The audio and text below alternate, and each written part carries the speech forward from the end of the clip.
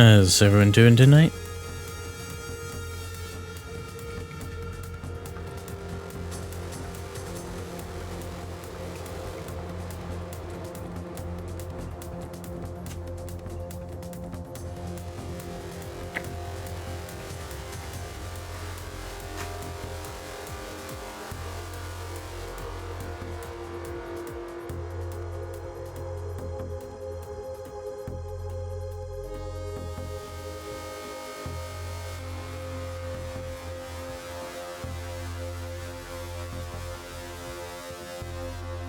Save Maya or else Pearl will go full dark side? Okay.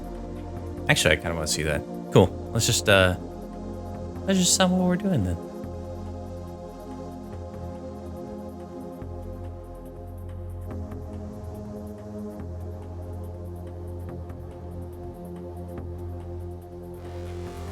Just remember to save before you go down that ending route. It's impossible for us to go down that ending route.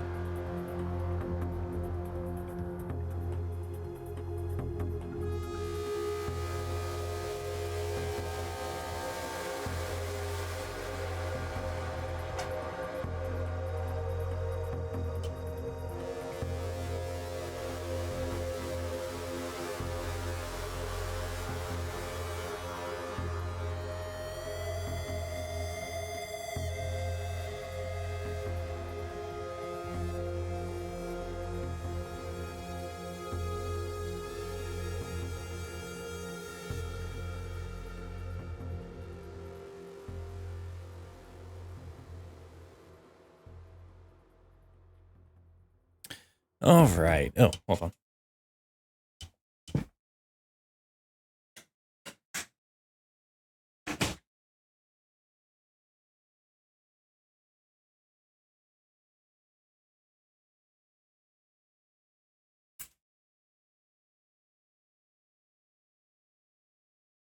Let's just went to the chatting screen and didn't have things set up so you'd actually be able to see me.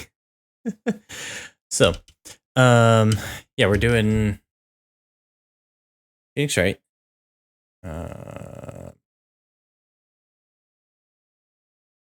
Dear arm, why? I have a feeling it changes its tension based on temperature a little bit. So,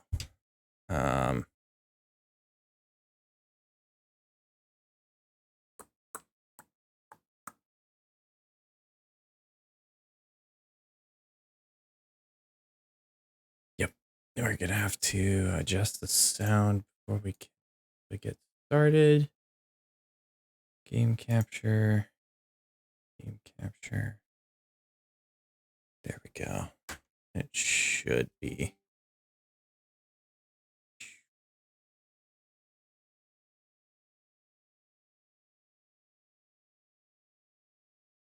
There we go.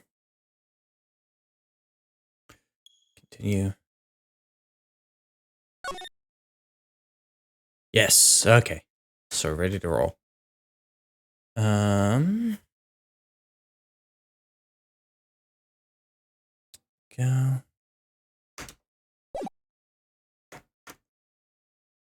There it is. And there we go.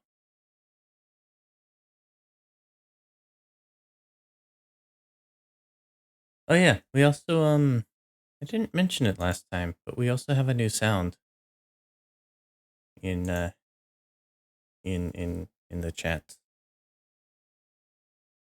Go ahead. Comfortable, sit down.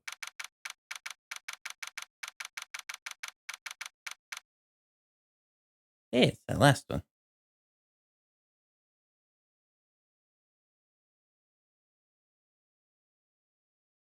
Hello. That's the first one.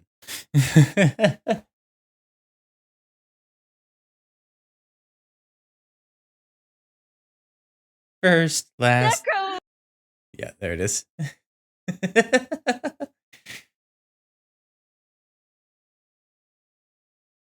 I come through just fine on the stream.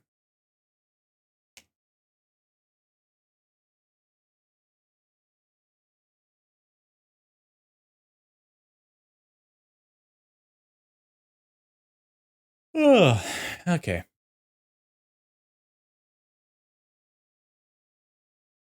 Let's see, we're in the courtroom.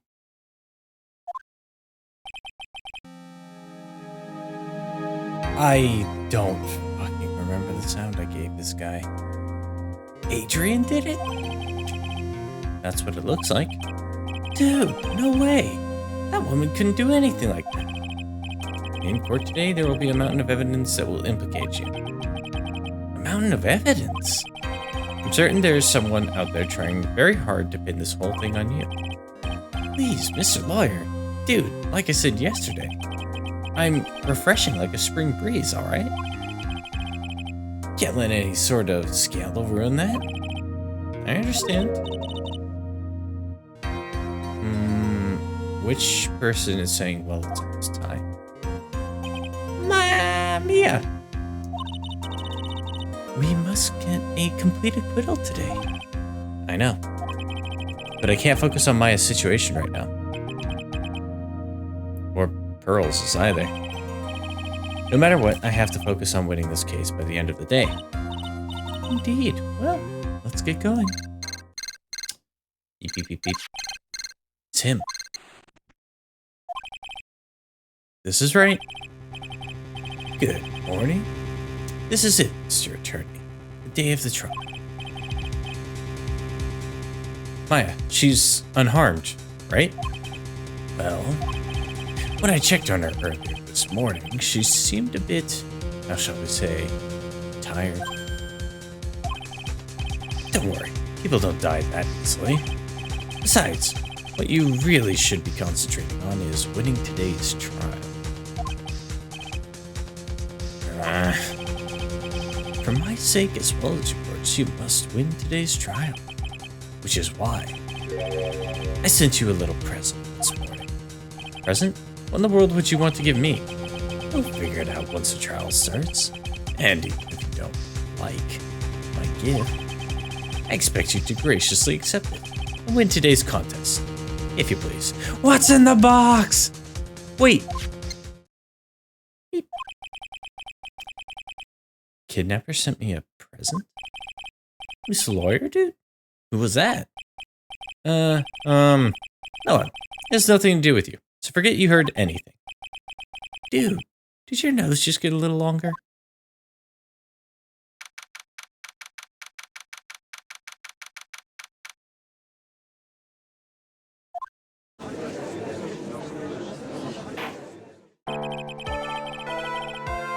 Court is now in session for the trial of Matt Ungard.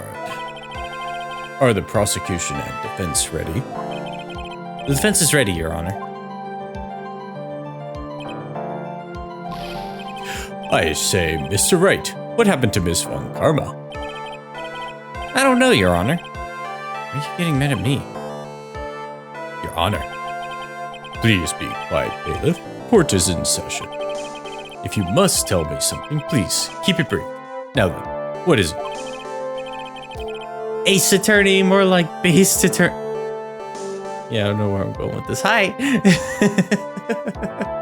How's it going, Jared? Prosecutor Von Karma has. This morning, Miss Von Karma was shot by an unknown gunman. What? Shot? Somehow. I think this is the present that man was talking about.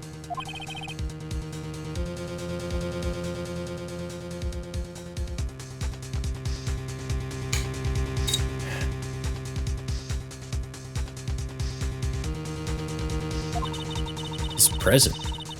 Miss Von Karma is one of the top prosecutors in the country at the moment. If she were to disappear, it would be to your advantage. This is totally insane. Miss Von Karma, is she all right? I don't have that answer. She's alive and in stable condition. That's good. Phew. You're. I thought he'd show up.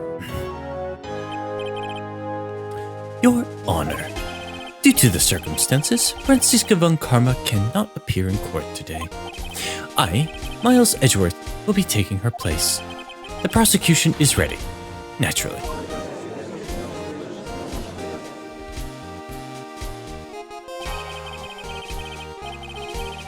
Miss von Karma was shot in her right shoulder and is currently undergoing surgery. Luckily, I have looked this case over and am familiar with the details. The prosecution seeks to prove the guilt of Mr. Matt Ungard.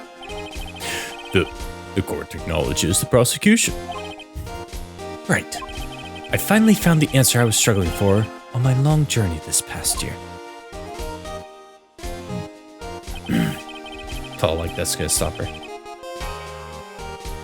By the time this case comes to an end, you two will know the answer. Now then, the prosecution would like to call its first witness. Please bring Detective Gumshoe to the witness stand. Witness, your name and occupation. My name's Dick Gumshoe, sir. I'm a detective down at the precinct. For now. For now? After this trial's over, I'm supposed to turn in my badge, sir. Detective Gumshoe. The prosecution has no need for a depressed witness. Lift your head up and face forward like a proud officer, Detective Dick Gumshoe. Yes, sir. Now then, let's have your testimony. If we want to explore the various facets of this case, we must start with that. Right, get ready, Phoenix. This is going to be one very rough fight. Yeah. It would have to be with Edgeworth as my opponent. Answer he was struggling for. Interesting. Show me this answer you finally found, Edgeworth. Finally, no one's gonna get whipped. This murder happened after the Hero of Heroes Award ceremony, sir. The victim, Juan Corrida, was found dead in his hotel room. After looking into the cause of death, we believe he was definitely murdered, sir. At first, we thought there was something suspicious about the empty guitar case. However, we later found out that the guitar case had nothing to do with the murder.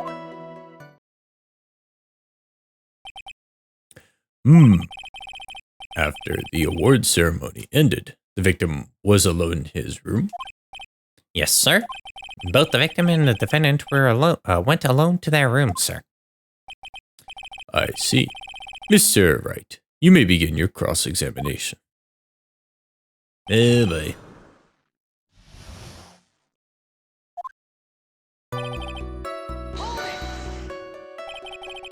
Would you please give us a brief timeline of what happened after the ceremony?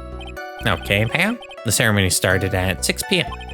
It ended at around 8 p.m. And then there was a short break. A special post-ceremony show was supposed to start in the lobby 30 minutes later.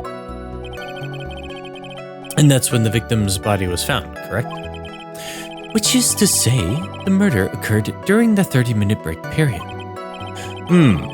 Please continue with your testimony, Detective.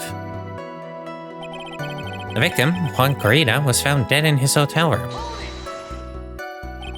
The person who discovered the victim's body was Adrian Andrews, correct? Yeah. Who is this Adrian Andrews you're talking about? She's the defendant, Matt Ungard's manager. She's a really pretty lady, sir. Ah, so she's a pretty lady. I wonder if she will grace us with her presence. When the post-ceremony show was about to start, she went to get Mr. Ungard. After visiting his room, she went to the victim's room to get him for the show, sir. I see. And that's when she found the victim's body.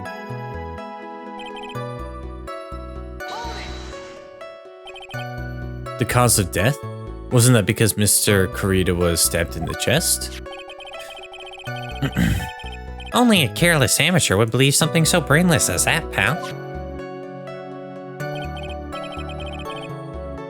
Take a good hard look at the crime photo. Now, real Pearl's attention would be drawn here, to the bandana. Banana. His bandana, sir. That's the thing wrapped around, tightly around his neck, sir. Ah, yes, I see. His banana-scented bandana. Then, what about the knife? It seems to have been stuck in the victim's chest on purpose after his death. We have a crafty murderer on our hands here. Okay.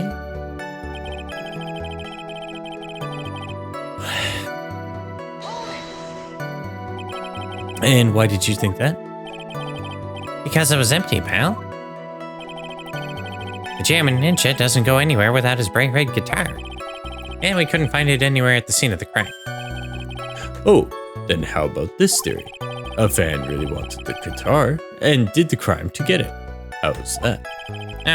We thought of that too, but But the only fingerprints on the guitar case were the victims. Only the victims, huh? I see. Ah, so much for my theory then. Guitar case updated in the court records.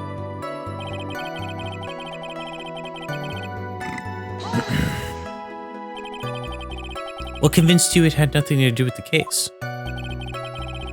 The guitar wasn't at the Gatewater Hotel that night. Well then, where was it?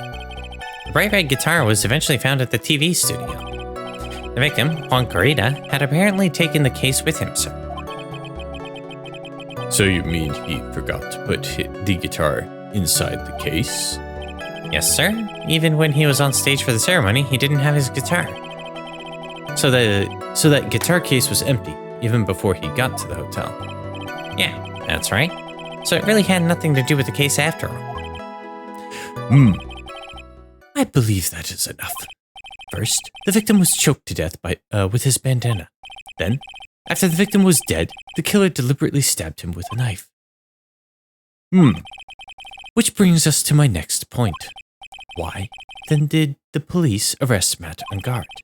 Because there was reason enough to suspect him. Here it comes. Looks like Edgeworth's back in full swing. Very well. Detective Gumshoe, please testify about this matter. Yes, sir. Why arrest Ungard?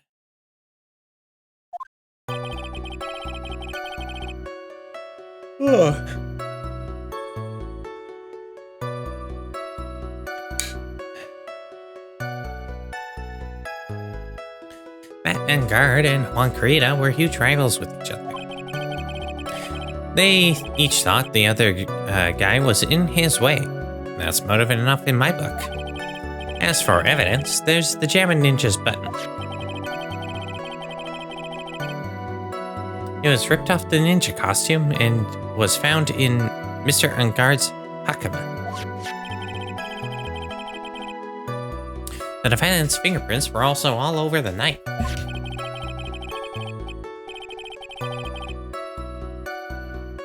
The defendant bought the knife for the crime, which makes this a premeditated murder.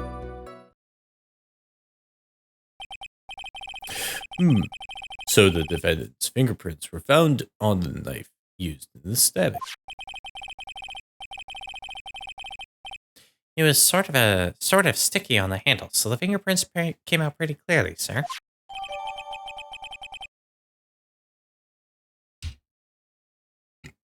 Excuse me. Bears the victim's blood and Ungard's fingerprints. In the grip, Gatewater is engraved.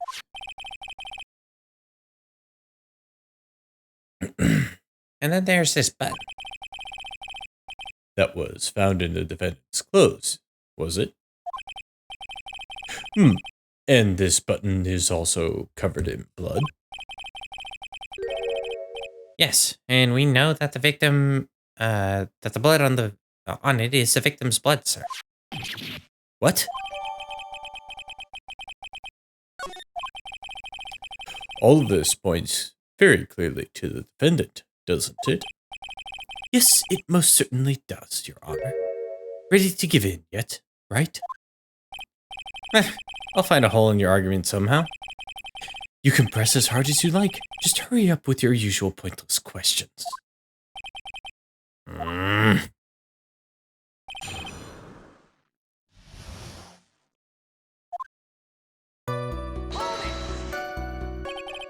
But in terms of popularity, Mr. Engard won, did he not?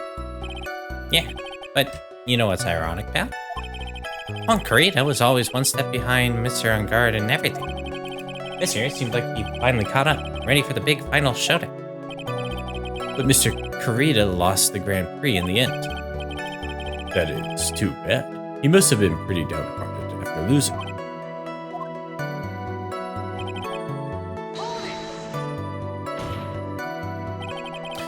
Wait just 1 second here. Mr. Engard was beating Mr. Karita in the popularity polls. Well, yeah, I guess, but Which means that in the defendant's eyes, the victim was not a rival at all. Which means that he had no motive to kill it.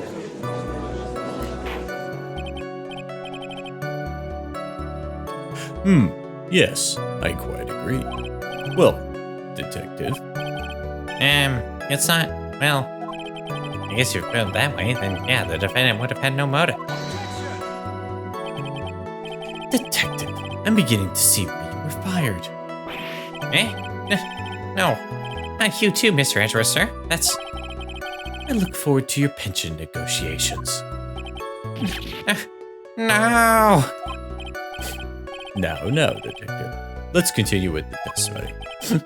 No, my poor pension too. Detective, if you value your money, I suggest you proceed. Yes, sir. We can talk about my pension later, sir.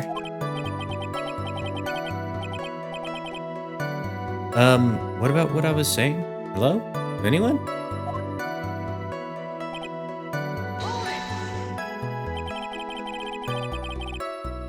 Do you have any proof that the button belonged to the victim? What do you mean, pal? Oh, let me put it this way. I'm asking if you have any evidence to back up your claim that this button was ripped off the Jammin' Ninja's costume. But can't you just tell just by looking at it? And the victim's blood is on it. Anyone could have smeared that blood on there afterward.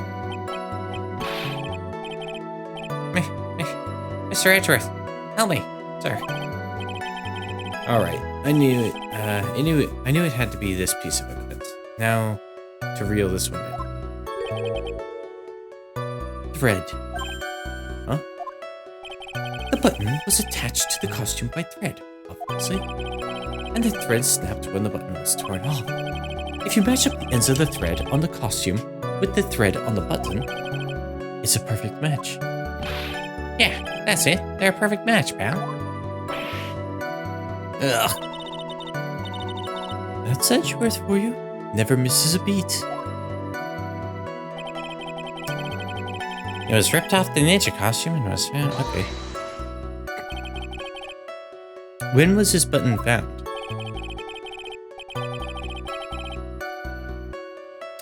Pretty soon after the body was found, we rounded up everyone who knew Mr. Corita, and then we did a search on them all. That's when we found the button. So it was almost immediately after the murder.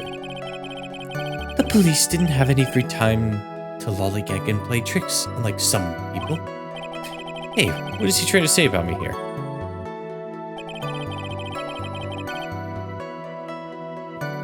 Okay.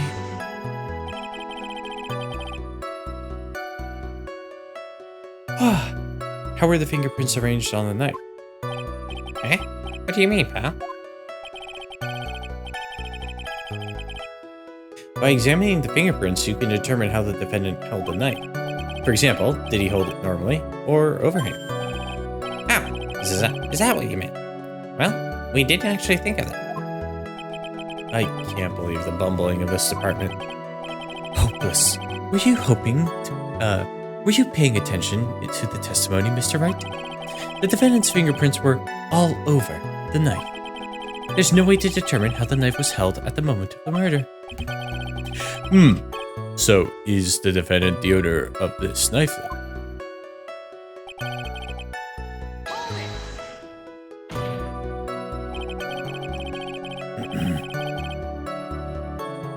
There's no way this was a premeditated murder, even if he bought them. Sorry, pal. This isn't some pocket knife. It doesn't fold, so it's not great for walking around with either. Well, this is not good. If the prosecution can prove it was a premeditated murder, we're done. Phoenix. Yes? There's something very interesting about what the detective just said just now. Think carefully, before it's too late. Button covered in the victim's blood, and a knife with on guard's fingerprint. Be careful. If the judge were more rash, he would have already pounded his gavel in closing. We're still in a world of trouble. Well, for any battle, you must find your enemy's weakness. So, let's find the weakness in this testimony, no matter how small it may be, okay, Phoenix? Phoenix won't admit it, but he missed this sassing.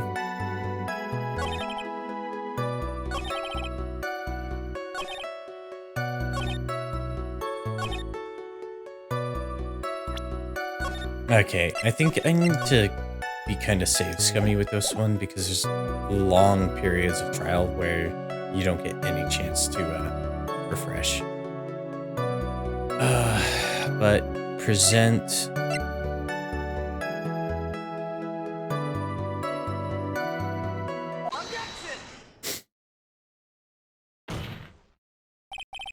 Wait a second. What? So the basis of your argument is that this was a premeditated murder is simply that my client bought a knife beforehand? That's right, pal. The defendant Did not buy this knife. Eh? Take a good look at the handle of this knife, and you'll see what I'm talking about. Eh? It has a Gatewater seal set into the handle. Gatewater? I don't think I've heard that. I think I've heard that name somewhere before. That's the name of the hotel. The Gatewater Hotel. Uh-oh. The murder knife was actually property of the hotel, which means this murder was not premeditated.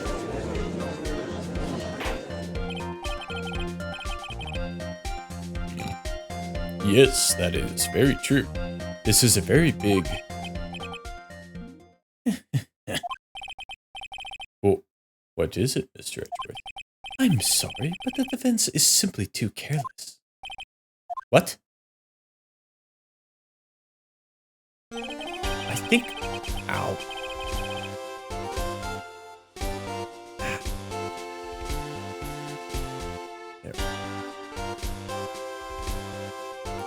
I think whether the crime was premeditated or not has already been determined. How so? I admit this knife is hotel property. There's no one currently on the police force that is dumb enough not to realize this. But I didn't know. Oh.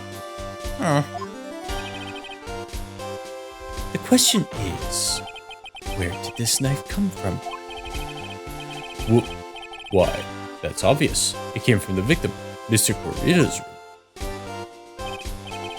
Sorry, Your Honor, that is incorrect. The victim ate a last meal before he was murdered. With that being the case, I would like to draw the court's attention to what is on top of the table.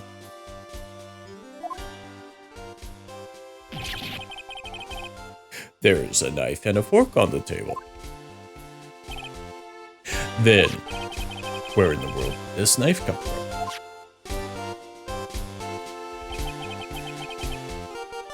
If it pleases the court, I would like first to recall the room of the defendant, Mr. Matt on guard.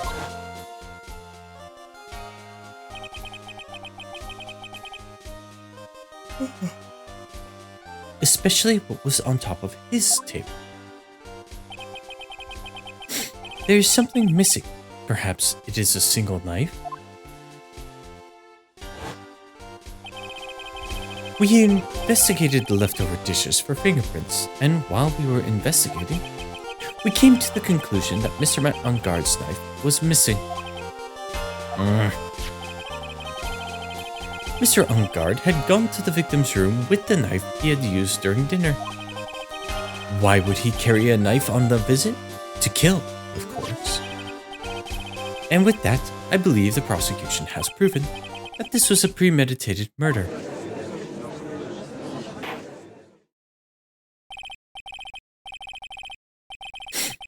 Amazing, Mr. Edgeworth. Absolutely brilliant. A brilliantly clear deduction. It seems Edgeworth has planned this from the very beginning. This must be one of those traps, and I just walked headlong into it. A murder weapon with fingerprints and a button from the victim's costume. There is quite a sizable amount of evidence here. I can safely say that any further deliberation is a waste of time. Is a waste of your honor's time. Although, I wouldn't mind if the defense were to present evidence not yet shown to the court. Evidence not yet shown? He means the evidence the court hasn't seen yet. In other words, new evidence. What does the defense have to say about this, Mr. Wright? Well, Phoenix, the judge is favoring the prosecution right now. If we answer with something wrong here, that gavel of his will be ringing out the sound of our defeat. Mr. Wright, do you have something important and necessary to present to this court?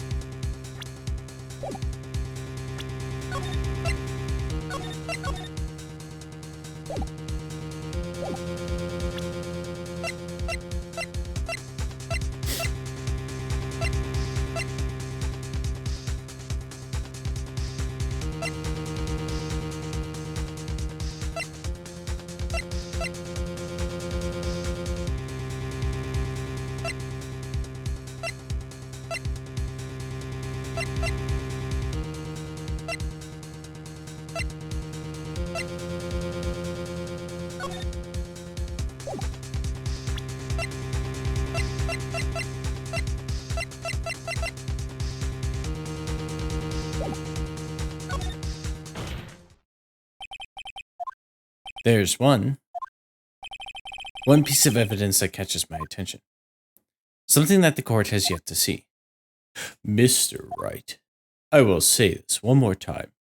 I do not feel this trial needs to continue at all. However, I am giving you one chance, and only one. What the judge is saying, right, is don't try pulling one of your usual bluffs here. If I mess this up, then it's curtains for all of us.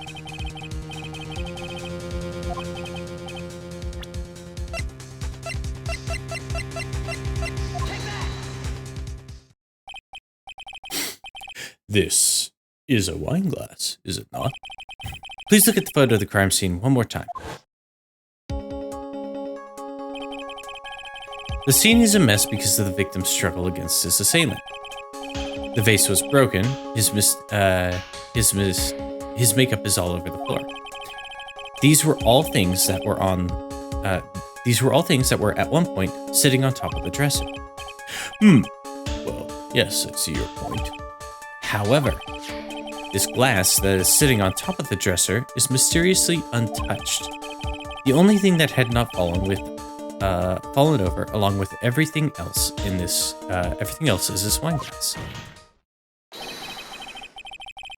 This piece of evidence is more than strange enough to warrant further consideration.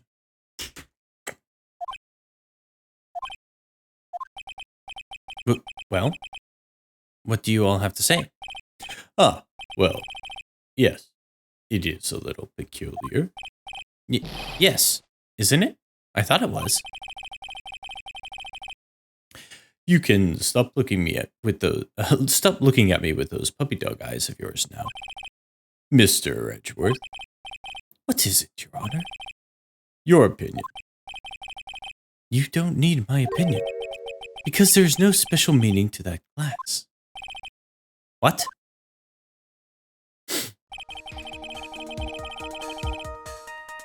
It's safe to say that the glass was set there after the crime took place.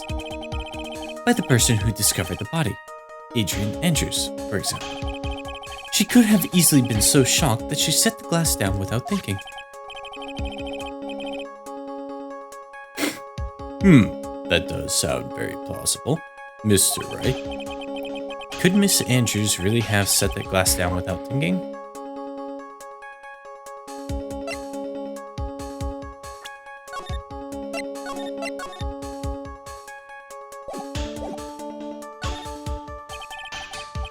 If I appear weak here, the trial is over. I can look for my proof later. For now, I should trust my instinct and point with certainty. It just might fall for it, if you're thought-provoking enough.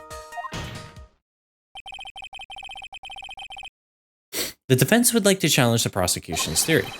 We would like to see something that proves it was Miss Andrews who set the cup on the table. You've turned the situation on its head yet again, as usual. Mr. Edgeworth, do you have any proof to back up your claim? There's no way he has any. He's just bluffing. Unlike Mr. Wright, I never say anything unless I have evidence to support it. What? You're not thinking hard enough today, Wright. Did you think this wine glass escaped my notice? Then...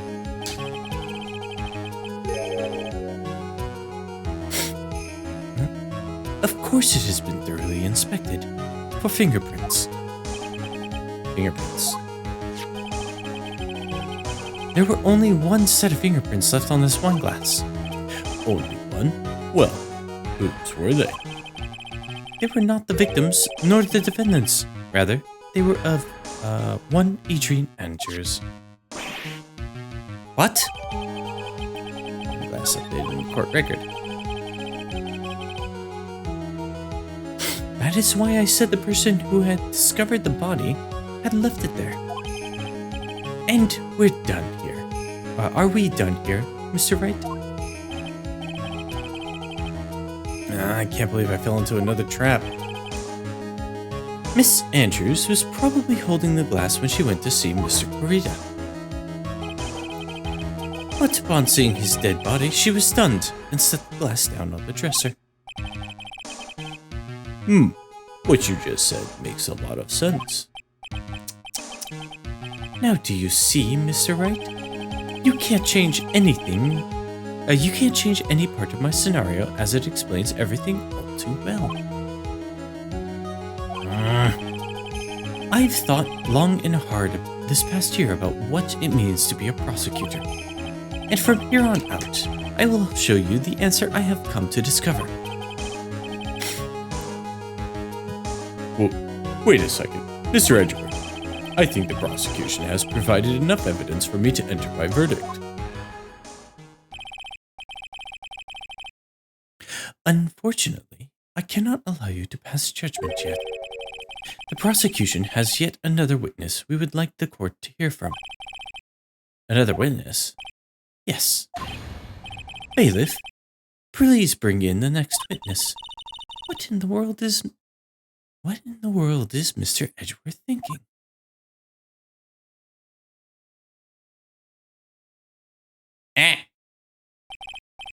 Now then, witness, please state your name and occupation. Witness, your name and occupation, please. Gotcha. I wonder what happened to the calm composure he had earlier. Oh, edgy boy. It's been, what, a year since we last met, hasn't it? You should be more happy to see me. I saw the report with her testimony, but who knew that under that helmet? It was the Wicked Witch of the witness stand. I tell you, this time I know what I'm supposed to do. So today I'm going to tell you anything and everything. Even things that don't have to do with that terrible crime.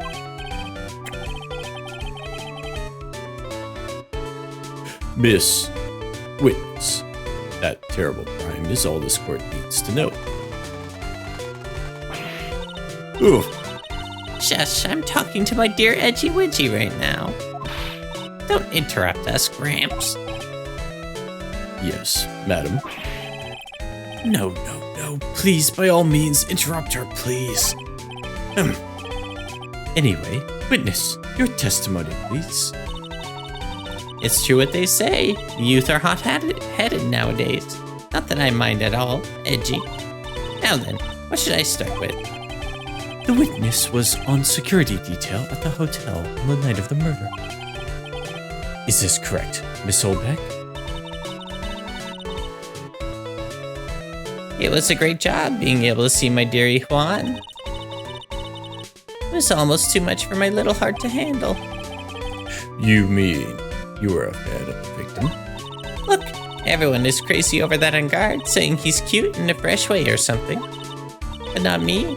I wouldn't say anything so silly. After all, I have no interest in little children, in a little child like him. I'm only interested in a real man, Juan Corrida.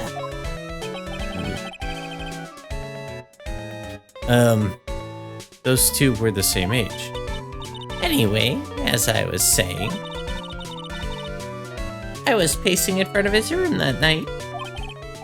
Very well. Please tell the court what you witnessed the night of the murder. Leave it to me, Edgy Poo.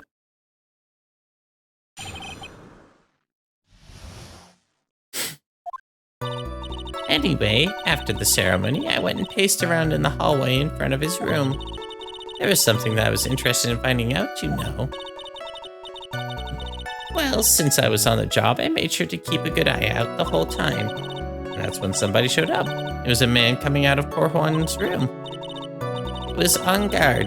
Matt on guard. He was trying to sneak his way out of Juan's room.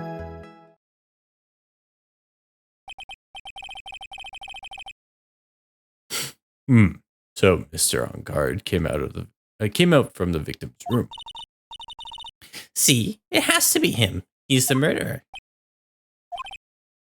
I see. Well, Mr. Wright, you may begin your cross-examination.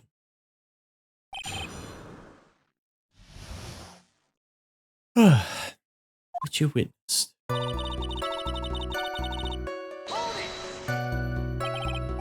Miss Oldbag, what was your post on that night? Lobby. I was supposed to help set up the stage for that trifling show, but I refused to help, I'll have you know. It was for that lead-headed samurai's show. I even took out a few of the nails. Maybe it was a good thing the show didn't go on. Besides, that manager with glasses seemed to be working hard at it without me. So I thought I'd take a break and spread my wings a little. And that's when you went to hang around the victim's door.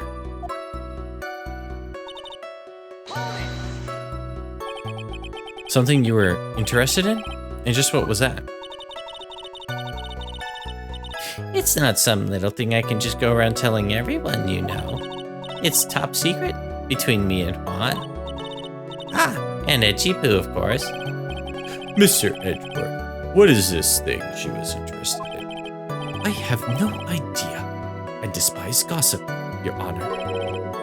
Gossip? But should it prove relevant, we can always have it appended to her testimony later. It looks like we shouldn't force it right now. And did the witness stay in the vicinity of the victim's door the entire time?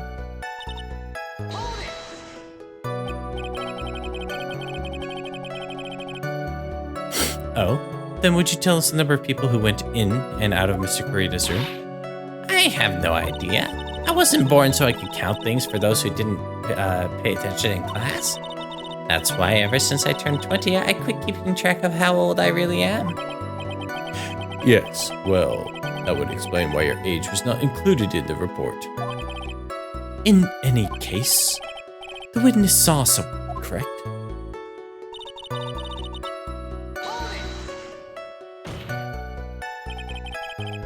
Who in the world was that? I'm not allowed to say. This sort of information has to be carefully guarded from the masses, Sonny. The man that came out of Juan's room. He was. Yes, he was. I'm too scared. I can't say his name out loud. Oh, what I wouldn't give to have Francisca's whip card about that.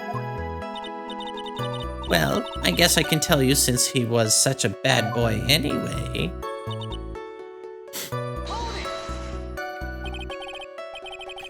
You saw my client. Are you sure about that? Yesy. Really? Annoying brat. When I say I saw someone, I saw that person. Why do I get a sense of deja vu? Maybe to avoid a repeat of last year, I should delve into the spirit.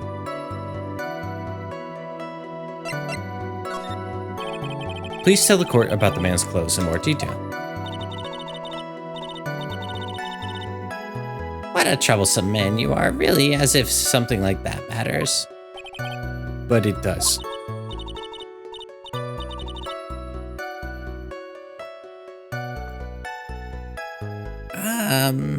Now what was it? Oh yes, it was that thing. What thing?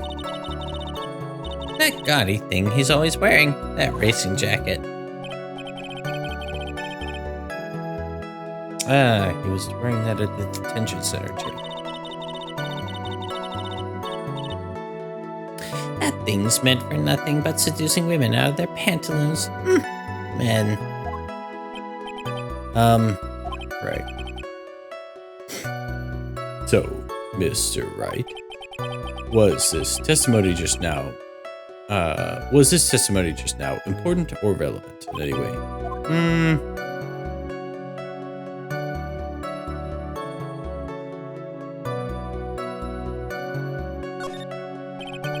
I guess it really wasn't that important after all.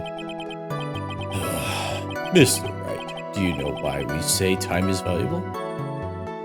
If not, I suggest you learn. You've wasted 3 minutes of this woman's youth. That's more valuable than gold to me. Why do I suddenly feel old in the presence of her childish writing? She may not remember things or be mistaken here and there, here and there, but I don't think she's lying. That's bad for us, really bad. But that's how the human mind is.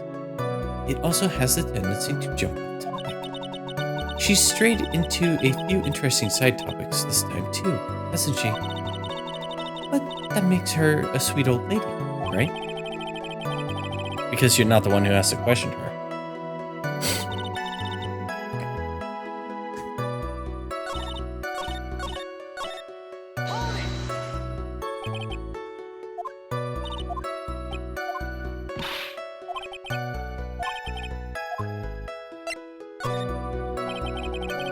What was the man you saw carrying? In which hand? His right or his left? Now this is a real mess. I mean, I can't be expected to answer such a vague question. Indeed. Please be more specific with your question, Mr. Wright.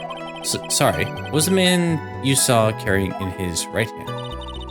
He wasn't carrying anything in that hand. Then how about his left?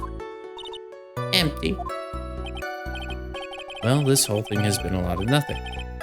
So, Mr. Wright, was this testimony just now important or relevant in any way?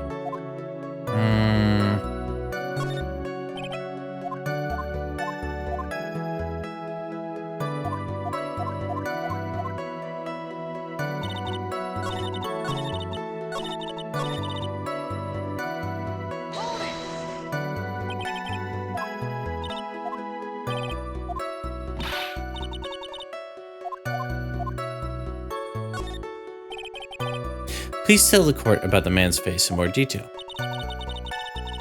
You don't need me to tell you about his face.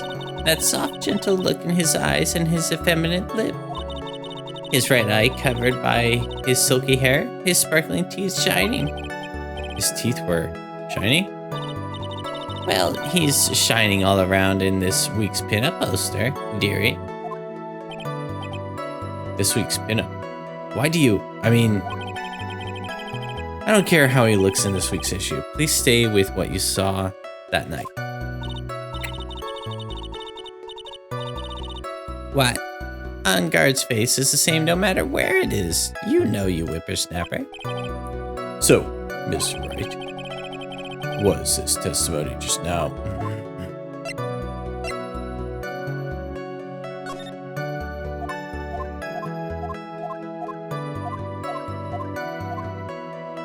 Okay. I think I know what I'm doing here. Let's save just in case.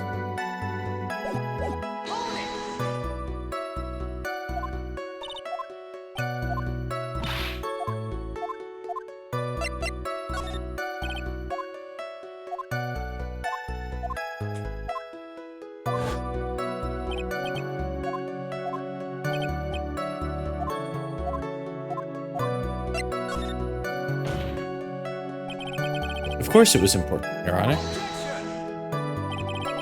Then perhaps you would like to point out which part of the testimony was important. Don't you see it, Edgeworth? Your Honor, I request what the witness said about the jacket be appended to her testimony. I don't see where you're going with this, but alright, witness please.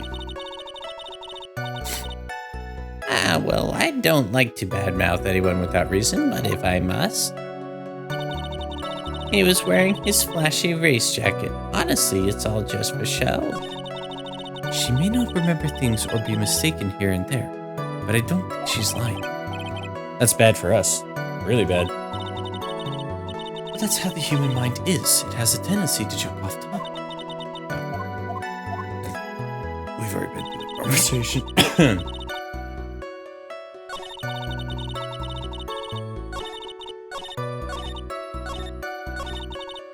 Damn it.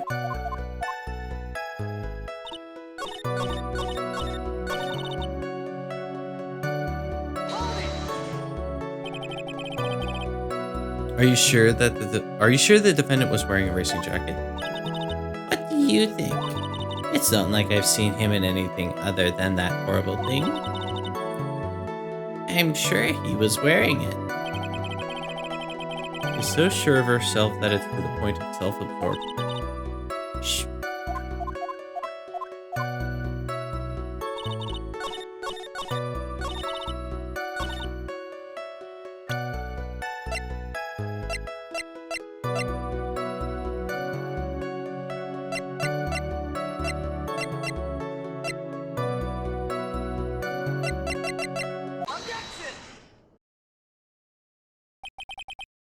Miss Oldbag, What? Don't say my name for no reason. do you know what this is? It's button number 2 on the Jammin' Ninja's costume. Now I know she's an obsessed fan. She identified it in a single glance. Give it here, give it here. If you don't give it to me, I'll punish you with this. Wow, she really is a diehard fan. I want a button covered in blood. This button was discovered on Mr. Engarde's body during a full body search. See? This button proves beyond a shadow of a doubt it was the rascal Engarde. It was caught up in the pleats of his nickel samurai hakama pants. See? And Engarde is the nickel samurai. Witness. Now, it may just be me, and I do have an active imagination, but just now, didn't you say that the defendant, Matt Engarde, was wearing his usual racing jacket? I'm so sorry. Sorry that you judge people based on what they wear. If I wore the trendiest clothes, then oh god.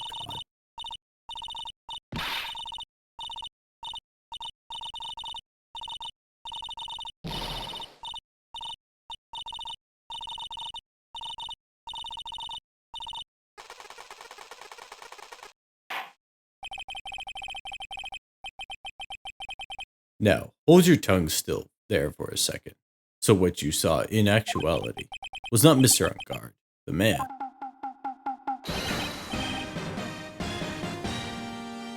but Mr. Engarde, the nickel samurai. But when you think about it,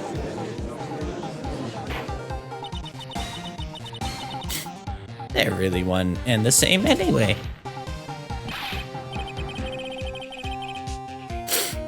Miss Oldbag, this is a very important point we're talking about. Edgy Poo, don't you think so too? Well, it might be something worth considering. Just say it's important and agree with me for a change. Witness, think carefully and try to remember as much as you can before you testify. All right, if you insist. I should be the one sighing, not you.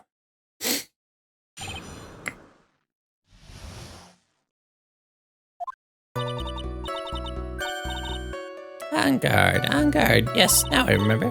The Nickel Samurai, that's right. It was the Nickel Samurai that I saw. Yes, it would have been convenient for him to wear his costume during the murder. He had to go to that post-ceremony stage show right after the crime, you know.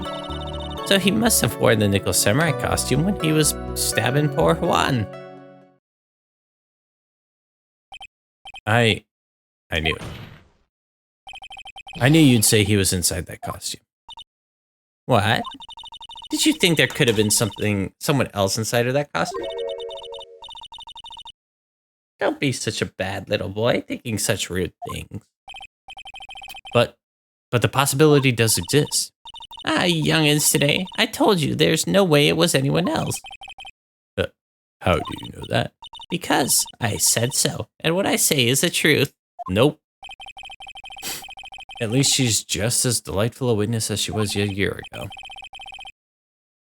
Mr. Wright, you may cross-examine the witness. God, I hate her so much.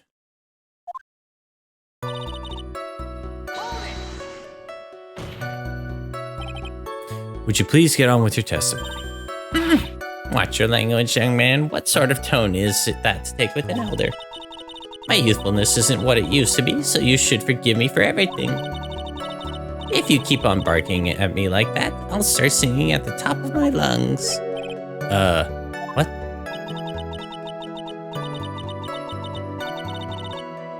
A striking figure by the sea, standing alone. All alone is he. He's the Nickel Samurai.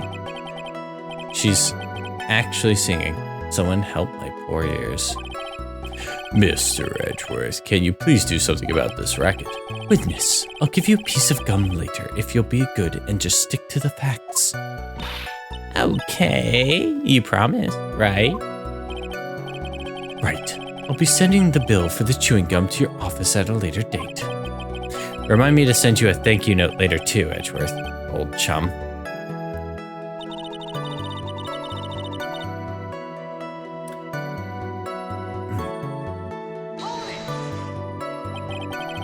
Be a little more careful with your testimony, please. Not too long ago, you said he was wearing his racing jacket, and now he's not. Not too long ago? Then let me ask you this. When you were itty-bitty, what was your grand dream? Huh? What did you want to be when you grew up, Whippersnapper? My dream, huh? Well, I, wanted to be Judge Wagner, hero of the public's court. So what? See? And look where you are now. You're not Judge Wagner, are you? Are you? Well, what I said earlier, who puts any weight into things like that? The now is everything, and I can't be held responsible for the past. Since when did court become theatrics over testimonies? All that matters is that man was inside that costume. Isn't that enough?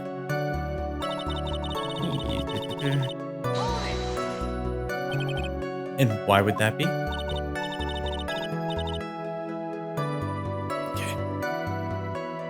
That way no one else could see his face, of course. But there's still no advantage for him that I can see. In fact, you would think the costume would make him stand out all the more. You're such an annoying child. You know that you disagree with everything I say.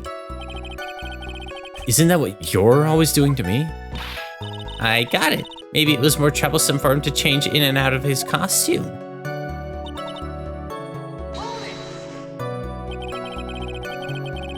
There wasn't anyone else scheduled to appear at the post-ceremony show?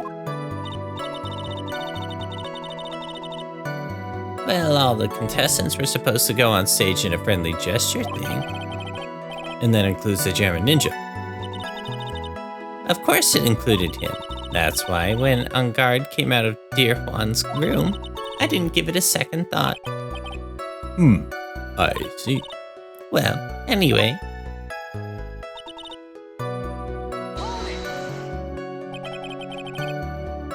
So let me ask you one last time. The person you saw, it was really the Nickel Samurai? As showy as ever. Haven't I been saying that from the very beginning? Can I throw in the towel yet? You don't need to think this too hard on this one, huh? There's a contradiction in her testimony, and it's sitting in plain sight. The question is, what that contradiction means for us. Well, I have to figure out what you're talking about first, but okay.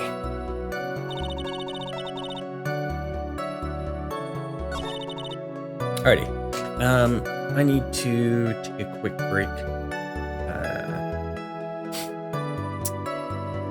I'll think on the solution here, and in the meantime, I also have to do a couple of quick functions for work, and then I'll be good to go for the evening. So, gonna go to BRB, and then when we get back, I'll hopefully have a solution for this. All right. Talk to you in just a moment. This one. Turn that down this instant. No.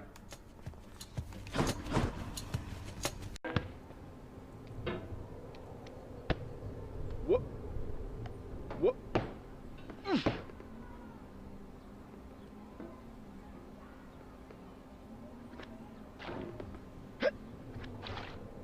Do not stand at my grave and Ah! I am not there. I did not die.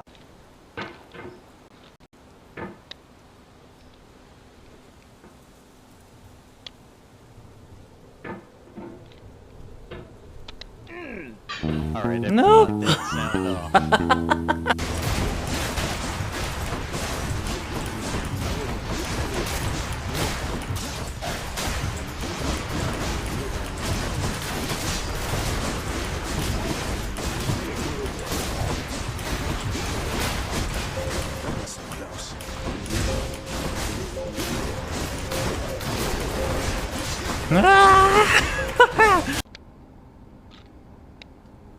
There we go.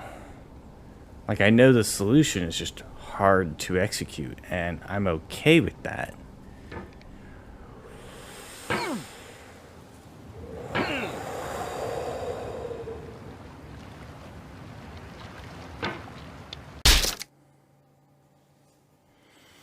I'm surprised you weren't able to get down there with that amazing portal technology. It's pretty strange how those portal guns work. I mean, it combines the top scientific processes of our time. Portal guns contain a flux quantum generator which propels energy blasts, with energy values of 4.23 gigawatts with an average speed of approximately 25 meters per second. The speed is most optimal because it allows the energy to be conserved while still maintaining a speed that is appropriate. The external plastic casing of the portal gun is constructed of a high polymer fireproof carbon fiber. This prevents the intense energy of the portal gun from burning the hands of the user. This intense energy causes intense heat. Oh, by the way, if you want an achievement, click here. I've heard that scientists still do not know what happens if two portals are placed on top of one another. The last time that was attempted, well, I'm sure you heard about that on the... Hey boss, found you. Good. Hermes, at your service. Pleasure. You are the talk of Olympus. Normally I wouldn't get mixed up, but for you, I'll be making an exception. Now come on, we've both got places to be. He actually speaks really fast. But it doesn't sound rushed. Added trouble. Ooh. Oh, hello, Mr. Spider. Alright, you got some evidence. Whoa, wait. Okay, I think...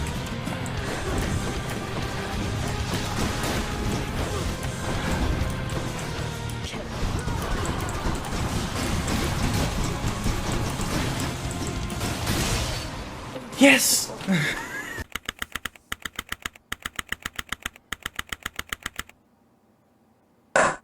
Oh, god damn it. Please continue your testimony. Okay. I was riding alongside my partner in the armored van, but suddenly She spotted a bag on the side of the road. We were supposed to be Got out and taking a eventually break decided from to Phoenix stay Wright. in God the damn it. We didn't know there was someone hiding in there. Objection! So, the defendant crawled into that bag in order to break into the bank. Is that correct? Is it not obvious? Is it And Joe Dark ran into my knife. He ran into my knife 17 times. He had it coming. Damon Gant. The killer was you.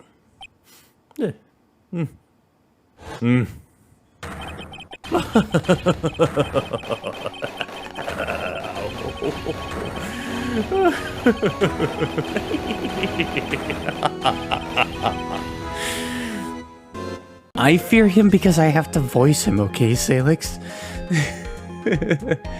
And the only voice that makes sense for him is really meek and nasally, and it just hurts my voice so much.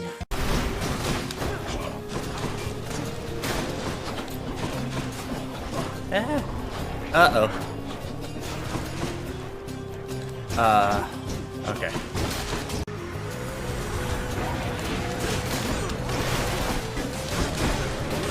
Just spam buttons. Is that damn wretched sneak?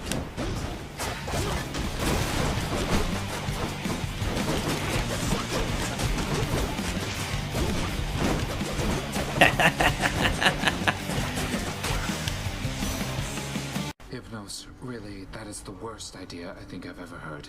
Do you understand how little sense that makes? I'm just saying, maybe if you just, I don't know, had all the mortals die at the same time, it'd save you a bunch of trips, and we'd have more time to spend together, huh? Oh. I don't know why I bother with you, honestly. Get back to work, and let me do the same. Hypnos, yes. Oh. Your Honor, I was merely reiterating what Mr. Edgeworth said in easier to understand language. It's too late, Mr. Wright. There's no turning back for us now. Looks like he's the one who's decided to go through with this. We're on the highway to... But why didn't you tell me? Because we lie to children, Emma. That's what we do in this game. But also, how bad can Dionysus' life really be? Don't answer that. Trilla? The puppet. The ventriloquist puppet. His real name is Triloquist. Ben? Triloquist? You were going to propose. You. A puppet. Don't be so obtuse. Just because I'm a puppet doesn't mean I can't love. I guess you're right. Just because I'm old doesn't mean I couldn't propose to her too. Judge. Judge.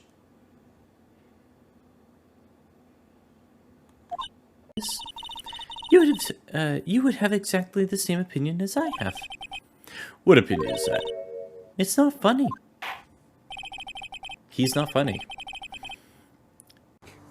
Can you believe the nerve on that one, Prince? He's nothing but a blowhard, so I simply tell him what he wants to hear. He can't stop me from helping you besides. I'm dead already. What's he going to do? It's all yours. Cheers, mate. Something for the mirror. So long for now. What's he gonna do? Kill me? Hey, Pearly, you ever seen a dead body? No. Bailiff. Yo, did nobody notice that little girl shoot up like another 3 feet? Oh, it's just a tiny vermin.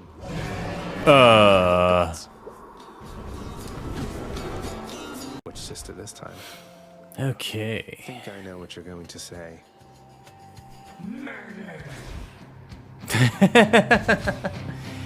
The tone to that one was great.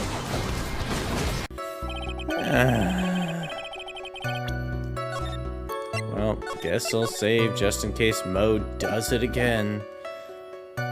Just in case he does it some Mo. Yeah? How? You Huh? go. Go then. Go! Get out of here! Get out! I told you that I would, Father. And I'm going to. Huh? Goodbye. Hi, Saito. Wait.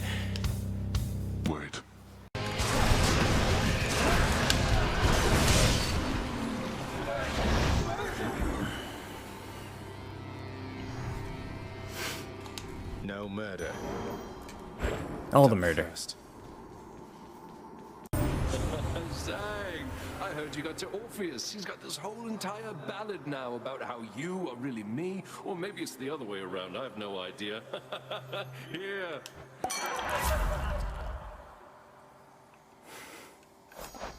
We're terrible people. I'm not saying that petting Cerberus makes me win, but all I'm saying is I've only ever won when I've pet Cerberus. You're not going. He got his ass dumped, Maya. Phoenix pining count? 2.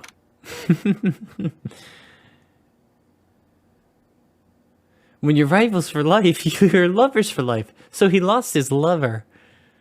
He lost his lover. Quit your whining. Just give this a shot already.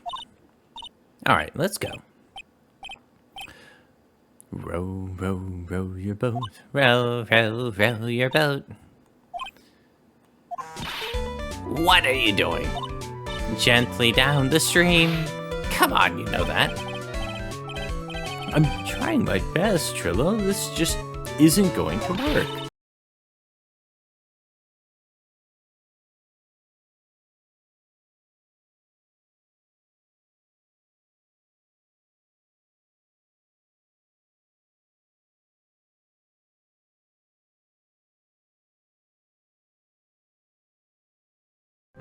This one.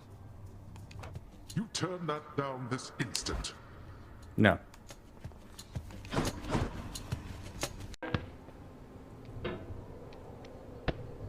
What?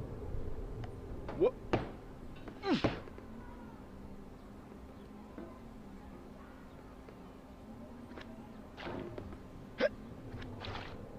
Do not stand at my grave and Ah! I am not there. I did not die.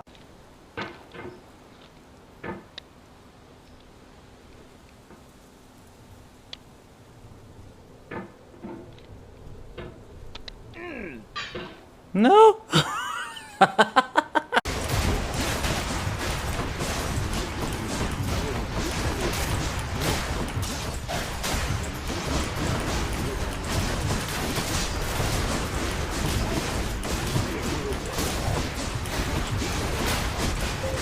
So close.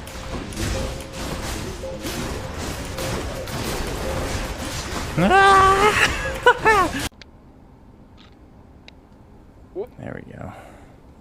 Like, I know the solution is just hard to execute, and I'm okay with that.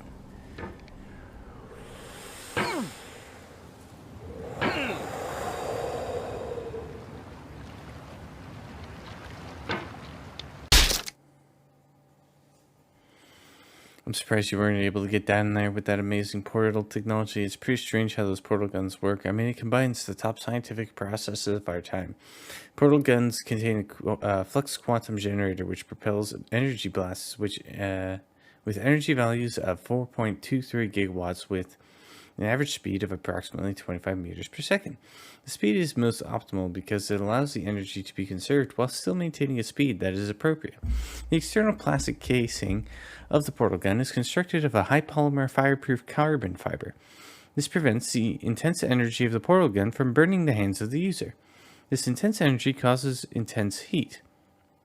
Oh, by the way, if you want an achievement, click here. I've heard that scientists still do not know what happens if two portals are placed on top of one another. The last time that was attempted, Well, I'm sure you heard about that on the... Hey boss, found you. Good. Hermes, at your service. Pleasure. You are the talk of Olympus. Normally I wouldn't get mixed up, but for you, I'll be making an exception. Now come on, we've both got places to be. He actually speaks really fast. But it doesn't sound rushed. Out of trouble. Ooh. Oh, hello, Mr. Spider. Alright, you got some evidence. Whoa, wait. Okay, I think...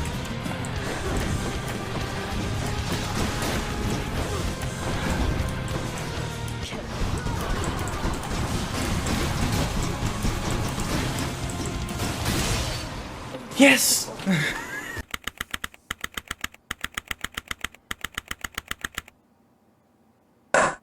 Oh, god damn it. Please continue your testimony.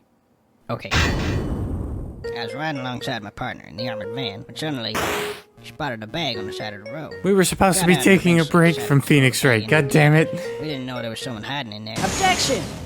So, the defendant crawled into that bag in order to break into the bank. Is that correct? Is it not obvious?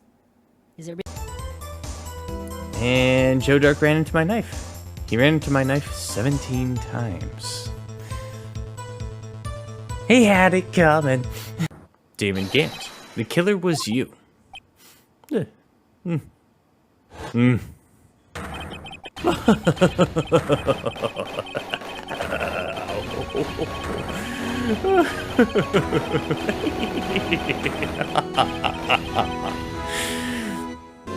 I fear him because I have to voice him, okay, Salix? And the only voice that makes sense for him is really meek and nasally, and it just hurts my voice so much.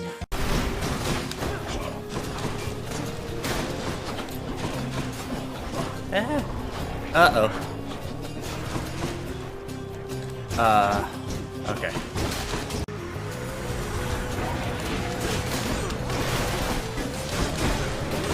Just spam buttons. It's that damn wretched sneak.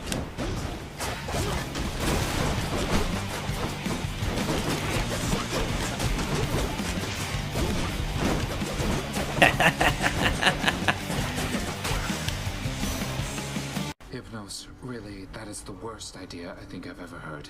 Do you understand how little sense that makes?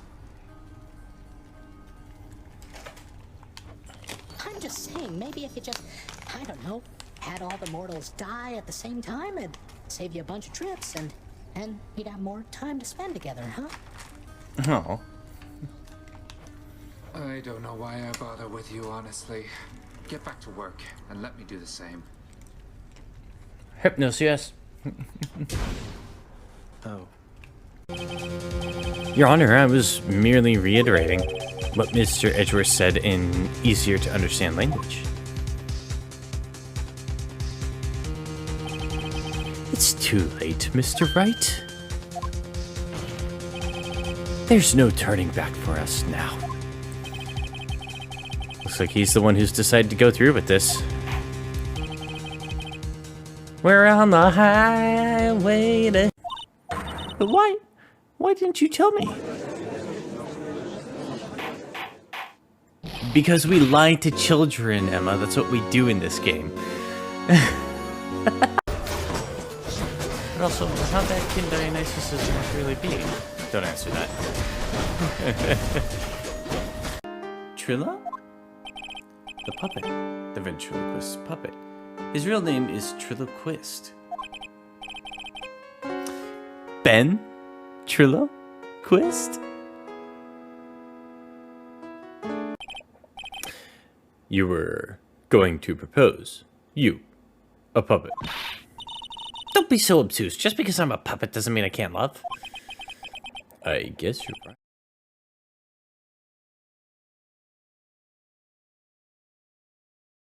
Okay. So, thank you for the raid, Whitey. Sorry, they're getting stupid to work.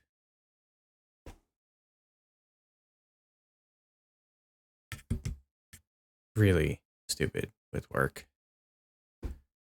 Anyway.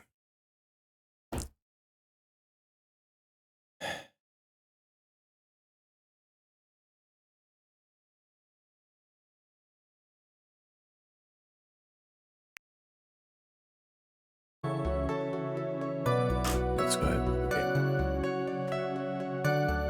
How was stream, Whitey? How are you doing?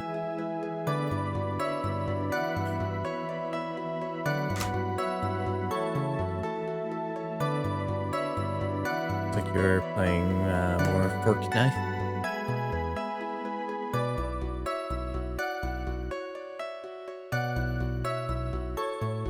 Welcome, Hayne. Sounds like a hair care product to create a glorious head of hair. Possibly. Anyway, yeah, I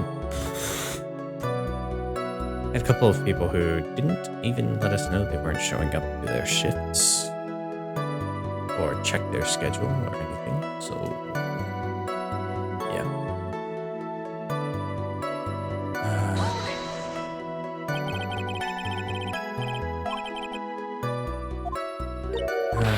We just went over this, god damn it.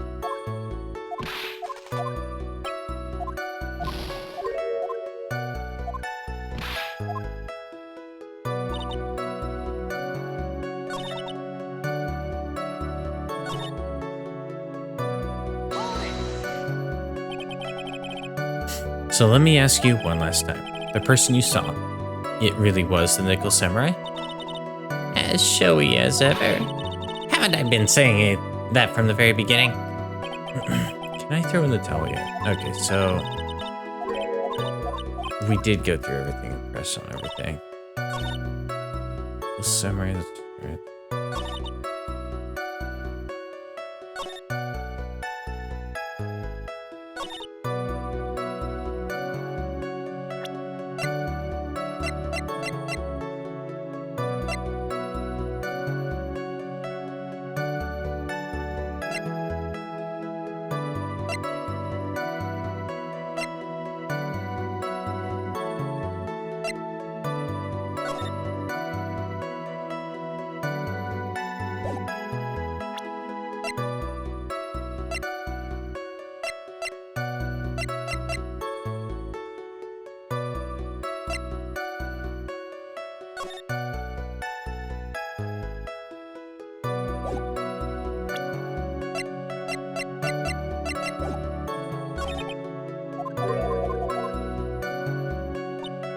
I don't need to think too hard on this one yet. I can't figure it out. Thanks. Yeah.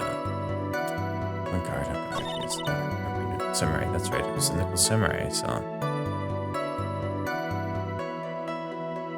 If the Nickel Samurai had a twin, would their show be the Dime? Would their show be Dime Samurai?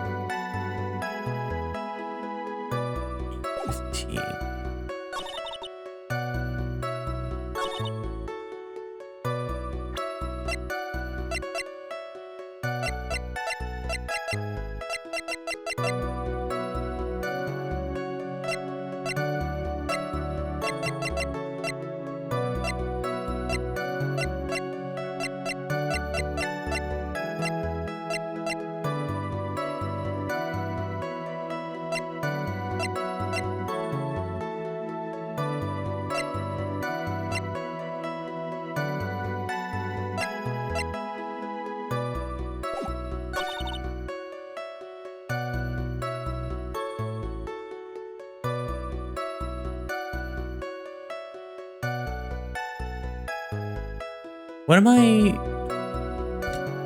missing?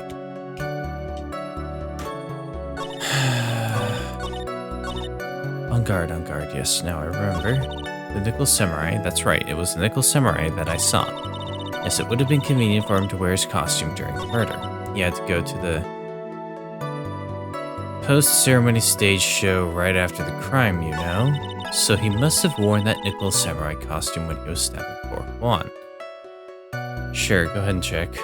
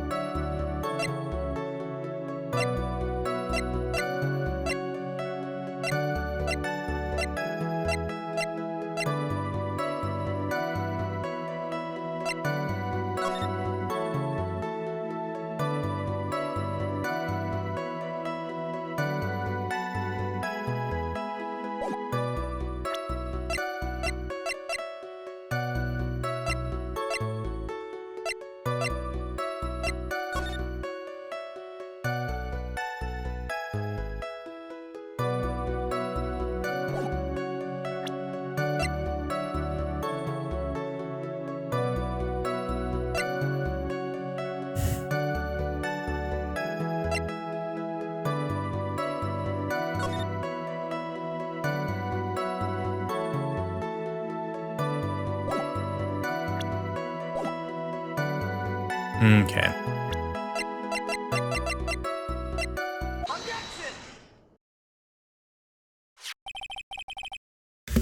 Please take a look at this. Yeah, so it's a knife. Big deal. If you're trying to scare me with that, I'll have you know it won't work. No, that's not my intention at all. That's the knife that was used in the murder, correct? Your Honor, do you know why this piece of evidence is important to this case? You don't even have to ask. It's because the defendant's fingerprints are on it. Is that what you're driving at? That's exactly what I am driving at. What are we driving at? And whose car are we driving? If Mr. Ungard was really in the Nickel Samurai costume at the time of the murder, then it's impossible for his fingerprints to have been left on this knife. Actually, he would have wiped all previous fingerprints on this knife right off. Oh, that's right. The Nickel Samurai wears gloves, doesn't he? He probably took his gloves off right before he began the stabbing. And why would he do something like that? To leave his prints on the murder weapon? There's no way that he would do something like that. However, there is one possibility. Then let's hear your possibility. It's very simple. The defendant went to the victim's room while in the costume as the Nickel Samurai. At that time, the defendant had no intent to murder. He was probably just going to relax and talk with the victim about the stage show, which is why he took his gloves off. But the murder still did take place. It's well known that that there was bad blood between the defendant and the victim. Yes, I have heard that before. Well, Mr. Wright, what do you have to say about Mr. Edgeworth's theory? Let me get this straight. Edgeworth's theory goes like this. When the defendant went to the victim's room, he had no intention of killing him. Now, up to this point, are there any problems with that? There's a contradiction there. This theory contradicts something in an earlier testimony. What are you babbling about? Now, for argument's sake, let's suppose that Mr. Ungard was the killer.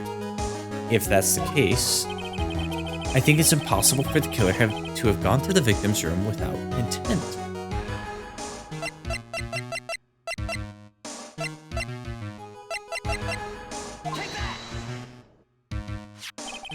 This knife, this was used by Mr. Ungard at dinner. Yes, we did establish that. Which means that if my client was in fact the killer, he brought this knife with him when he went to visit Mr. Kurita. I suppose.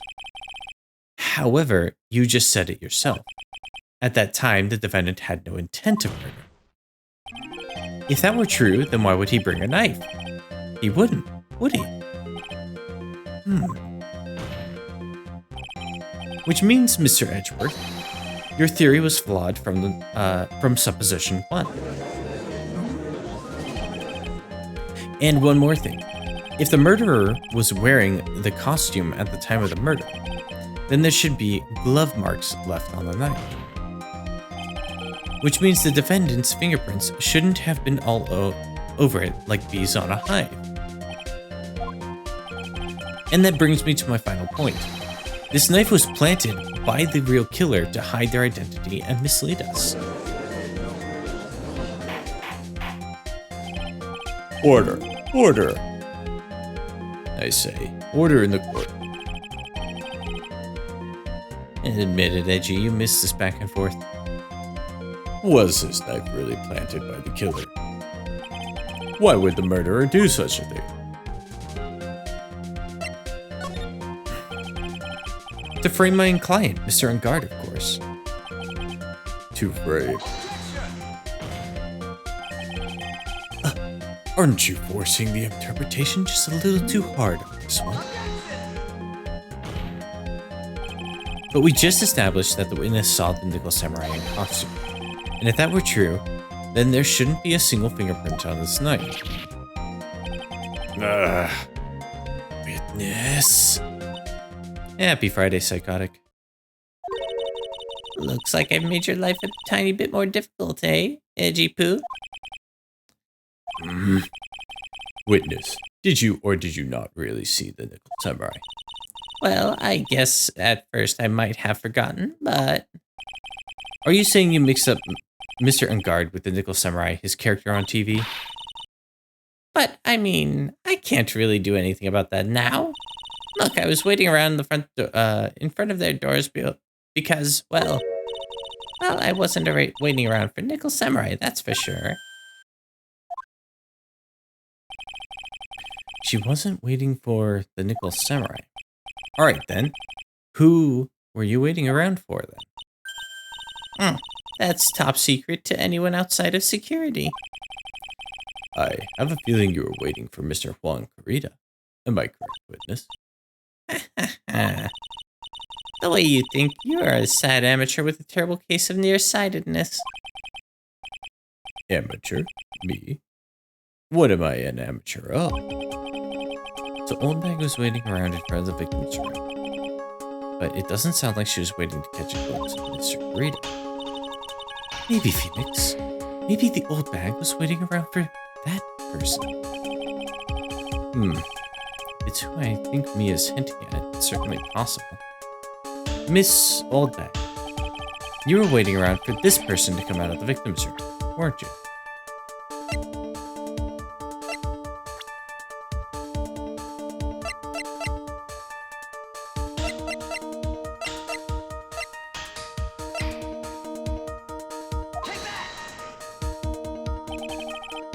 Who is this person?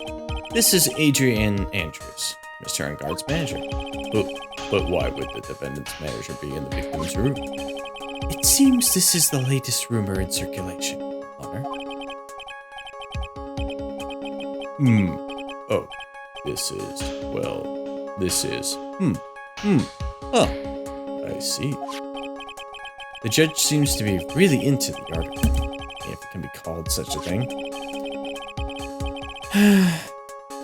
Then this manager with the initials AA, are you saying it's Adrian Andrews? Without a doubt.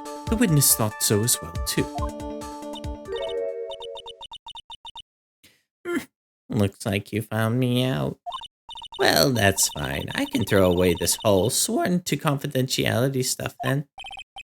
Well, witness? What in the world are you? Watch out, Phoenix. I've got a bad feeling about this. A very bad feeling. I've got some information. Some very secret information from a certain source. So that's why I was doing my own little investigation. In secret, of course. But what for? Oh, just for myself. Personal reasons and all that. Well, Mr. Edgeworth, how will you proceed from here? I really don't want to do this, however, I cannot simply let this point slide. I see. Very well then. Witness, please testify about this secret information. Get ready. This is going to take the wind out of you youngins. I'm sure we're all capable of handling this, really. It's not like we're 10 years old.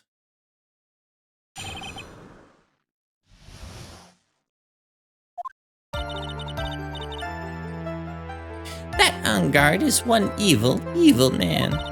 He thought he could ruin poor Juan by causing a huge scandal. So, to do that, he sent his own manager to get in close with Juan. I cannot condone such dirty tricks, so I took action. Oh, and this is top secret. You got that? Nobody else but you knows, but you and me knows yet. Okay. The defendant sent his manager? What a distasteful topic for this court. What? Nobody's above gossip. And isn't there a saying, the truth is never pleasant? Never heard that one before. Mr. Edgeworth, what about this Adrian Andrews person? We have looked into this matter and found that the truth in the article proposes is in fact baseless gossip. But should this be true, then this proves that the defendant did bear ill will towards the victim. So this means I have to smash this rumor once and for all. Now then, Mr. Wright, you may cross-examine the witness. Be careful. The old bag seems rather excited now. That's right. Angard is nothing but your average foul-blooded youth.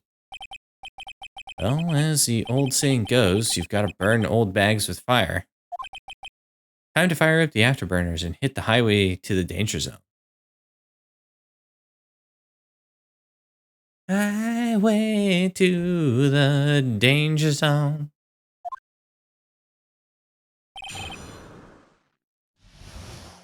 Mia! Mia! Mia! Danger zone?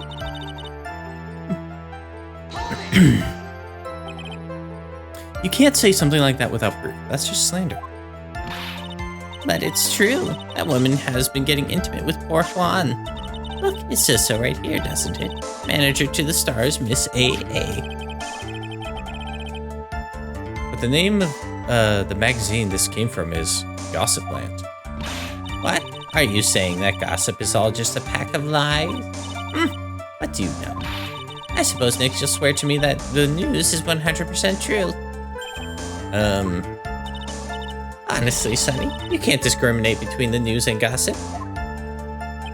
Yes, discrimination is bad, Mr. Wright. Discriminate? When did I do anything like that? Anyway, Angard will never get me to say touche.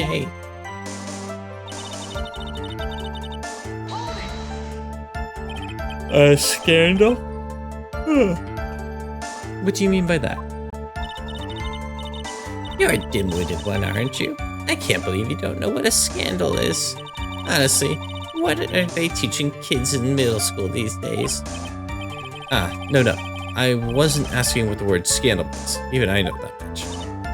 Well, that Angard thought he could own a monopoly on popularity.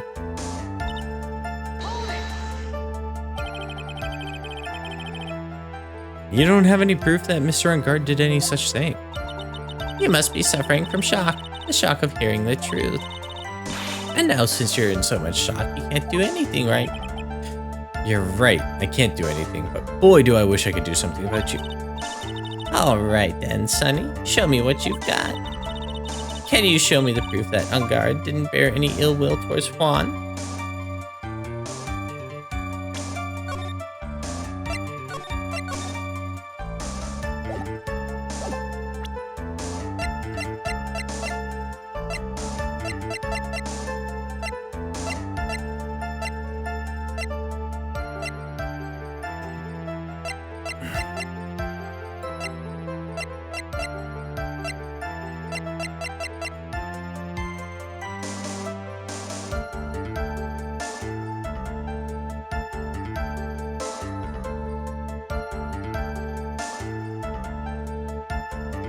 And you better watch out, 2 for 2, that dude's old bed was crushing on are dead.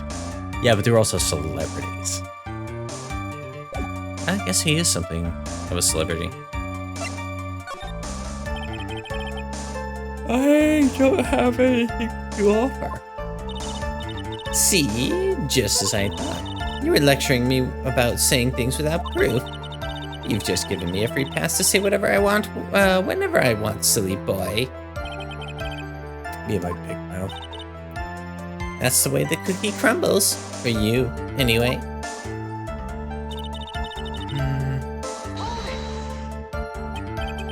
So what do you mean by I took action? Like I already told you, I was lying in wait, close to the crime scene. Once that slimy woman came out of Juan's room, I was going to capture her and teach her a good lesson. Something you young'uns need. You were going to teach her a good lesson? I was going to make her eat the damaged beams of my ray gun. Damaging? No, stop. Well, it was too bad that woman didn't come through the door that night.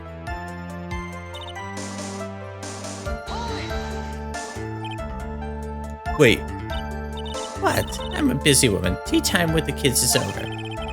Secret information that no one else knows yet. If that's true, then how do you know this secret information? Huh? Well, that's because I'm a pro. Yes, that's it. It's a secret. Even if you drilled a hole in my brain, you'll never find out. How in the world is shit? How in the world did that old bat get such a secret piece of information? So no one else is supposed to know this secret information, correct? If that's true, then why do you know it, Miss Oldbag? What? Why are you looking at me like that? Stop it! Witness? I hate to say it, but this shows how you came to acquire the secret information, correct? The investigative photographer, a lot of heart. Oh, yes, I remember that mischievous girl. She reported that she had lost a certain note she had written to herself. She reported such a thing. On that piece of paper, she had written down some of her outrageous impression about the relationship between the victim and Miss Andrews. What? Outrageous ideas, you say? No. I said impressions. Then everything written on this piece of paper is completely meaningless? Ah, that's it. That's the note.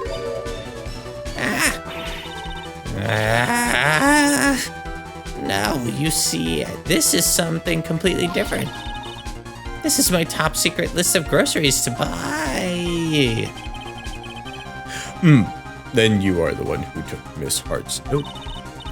I'm a huge fan of Juan's, that's why. That infamous puffy hair whippersnapper. She's working with that evil on guard. She said so herself. On guard, I'm his sidekick. She was so happy, smiling like a silly duck. I was only checking what she had written. Edgy Poo, you believe me, don't you? I was only trying to help out like the angel I am. It's only one little piece of paper. I've never taken anything else before. You really should come with a supply of cheese to match your vintage wine. Well, it was only a piece of paper. I suppose we can overlook this just as once. She looks like she's really sorry. Should I forgive her?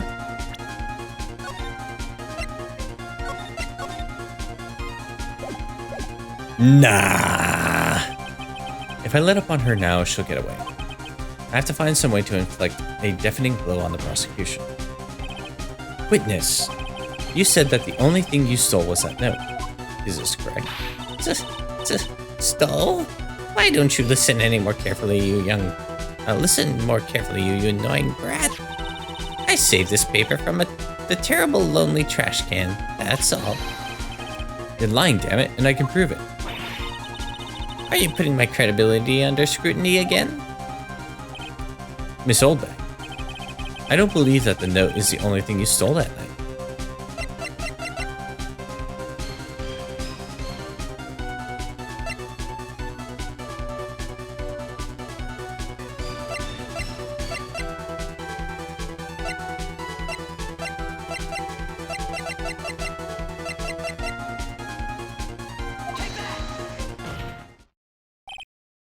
Miss Oldback, that note was with a camera inside its case, wasn't it? Camera? Yesterday, Lotta Hart was raising a huge stink over her camera. She kept saying something like, "My sweetie, $1,600 camera disappeared on me." Why? Why? Witness. What is it, Gramps? If you have the note, then it's only logical you have the camera too. Looks like you found me out again, Sonny. This is the camera. Is this the camera you're looking for? That's... What? Even though I look like this, I'm still a person, you know. I still eat meals like you. I fall in love and borrow things from people. I think your definition of borrow is a little off. I saw that woman's business card, and that's when I noticed it said, "Slimebag Celebrity Photographer Extraordinaire." Well, when I saw that, I had to know what sort of picture she had taken. I'm a professional security guard. It's my business to know these things. Bailiff, check this camera's photos. Hurry. We must examine them at once.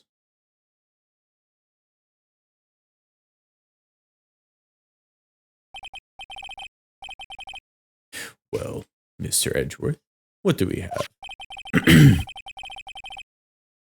There's only one photo that seems to be relevant to this case. Please present it to the court.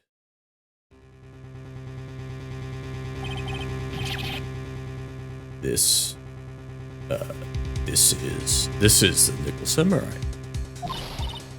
See, I told you that's the guy I saw. This proves that the witness was not lying earlier about this matter.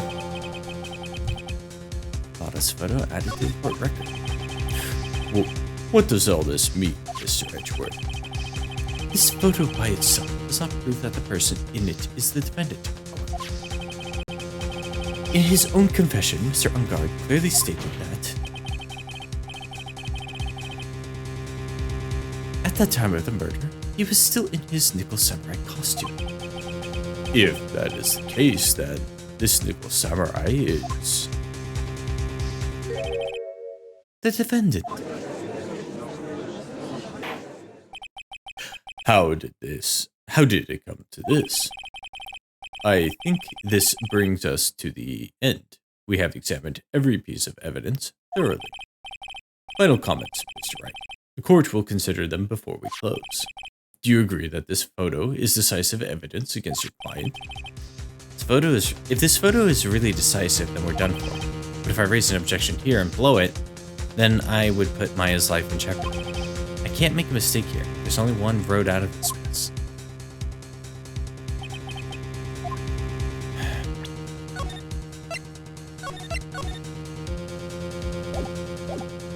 So, why is it all bunched up at the bottom? This photo that Lotta took, there's something strange with it. There's something strange with this photo. I knew this was coming, right? Your thoughts, Mr. Edgeworth? I think we can all agree there is nothing strange with this photo. There's no way for the defense to debunk this photo, even with a bunker buster. Debunk with a bunker buster? Is that what you're planning to do, Mr. Wright? Anyway, please look at the photo one more time. If you really believe you can honestly find something wrong with this photo, then you should only need one chance, correct? Well, I have to find something wrong with this photo. Can't let this chance go by. Where in the heck did this photo come from anyway? Or where in the heck did she take this photo from anyway? It's all out of focus. Why can't she take a good shot, especially when it counts? Now then, let's hear your objection. What's so strange about this photo? I would like to direct the court's attention to this one area right here. Well, what are you pointing to?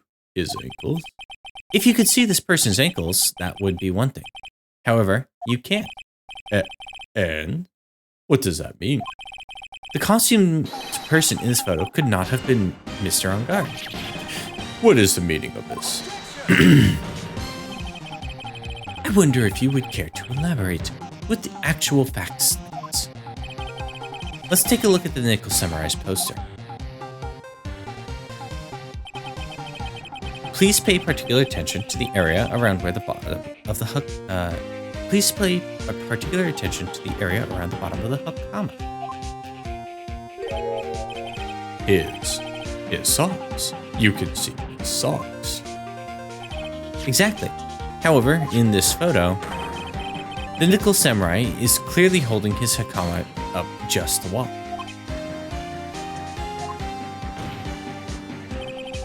There's only one explanation for this. The person inside this costume is clearly much shorter than the defendant. Alright, I think I've turned things around for myself this time. That's curious. Huh? What is? Edgeworth is unusually calm today. That's true. He's just letting the trial run itself, as if he's only along for the ride. Along for the ride? What do you mean by that? I can only guess that perhaps he doesn't feel under attack at all. He doesn't feel under attack? Then I haven't damaged his case at all? Mr. Edgeworth, where does this leave us?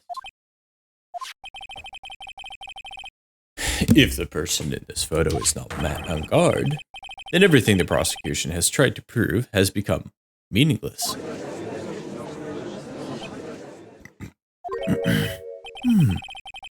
I figured it would come to this. What? Right. I have something I want to ask you. I think you have proven that the person inside this costume is not Matt on guard. In that case, who is this photo? Who's the person wearing the Nickel Samurai costume? Don't stress out over this, Phoenix. It's very simple. You should be able to focus on what you should be focused on is Edgeworth's attitude, don't you think? Yeah, why is he so calm? Mr. Wright, let's hear your thoughts. Who is the person in this photograph?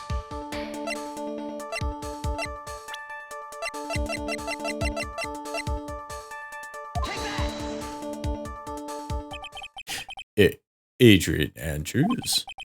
If you want to know who that Nickel Samurai is, it's none other than this woman. And why would you say it must be Andrews? What in the world points you to her? For starters, she's short, and she can freely move in and out of Mr. Ungard's room. Finally, she had dinner with Ungard that night. And how does that all add up? It means that it makes it very easy for her to get a certain item. A certain knife with Mr. Ungard's prints all over it. The knife that was used as a murder weapon. Why don't you say what it is you want, Mr. Wright? I have to do this now. This is my last chance to turn things around. The defense moves to indict Miss Adrian Andrews in the murder of Juan Corrida. It was Miss Andrews who tried to frame the defendant for the crime.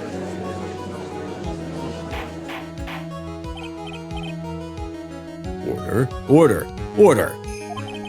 It looks like this trial has hit a most unexpected development. Mr. Edgeworth. Yes, Your Honor. This court is issuing a subpoena for Miss Adrian Andrews. A verdict cannot be passed without first hearing her testimony. All right, this is it. This is kind of bad for us. Huh? What do you mean? If Adrian Andrews is summoned to the court as a witness, it means the trial will go on for another day. One more day? Ah! If I don't get a verdict today, then my, Now then, we shall set Miss Andrews' testimony for tomorrow. What am I supposed to do? The judge is about to adjourn the court.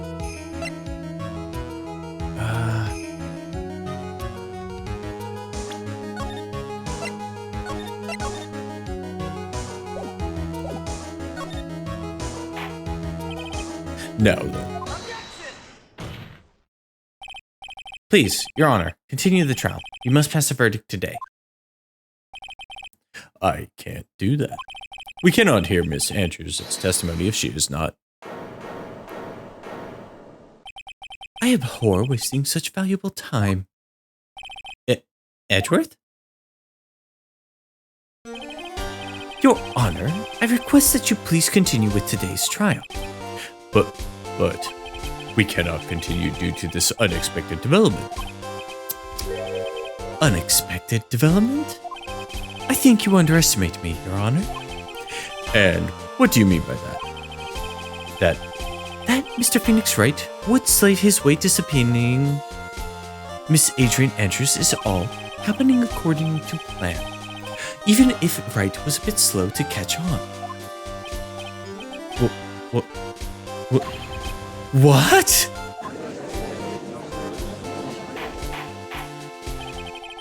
Edgeworth, you mad genius.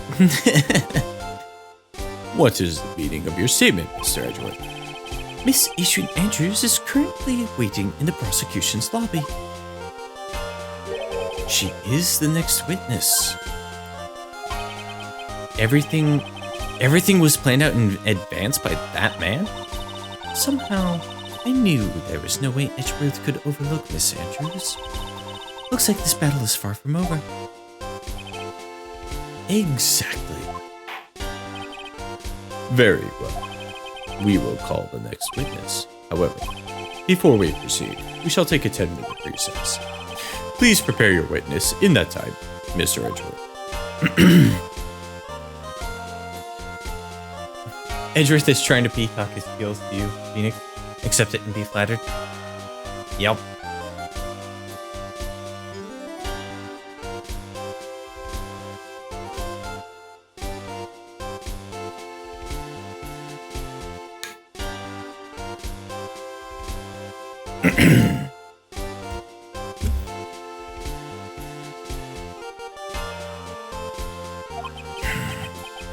The court will now take a 10-minute recess. To be continued.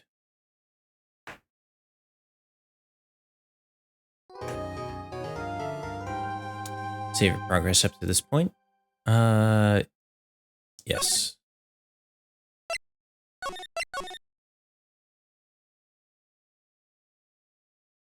How's that for a twist? March 22nd, 2:14 p.m. District Court Defendant Lobby number 3. Dude, I can't believe Adrian. That Adrian. No way. Not cool. Not cool and collected Adrian Andrews. She's your manager. It would have been very easy for her to pull this off. The only person who had easy access to the knife you used at dinner was, well, her. So after the ceremony during the break, huh? I was sleeping like a log the entire time. See, she could have also easily planted that blood-covered button in your hakama. Because she was the one that came to wake me up? And, dude, you're saying it was really her? Yes, she's the real killer. She's the one who murdered Juan Carita. But, why? I thought she was buds with Juan. She has her own agenda. Her own agenda? What are you talking about? I'm sure you'll see by the time this trial's over. It'll be alright. I'll get you acquitted by the end of today. Give me a verdict that's refreshing like a spring breeze, okay, Mr. Lawyer Dude? Phoenix?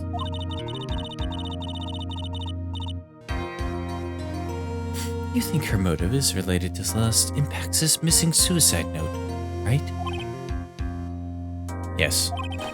Miss Andrews depended on Miss Impax as her strength and reason to live.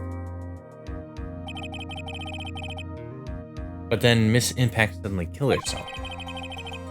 It sounds like she left the suicide note, and the person thought to have hidden it is Juan Carita, the victim of this murder. And that's why I think Miss Andrews got close to Mr. Carita.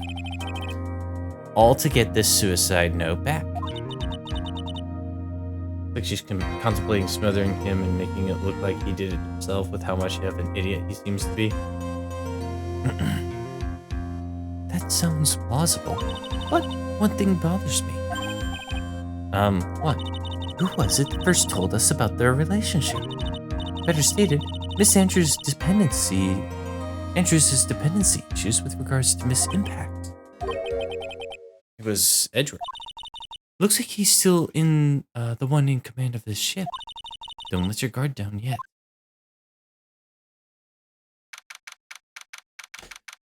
March 22nd, 2:25 p.m. District Court, courtroom number 3.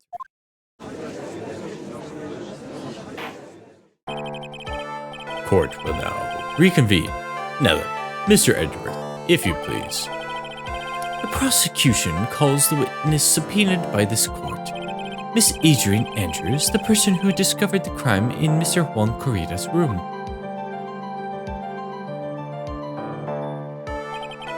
What is your occupation? I am the manager of the defendant of this case, Sir Matt Angard. I see. Now then, before we begin, Your Honor.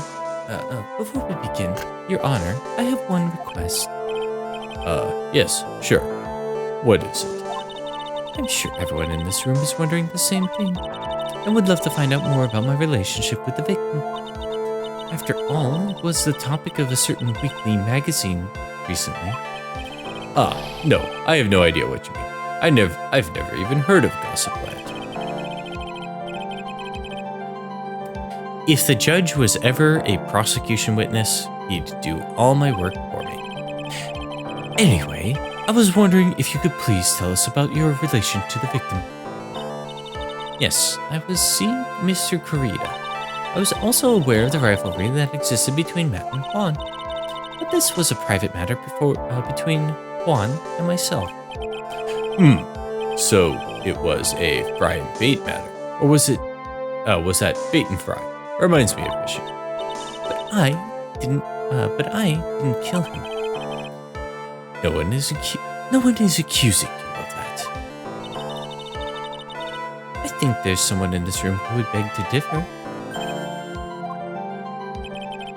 I think we all understand your relationship with the victim, Miss Andrews. Very well then.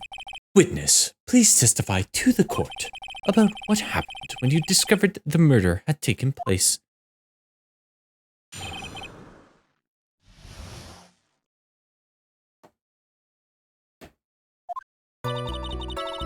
It was time for the show to start, so I went to get Matt from his room. After that, I went to Juan's room. And then there was his dead body. I was in shock. What I saw was naturally the same scene as in the crime scene photo. I felt as though I was about to faint, so I poured myself a glass of juice. You poured yourself a glass of juice? Yes, sadly, I didn't remember not to touch things at the scene of a crime. And I disturbed the scene by moving this one thing. And that is when the fingerprints on the wine glass were made, Your Honor. I see. Well then, Mr. Wright, you may cross-examine the witness. Phoenix, she's one cool and collected customer, and she has the brains to match. Yes, I know. In order to catch a person like her, you have to avoid head-on confrontations. You should disrupt her pacing. Disrupt her pacing? She's the type of woman who is easily thrown off by things inconsistent with her thinking. So you have to attack when she least expects it. The instant you let up on your offense is the instant the trial is over. Understand?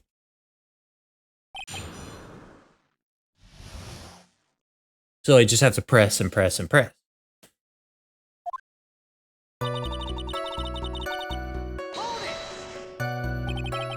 And what was Mr. Angard doing at the time? He was taking a nap. He was worn out from his mini performance as the Nickel Samurai during the ceremony. Mr. Angard did say he was taking a nap. Then I guess you could say it could not have been taken out of his room, yes? Excuse me? It? What are you? Right? I thought years of school would have taught you how to construct a sentence. If you can't make sensible sentence without a subject, then I'll make one for you. Watch. Did you, Miss Andrews, remove Ungard's knife from his room? No? Subject, verb, object, right? Did you skip basic grammar? The witness may continue.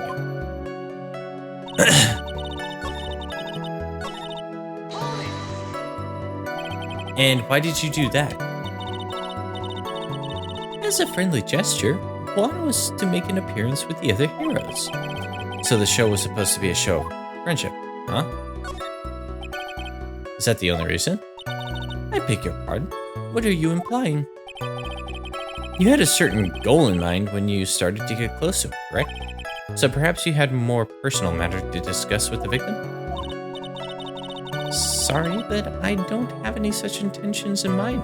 I didn't have any such intentions in mind at the time. I can't get her to talk without a strong piece of evidence, I guess.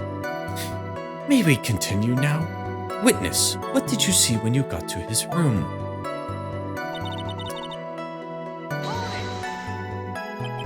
You were in shock? What? Was I not supposed to be? Miss Andrews is a very calculating person, and despite how close they were, I doubt she had romantic feelings for Mr. Kurita. Anyone randomly stumbling upon a dead body would be in shock. And you can't seriously expect that a young beauty like her would not be shocked. Somehow, I don't think beauty has anything to do with being in shock, with being shocked or not. I see.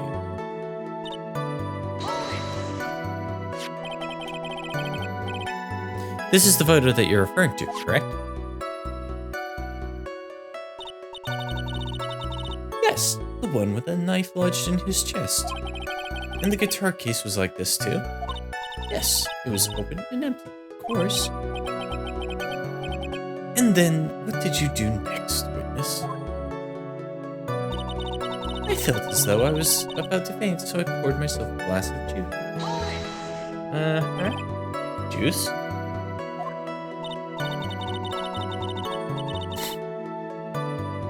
Yes, there was a bottle of tomato juice on the table, so I helped myself.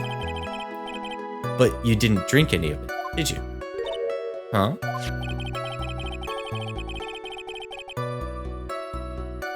There was no lip marks left on this wine glass to suggest that anyone drank it. I wasn't feeling terribly great, so I set the glass down without drinking it. Miss Andrews, I would like to confirm with you one more time. When you discovered the dead body of Juan Kurita, you were in great shock. And that's when you poured yourself the glass of juice, correct? And what of it? My mind was really a complete blank at the time. Your mind was a complete blank? I didn't think that was possible for you. Aren't you rude today? I was so dazed that I made one careless mistake. That one thing. That one thing? Never mind. It's no big deal. Was she just starting to what was she starting to say just now? Miss Andrews, I'm convinced that, as you said, you made a mistake at the scene of the crime. What I really want to know is what that mistake was. Actually, so would I. I'm sorry. It's just kind of embarrassing. When I set the glass down on the dresser, I accidentally knocked the flower vase over.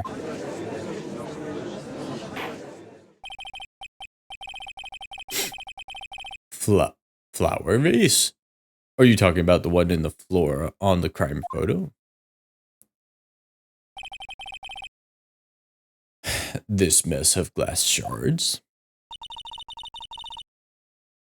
It was originally on top of the dresser, but when I bumped into it with my elbow, it fell onto the guitar case. Well, why would you withhold such an important piece of information? I'm sorry, I thought that since the crime scene was already in disarray, that people would simply assume the vase was another part of the mess. It looks like yet another fact has come to light here. Please add this and anything else you have to reveal to your testimony. I'm sorry, but I have nothing more to add. I didn't touch anything else. I'm determined.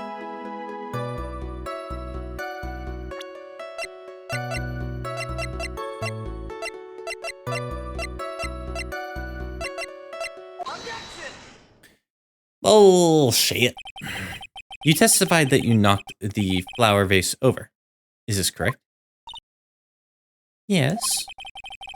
Are you sure it fell onto the guitar case? Is there some problem with what I said? It's not some problem, it's a major problem. The truth is that the top of the guitar case was wet with water. However, that's exactly what is so strange. Miss Andrews, you testified that the vase fell onto the guitar case. However, if that was true, the case should have gotten wet on the inside, not the outside.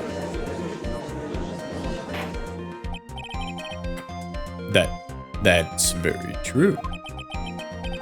Furthermore, there's one other strange thing about this guitar case. And what is that?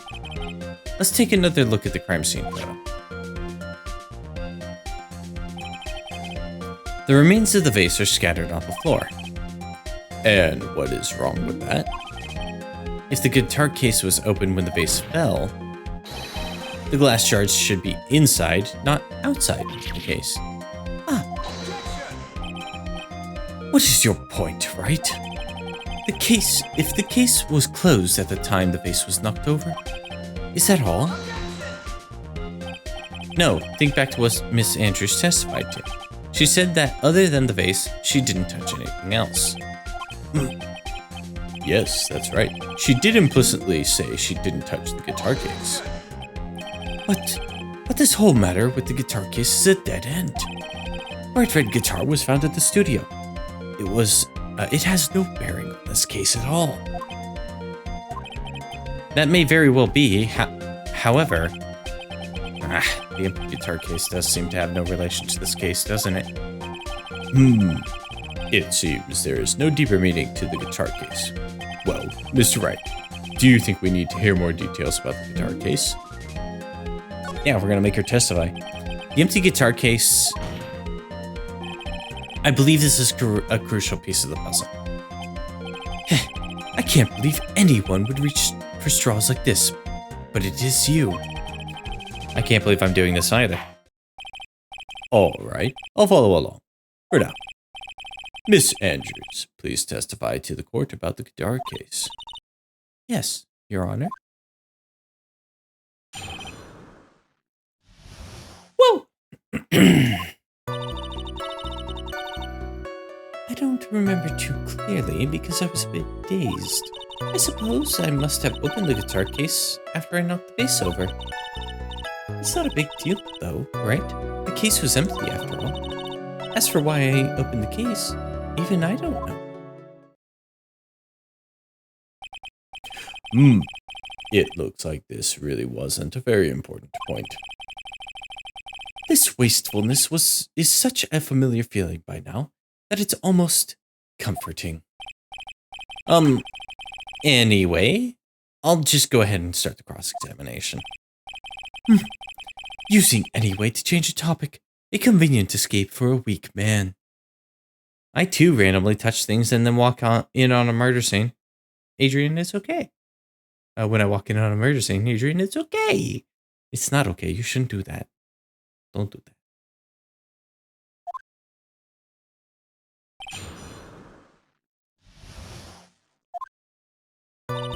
Oh. During your testimony just now, did you remember those events clearly in your mind? Well, you see... Are you sure you're the one... Are you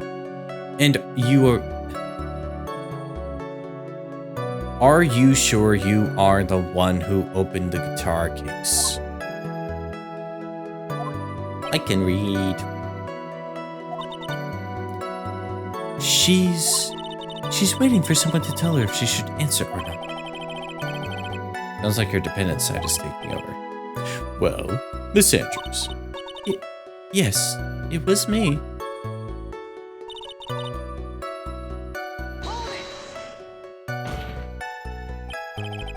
So you opened the guitar case then?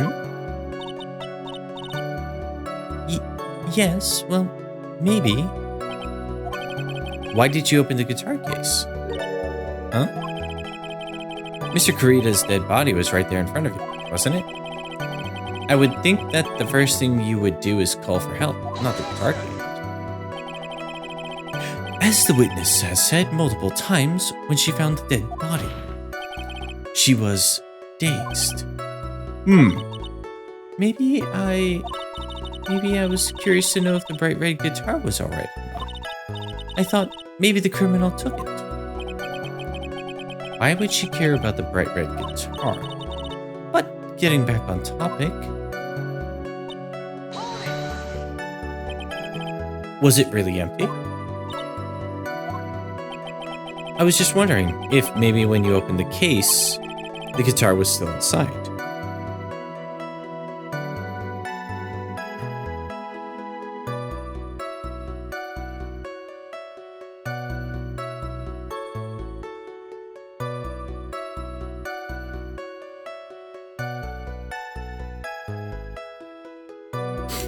Okay.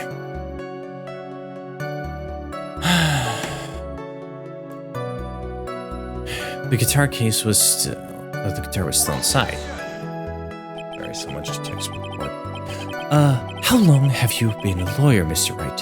Have a little professionalism. The bright red guitar was found at the studio. These trials would be over in half the time if you just pay attention. Yes, pay more attention, Mr. Wright. Sorry.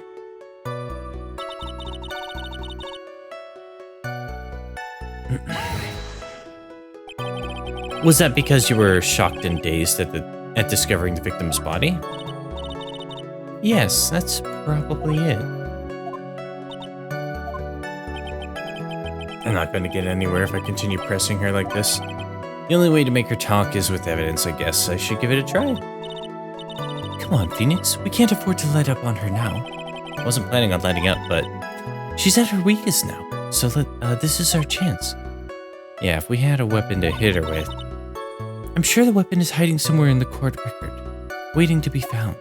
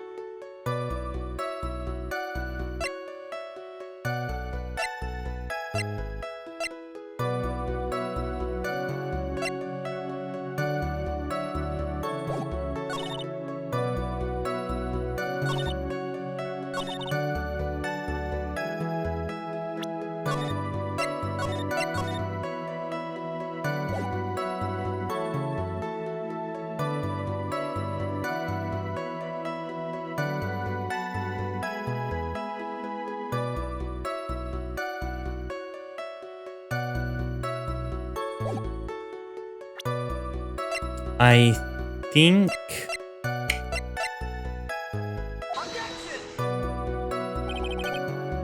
Nope.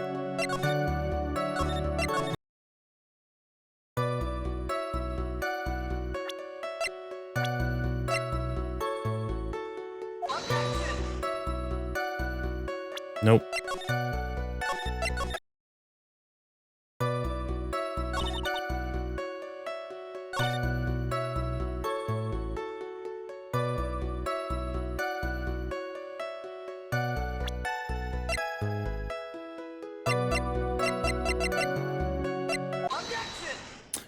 How did you open the case with your fingerprints on it? There's no way you were the one who opened the guitar case. Why would you say that? It's elementary, my dear. Because the only fingerprints on this guitar case are those of the victim.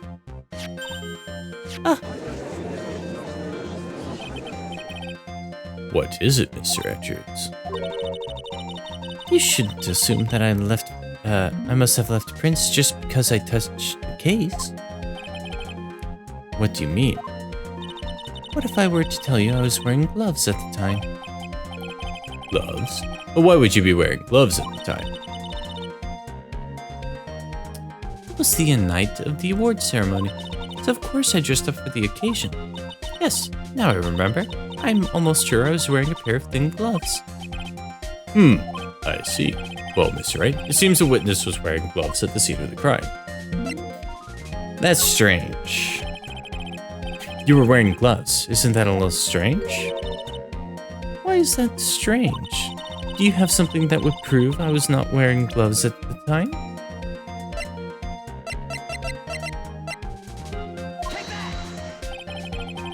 I have your proof right here. This wine glass. Wine glass? You left your fingerprints very clearly on this wine glass.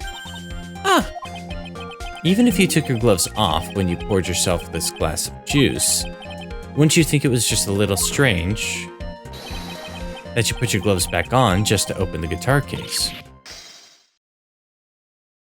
That's a juice glass, Phoenix. Well, if you want to be pedantic about it.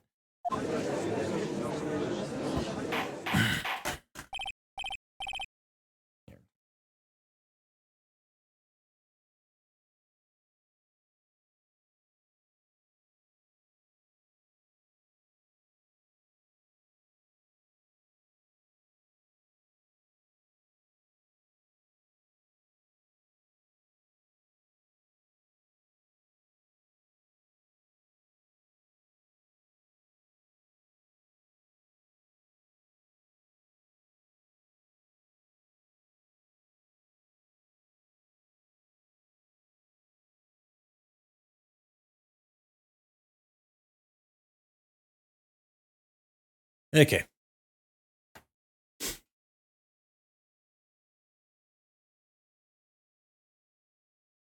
But being pedantic is how Phoenix saves it. You know what? You're right. I'm sorry. Order, order, order! Looks like you hit the nail on the head this time. What do you mean? I believe that guitar case plays a very important role here. But it's just an empty case. Wonder if it really was empty, though.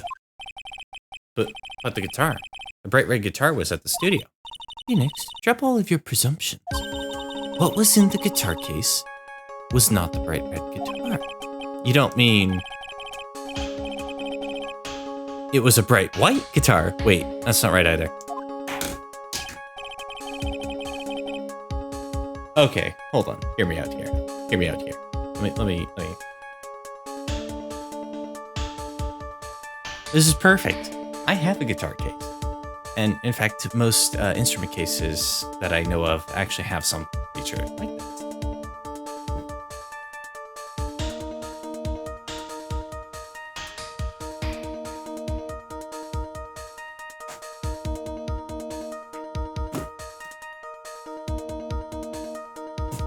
Okay, so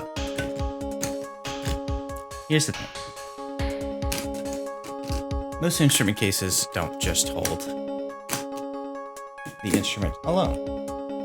They, like this one, let's see if we can see it here. Like this one.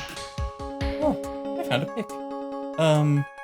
There's this little flap here. It opens up, and there's things that can be stored in here. I've got some guitar strings. I also store my picks when I'm traveling with the case or anything like that in there. Now, a lot of other cases will also have like a sleeve or something for sheet music or something like that. But yeah, they can be used to store more than just an instrument.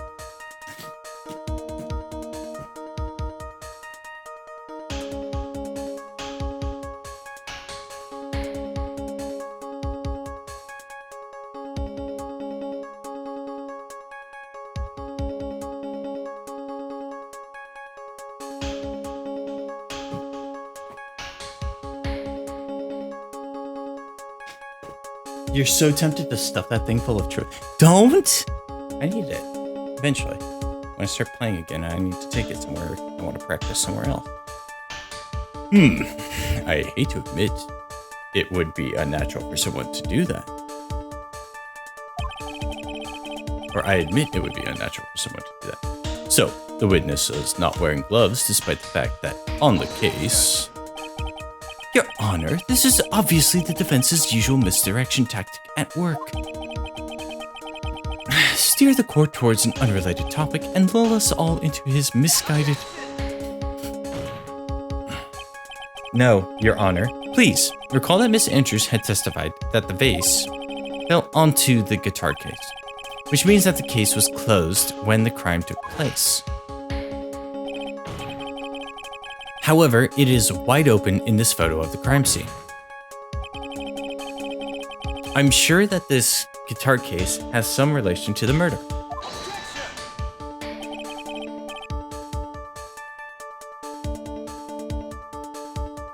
Not that it really matters, because I just have to read everything out loud anyway, but yeah. Tribbles don't belong in that, they belong in the food synthesizer.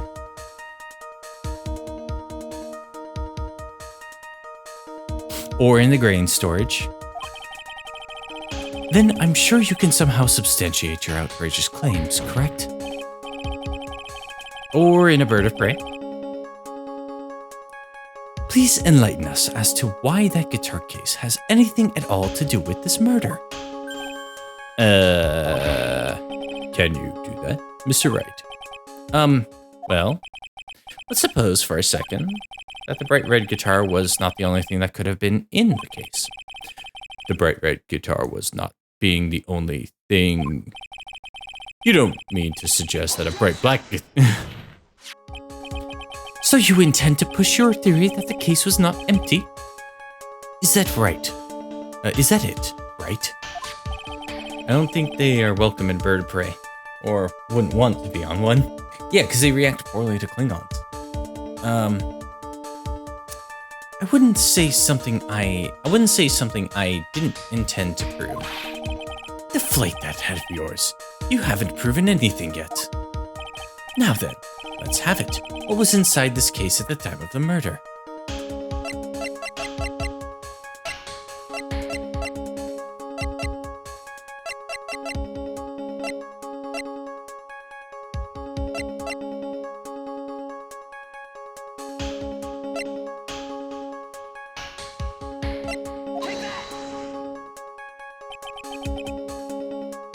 And why would something like this be inside the guitar case, let alone this one? Why, Mr. Wright? Why? Well, I thought it just might have been possible. I have a suggestion. Why don't you put that in the void where your brain is supposed to be? Yes, and never bring it out again. Can't a foolishly foolish fool get some love? Do you still think you can prove your theory? Can you prove that the guitar case was not empty at the time of the murder?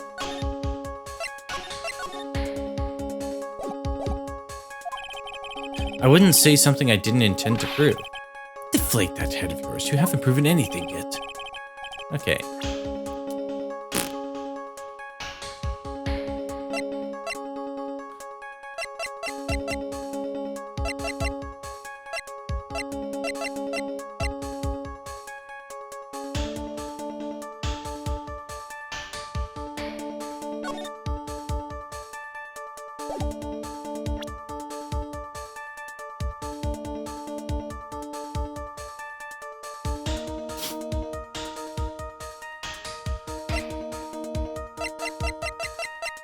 But Salix, consent is everything.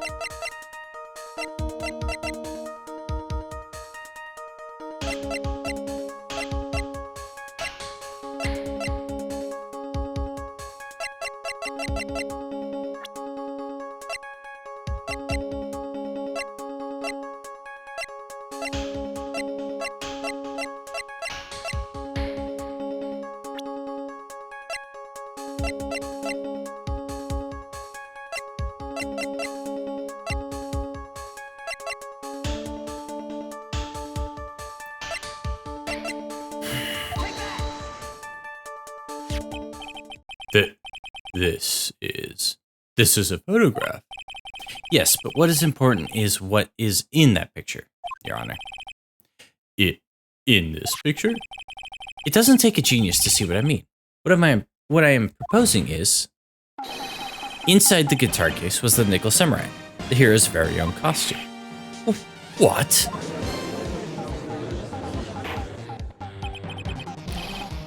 Mr. Wright, please explain yourself. Right. Are you saying that the witness opened the guitar case to take out a costume? What insane point would there be to doing something like that?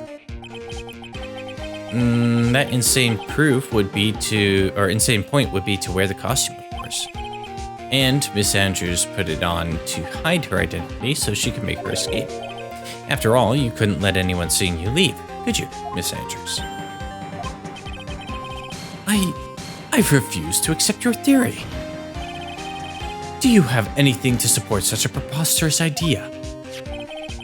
Just outside the door was an investigative photographer who was starting for a big scoop. And in the end, she managed to get this shot, correct? You mean this photo? Now we're cooking with gasoline. Order. It looks like we've wandered into quite another mess again, haven't we? Nice job, Phoenix. Well, you know my strategy. Speak first, think later. So the real murderer was hiding inside a costume. Wait 1 second, Your Honor. The Nickel Samurai's costume would have been, Mr. Matt Angard's. Why would something of the defendant's be in the victim's room? And inside the guitar case of all places. True. That is a little baffling. Mr. Wright, the court would like to hear your thoughts. What was this Nickel Samurai costume doing inside the guitar case? It was a spare costume. Matt Angard did not take his costume off during the break period. In that case, this costume we are talking about was a spare one. What? Then are you saying that on that night of murder, there were 2 Nickel Samurai costumes at the Gatewater Hotel? Salix. Go ahead and say it.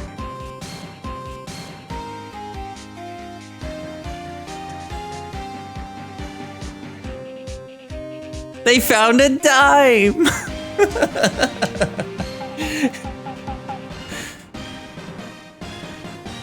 Which is a whole new crime.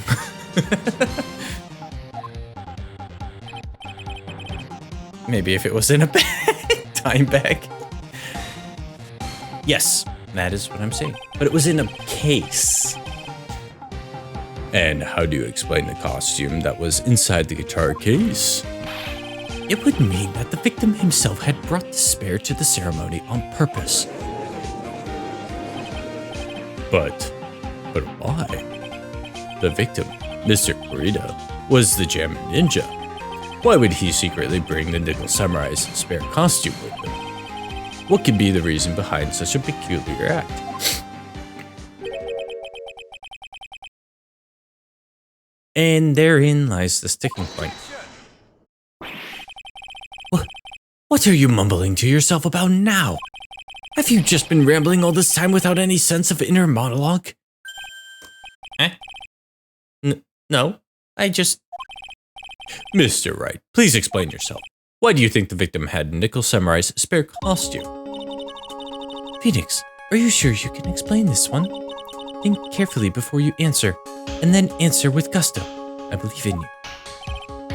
Alright, this is what I think. Actually, this is what I know. The reason the victim brought the Nickel Samurai's spare costume to the hotel was... What is this? On the night of the murder, after the stage show, the Nickel Samurai was going to hold a special press conference. A press conference? Yes, the Nickel Samurai was supposed to confess to something at this conference.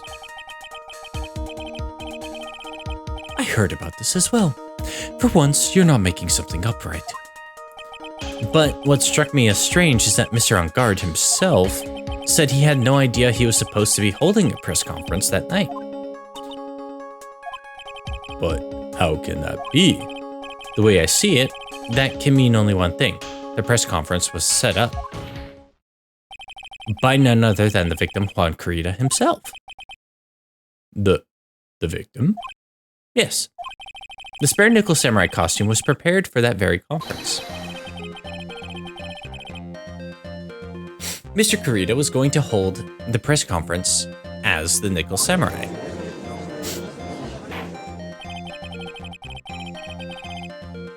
He was going to dress up as the nickel samurai and hold a press conference. But why would the victim do such a thing?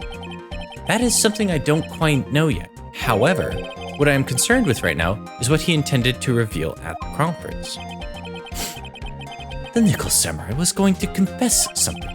And by confess, I'd wager he was going to reveal something about himself. Which means that Juan Carita, posing as the nickel samurai, was going to speak about Matt on guard. Yes, I guess that is what it would mean. But if that was the case, that's not a confession, that's a public disclosure.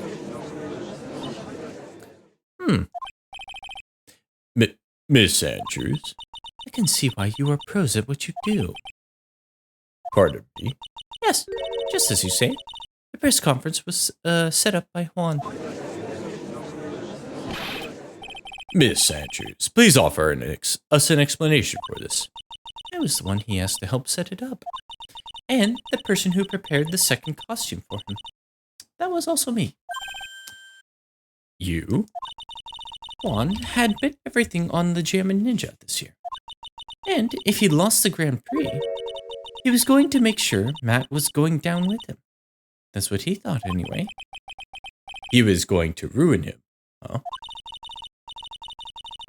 It looked like somehow Juan had in his hands a secret so powerful that it would destroy Matt's acting career had it been revealed. What? You're his manager. How would you allow that? And do you know what the secret of Mr. Unguard's is, Miss Andrews?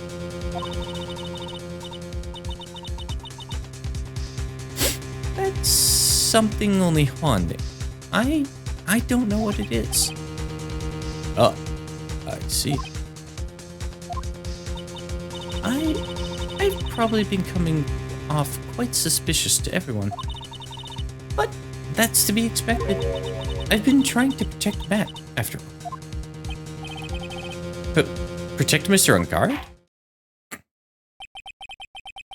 And yet again, another strange bit of truth comes to light, it seems. Miss Andrews, if you could please tell us the truth about your behavior.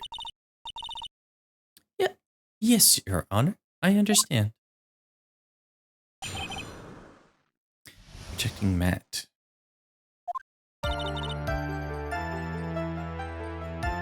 From the moment I saw the crime scene, I had a feeling that Matt was the murderer. Matt had to kill Juan no matter what. And he didn't have an alibi for what he was doing at the time of the murder. My thoughts were confirmed by the evidence, of course, the button and the knife. But I'm Matt's manager, so I felt I had to protect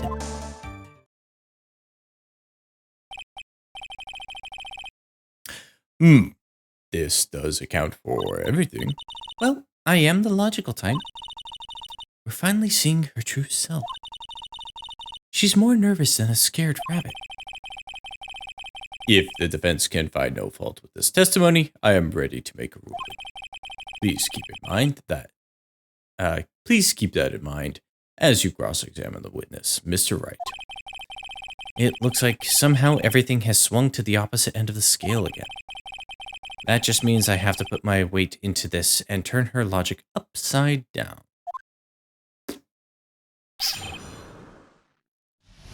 Checking Matt.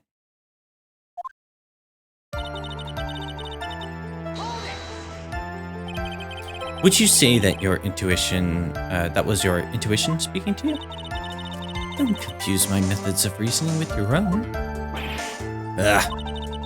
If you want to prove that someone did something, you need 3 things.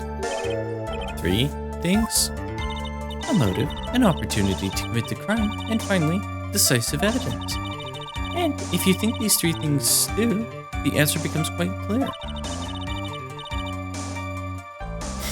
You should have already known that, Phoenix. They didn't teach us that in school, at least not from what I remember. May I continue now? Matt had to, had to kill him no matter what. So what would you say this need came from? The press conference? Yes. Do you know why Juan chose that event and that hotel for the conference? Because that was when he could cause the most damage to the public's beloved Matt on guard.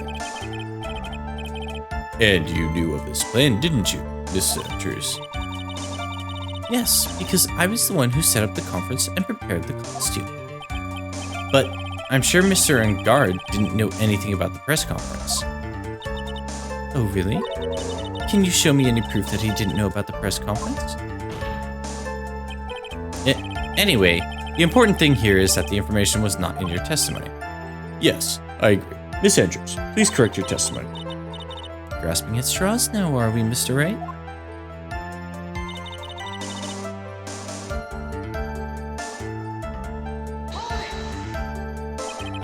Has Mr. Ungard done something to hurt or betray you personally? Why would you ask? You were the one who helped Mr. Kurita with his press conference, and that event was supposed to bring down Matt Ungard, yet you still helped out. The person on trial right now is Mr. Ungard, right? What the witness was thinking, helping the victim with his plan, is none of our concern. In any case, this means that the defendant had a motive to kill. Why do I keep doing this to myself? Because, Nick, you are not terribly bright.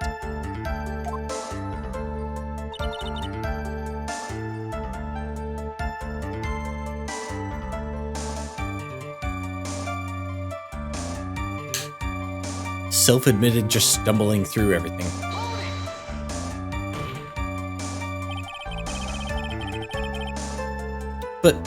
But didn't you already testify earlier that Matt Ungard was taking a nap in his room?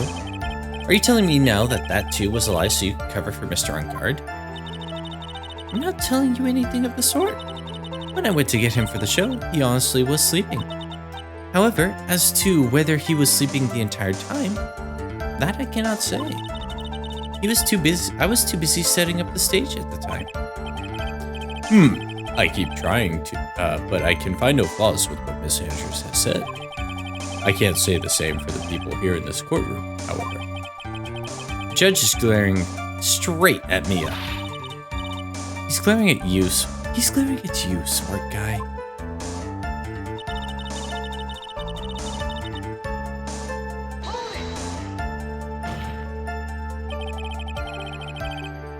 You can hardly call the knife decisive evidence. The fingerprints on the knife very well could have been clever, could very well be a clever camouflage. Then what about the button? The button?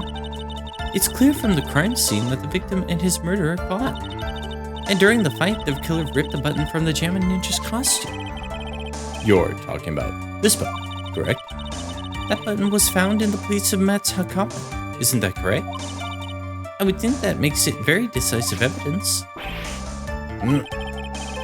It looks like you were outboxed again, Mr. Wright. Anyway, the knife doesn't prove a thing. Please fix your testimony. I can't stand the sight of a man who can't gracefully accept his defeat. Thank goodness Mia can still look at me. With an icy stare, yes.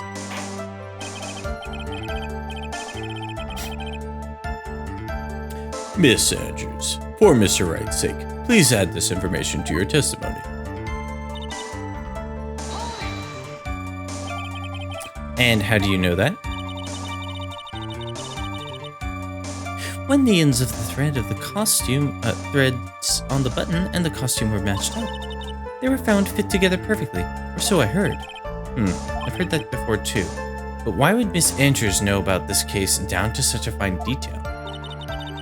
Don't look at me like that, just because I'm prepared and you are not. And I thought I had her this time for sure. If there's anything to trip her up on, it has to be here.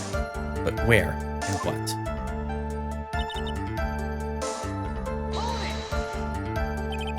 But what you really did was stab the guy in the back, didn't you? And at the worst possible time. Who's to say she really stabbed the guy in the back, as you put it? This witness could have disclosed things about Mr. Engard at any time. Why then would she wait until there was a large audience before doing so? It's the same reason why Mr. Corita planned such an elaborate coffin. Miss Andrews wanted to cause Mr. Engard as much damage as she possibly could. This witness bears ill will towards the defendant. This isn't the Phoenix Wright Wax philosophical power hour. And please, stop slandering the witness.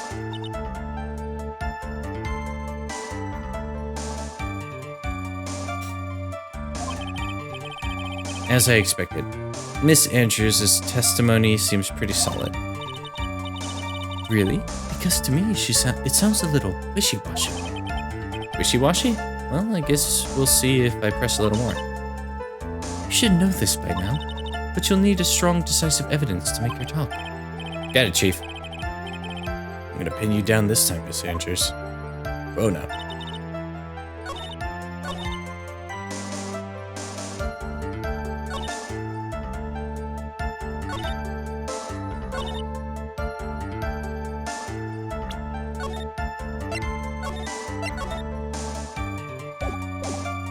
Okay, he had a fight, strangled him, then stabbed him.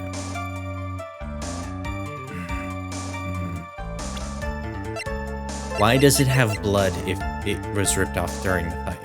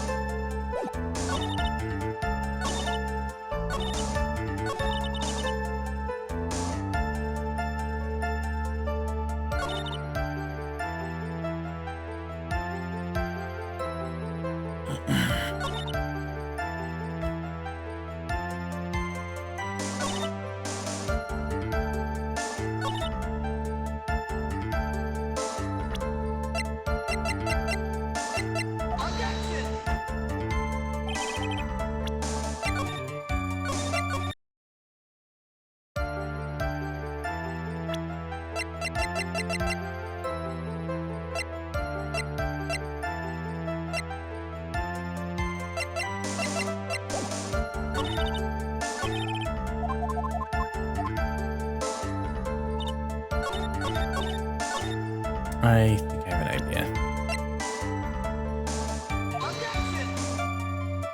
No.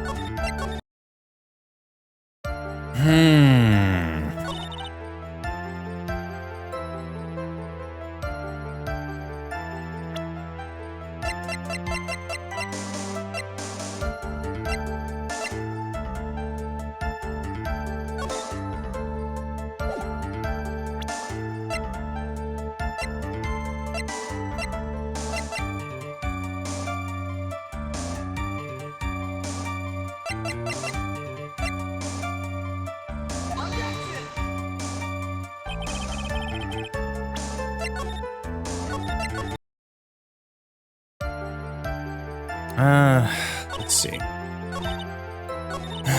From the moment I saw the crime scene, I had a feeling that Matt was the murderer. I know what his motive was, but I don't have any way to prove him right. And he didn't have an alibi for what he was doing at the time of the murder. That button was torn off Juan during his fight with Matt, but I'm Matt's manager, so I felt I had to protect him.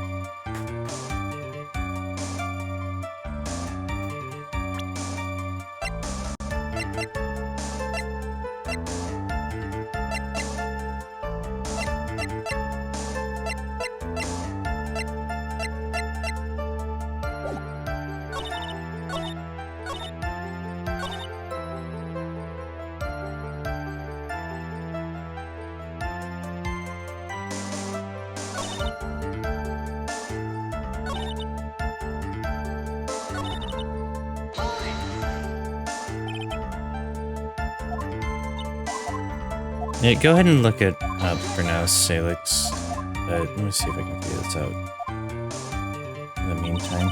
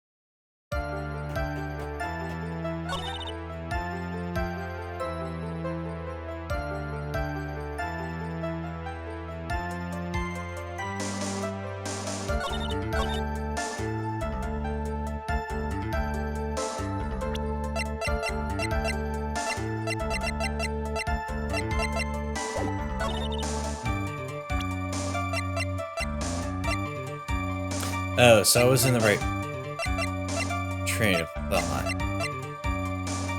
He was strangled with a scarf, then stabbed with a knife. So, how could the button have been bloody when it got into the pants, at the fold of the pants? This is the victim's autopsy report. It clearly states that the cause of death was strangulation by a scarf.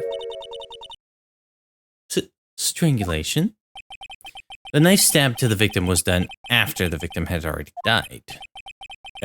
And what does that mean? Let's examine the evidence. This button has the victim's blood on it.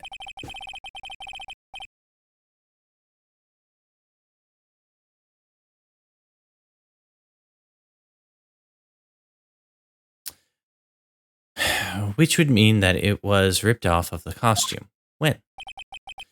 After the knife was stabbed into the victim. Exactly. Which means it is impossible that this button was torn off during the victim's final struggle, because the victim was strangled to death in that fight. That's right, Miss Andrews. There's no way this button was ripped off during the struggle. This button was consciously pulled off the victim's already dead body. Order. Order. What is the meaning of this, Wright? So what if the button was torn off the body after the victim had already died? What does that change? Let me ask you one simple question, Mr. Edgeworth. Why was the button torn off? What purpose did that serve? What purpose? Now we know this button was not torn off during the fight, so the murderer took the time and effort to purposely rip this from the victim's body. That would mean that the murderer had something in mind, wouldn't it? Mr. Wright, does this mean you know what the murderer wanted to do with this button? What is it? What was it? And the crime on guard. There's only one logical reason for doing something like that. It was to pin the crime on Mr. On Guard.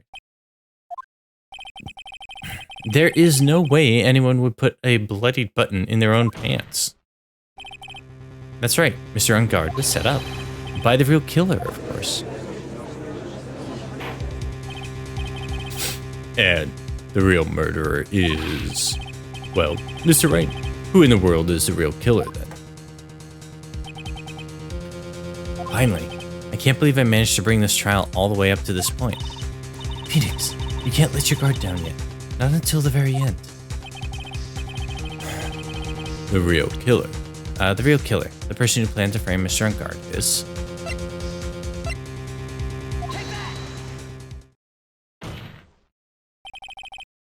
Miss Adrian Andrews. I choose you. You are Mr. Corrida's killer. What? Glasses break. Order, order, order. Mr. Wright, this is a very grave matter. Do you have any evidence that supports your charge? Any evidence? All of the evidence points to Miss Andrews. How preposterous. You can't stick any of that on me. I can't, can I? Would you care to test me? Then what about this knife? The knife was used to stab the victim after he had already been strangled to death. It was used to throw suspicion onto Mr. On Guard. Naturally, a knife covered in the defendant's fingerprints would have could only be taken from his room. And the only one who had dinner with him and knew which knife to take was you.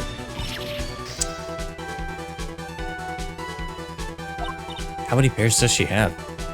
Then, what? What about the button that was found in Matt's hakama? This button was removed from the victim's body after he had already died. The only people who could have done so were the person who found his body or the killer. However, if Mr. On Guard was the real killer, there's no way he would have put such incriminating evidence in his own hakama. More glasses. The only person who could have put this button into Mr. On Guard's hakama is the person who went to wake him from his nap, which is you yet again, Miss Andrews.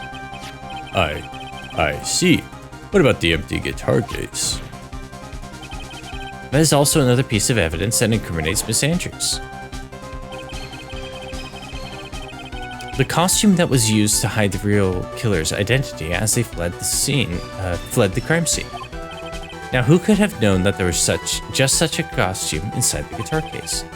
The other one could only have been the person who prepared the costume for the victim. And that person is you, Miss Adrian Andrews. No,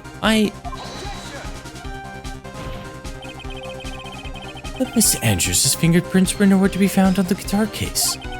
And it was you who proved that she was not wearing gloves at the time.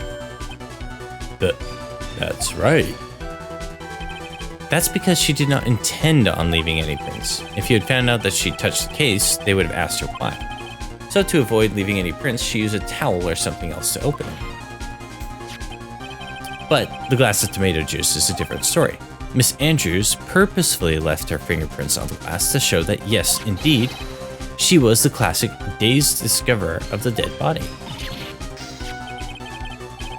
And to top it all off, there is this photo. A photo of the killer as they exited the scene of the crime. No reasonable person on Earth can believe this is the Nickel Samurai is Mr. On Guard. He would be much too short for his own costume if it was him. Speaking of how tall people are, Miss Andrews, you're also kind of short in stature, are you or not? Oh, please, stop.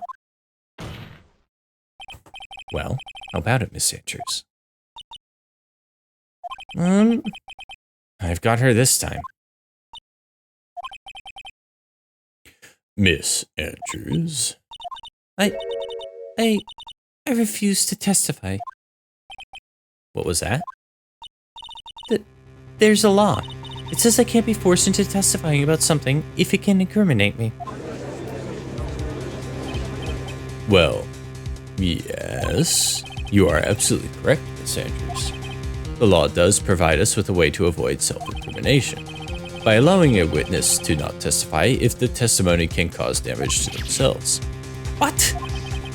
Pleading the fifth is not something most people would think to do on the spot. Actually, I came back yesterday in Mr. Engard's room. Adrian Andrews? Yes? Think hard about what we've just discussed. Think hard about what we just discussed, understood? All right.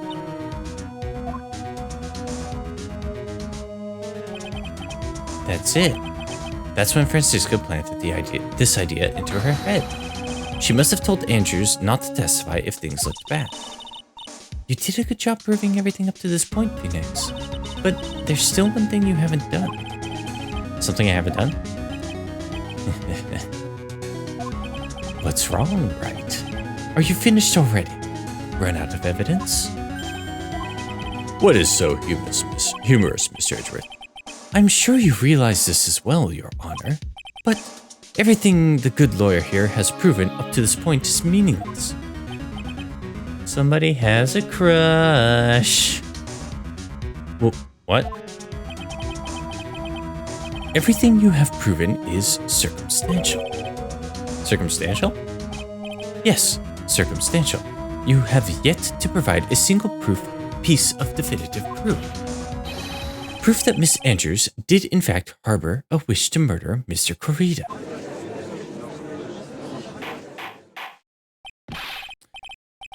Miss Andrews, did you want to kill Mr. Corrida? I believe this may lead me to incriminating myself, so I will abstain from answering. But, Miss Andrews, if you do that, it would be the same as admitting your guilt, don't you think? Maybe so, or maybe not. There's nothing to prove it either way. Besides, you don't even know what crime I would be guilty of due to my silence. No, she's taking that defiant attitude again. Mia, what should we do now? Somehow, we've landed in the worst possible situation. Don't we all want to kill Corrida? I think we have reached a certain conclusion at this point in time. Miss Adrian Andrews has refused to testify, and the defense's theory that she is the actual murderer has not been fully substantiated with solid definitive proof. But that's not true. In this situation, there is only one thing this court can do, and that is declare a recess. Recess? I request that both the prosecution and the defense look further into this matter. And at tomorrow's trial... Tomorrow? We don't have a tomorrow. If we don't get a not guilty verdict today, then... Please wait, Your Honor. That's not necessary. The trial? Please continue the trial. What are you sweating for? Your client is getting one more day to live, isn't he? That's not it. This isn't about that. Edgeworth, I know you know who the real killer is. Please, let the trial continue. If I don't get the verdict, then Maya... But it's impossible to continue as long as the witness refuses to testify. Now that this court is... It is not impossible for this trial to continue. Mr. Edgeworth, what are you? It's true. Miss Andrews holds the right against self-incrimination. However, if the topic of conversation were something unrelated to whatever she may be guilty of, then she has no right to withhold testimony. Yes, that is very true, but Actually, there is one little thing I'm curious about. Miss Andrews, when you found the victim's dead body, you poured yourself a glass of juice. Yes, and? I can't help but think how unnatural that is. Unusually, when one finds a body, they are shaken up, not stirring a glass of juice. So my actions were unusual, but I've already... Before you speak, I want to state that if you have a reason behind your actions, I would like you to testify to that effect. Testify? Your Honor, I would like to request that the witness testify again as to what happened when she first discovered the victim's body. Whatever we find out in this testimony should in no way implicate the witness.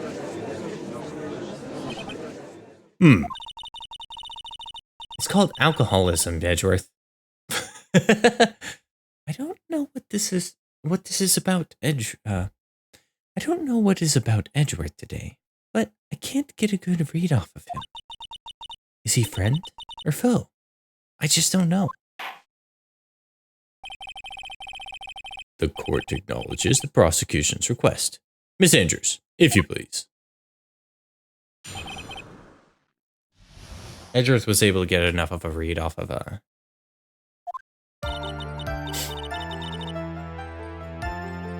glass of juice. I didn't really pour it for myself. I was surprised when I walked into the room and saw it in that messy state. And Juan, he was sitting slumped over and tired looking in the corner. When I saw him sitting like that, the thought that he was dead didn't cross my mind. To be honest, I thought he had just fainted or something. So I went to pour him some juice. When I realized that he was dead, that's when I knocked the flower vase over.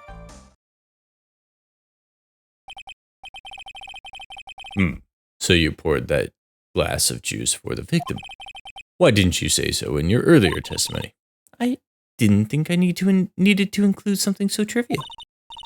Phoenix, please be careful here. If you can't find anything wrong with this testimony, then there's nothing left. I know. Edgeworth, what the heck is going on in that brain of yours? Now then, Mr. Wright, you may begin your cross-examination.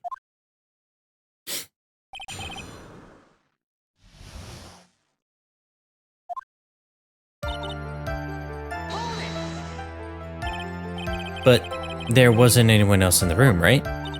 Of course not. Then who did you pour it for? Mr. Wright, there's a rhyme and reason for everything. Can you wait just a little longer for it to be revealed to you? In other words, Wright, be quiet and listen. Precisely. I couldn't have said it better myself. He's very sensitive about his hypoglycemia, Judge. I just wanted to take that secret to his grave.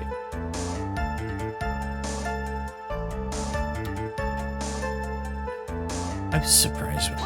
Okay. So, it was a mess? Are you sure it wasn't messy because of your fight with Mr. Karita? I understand your frustrations at not being able to prove your theory. However, before you go accusing people of crimes, go find yourself some evidence.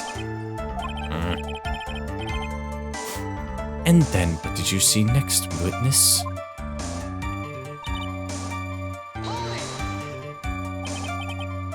Slumped over? Yes, he was just sitting there with his head tilted forward, eyes closed. He really looked like he was sleeping. It's just me, or did that right there sound a little odd? Oops. When did it cross your mind? I thought maybe he had smashed up everything in anger because he lost the Grand Prix. Then felt tired after his rampage, so he decided to take a nap. Anyway, that's what I thought. I see. So you didn't think he was dead at all? Wouldn't she see the knife in his chest? Yeah, that's exactly it. I'm just... let's go ahead and save again, because this trial period is fairly lengthy. Worried about losing it.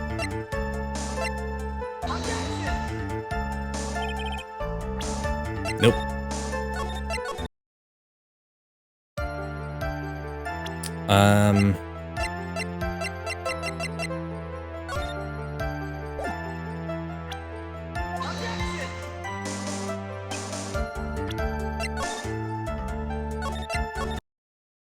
Okay, so it's not till a later point of the testimony.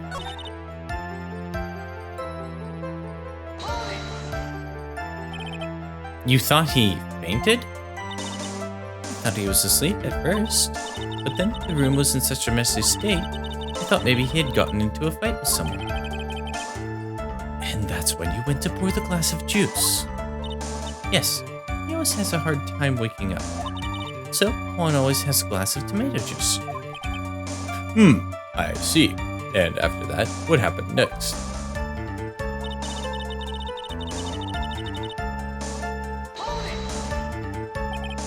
And how did you come to realize that he was, in fact, dead?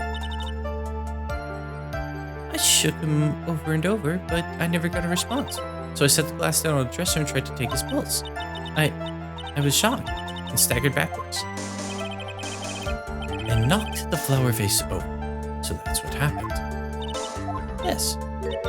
This is what it all comes down to. Huh? This is the absolute end for both sides. And Adrian is letting her guard down. Phoenix, now's our best chance yet to kill the prosecution's case. Isn't that a bit harsh? Miss Andrews, will you tell us the truth this time?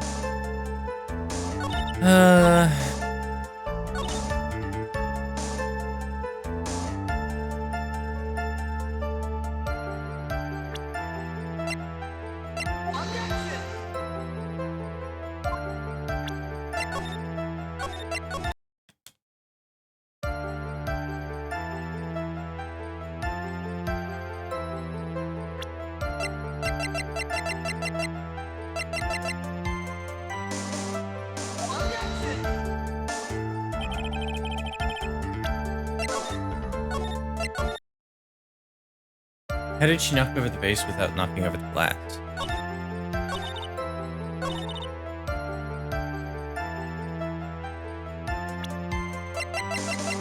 That's a very good question. Nope.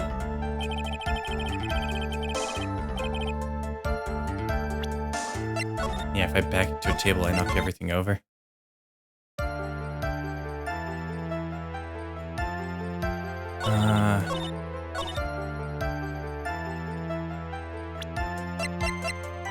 Use the... There we go. So you honestly didn't think he was dead when you found him? No, not at all. Even though this is what you saw when the body was... when you discovered the body.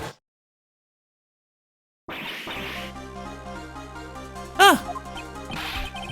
What is the meaning of this? Isn't it obvious, Your Honor?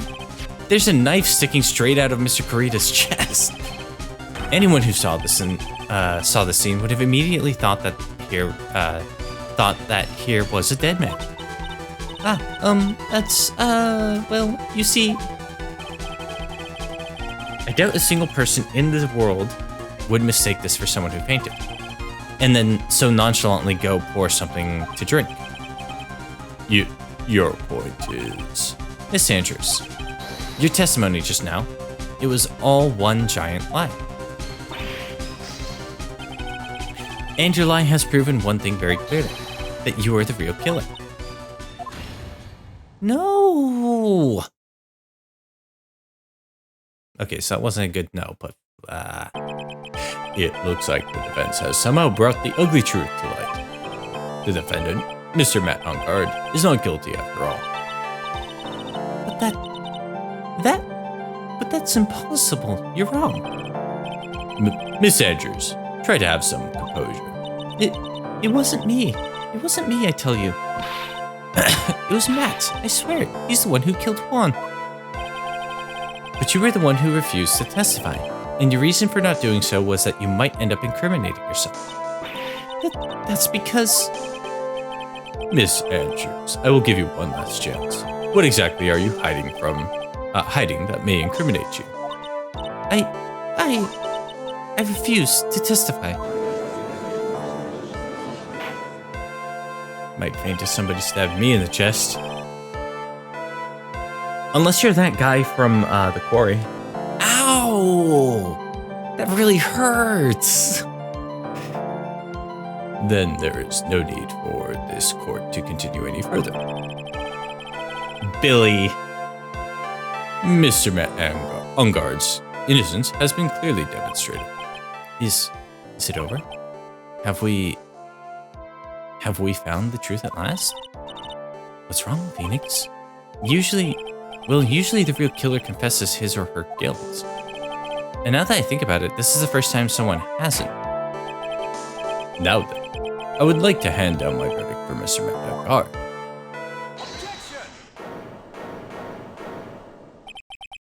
Your Honor, the prosecution feels that it would be premature to pass down a verdict at this time.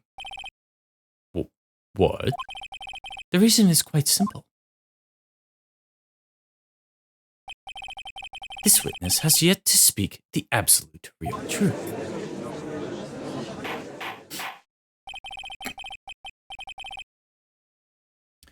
The absolute real truth. What are you? Witness, don't you understand yet?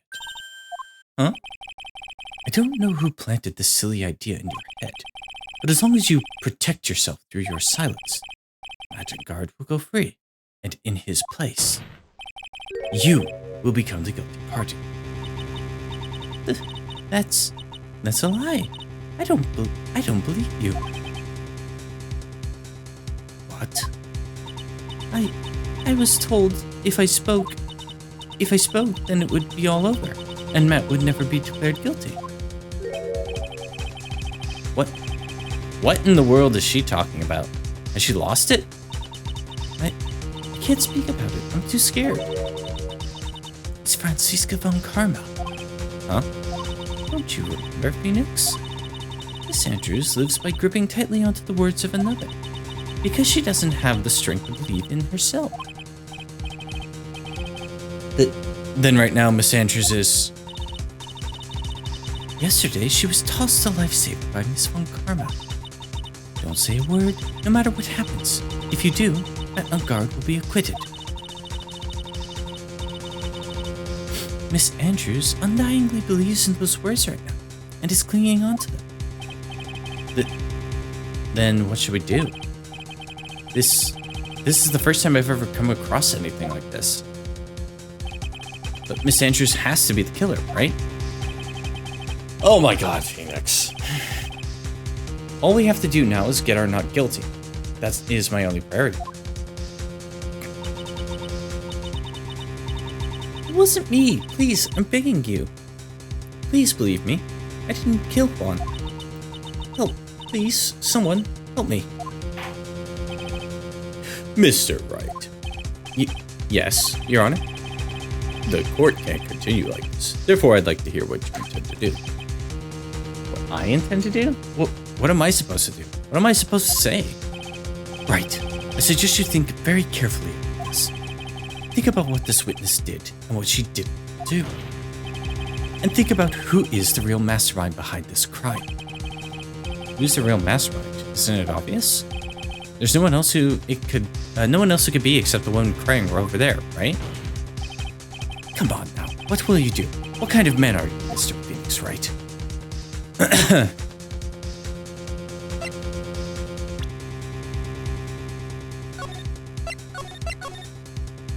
Phoenix is a himbo confirmed. How is it confirmed? Where's your evidence?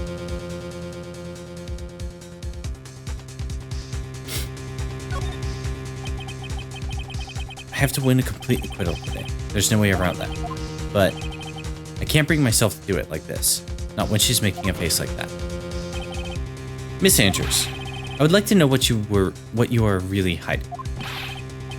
Mr. Wright, are you sure you know what you're doing? Sure, Mr. Engard would get an acquittal, but in his place, you would be found guilty. Is this really how you want this trial to end? Be quiet. How dare you? You're trying to trick me.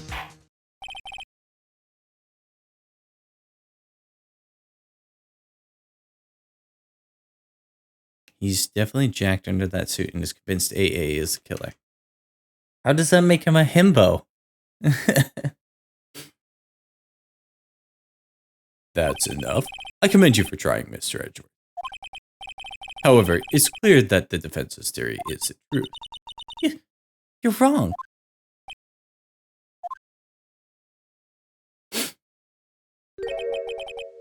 What a shame.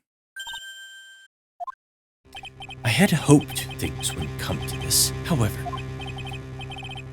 Well, what is it, Mr. Edgeworth? Miss Andrews, since you absolutely refuse to testify, it falls on my shoulders to disclose to this court. Stop. Mr. Edgeworth,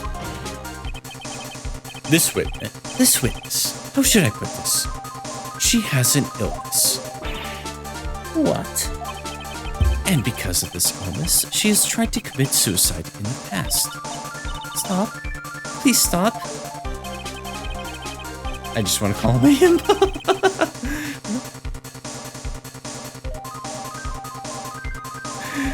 No matter how much you want to hide it, it's no use.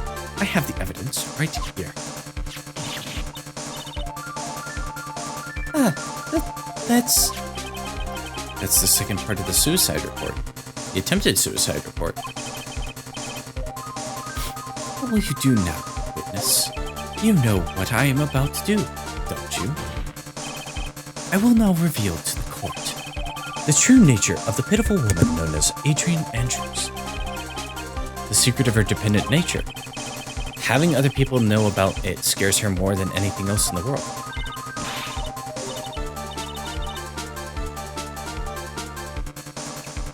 Please stop. I beg of you. If people find out, I'll...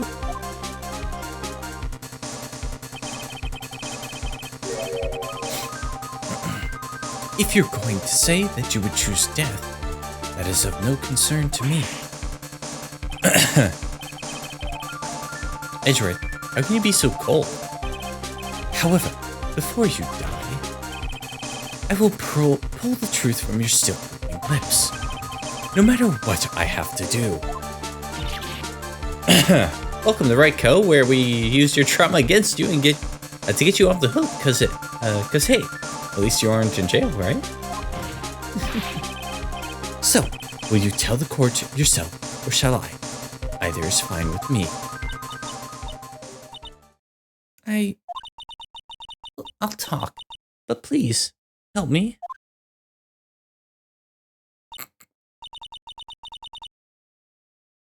Nothing matters anymore.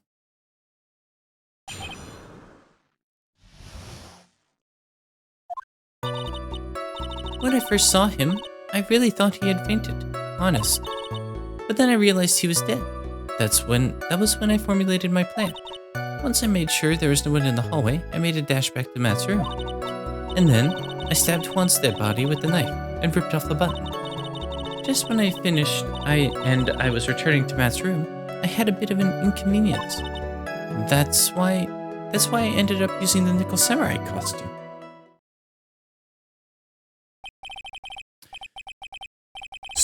Stab the body with the knife. But why would you do that? Isn't it obvious? To pin the blame on a certain person. A certain cowardly man. Well, what do you mean by all of this? It might take this court a little while to understand, but... this is the truth. Real killer's Matt. That scumbag of a man. I'll never forgive him. He's trying to escape his guilt again, just like last time. Last time? So, Miss Andrews stabbed the victim, Juan Carita, in the chest with the knife. However, she didn't do it with murder in mind. She did it with the intent of framing Matt on guard for the murder.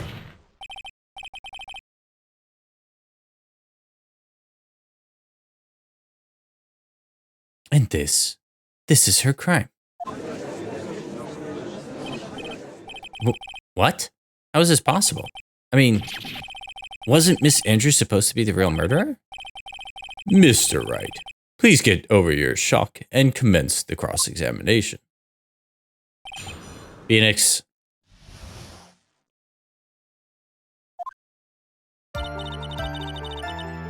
Okay, here's the thing.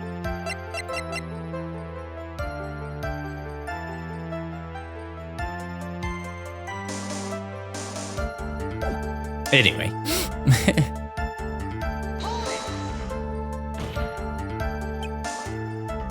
But you could tell from the state the room was in that there must have been a fight. Are you telling me the truth when you say you did not know he was dead? He had a scarf tied around his neck, but that scarf is a part of the Jamma Ninja's costume, so I didn't think anything about it was strange. His head was also tilted down a bit, so I couldn't see his face that well. That's why I thought I'd wake him up and went to pour the juice.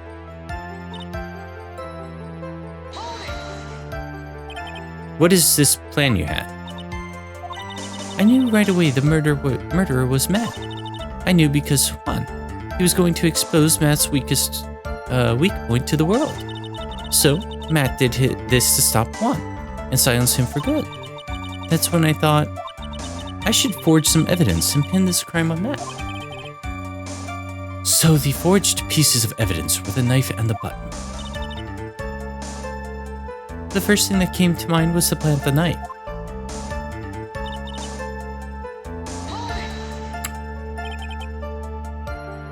That was so you could get the knife, correct? The knife Matt used at the dinner had his fingerprints all over it. I thought if I used that, then the police would certainly turn their eyes toward him.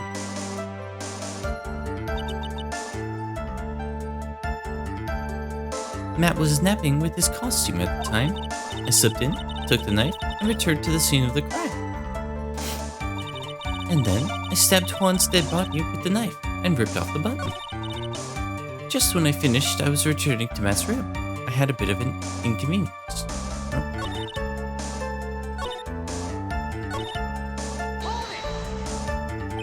So you were the one to stab the victim with that knife. It gives me goosebumps thinking about it now. What a horrible thing I did. But at the time, I couldn't control my own body. It moved on its own. Then, when I stabbed Juan's dead body, I suddenly realized something. If I use the button somehow, I could make Matt look even more suspect. So you thought to rip one of the buttons off, then plant it in Mr. Ungard's account. Yes, that's what I had planned to do. But things never go that smoothly, do they? Just when I finished and was returning to Matt's room, I had a bit of an inconvenience. And that was why, when I ended an inconvenience? There was a woman with a camera at the ready, loitering in the hallway. I'm willing to bet my spikes it was Lotta. There was also a woman with a ray gun at the ready, pacing back and forth. That's Miss Oldak for you.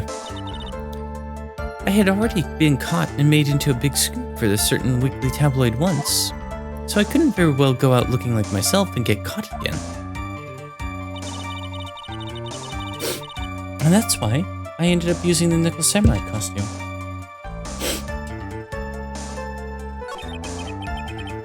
I don't want to concede, but that testimony, it rings of the truth. I'm sorry, Phoenix. No, please, don't apologize to me. We were both taken by surprise. Dang, hold on.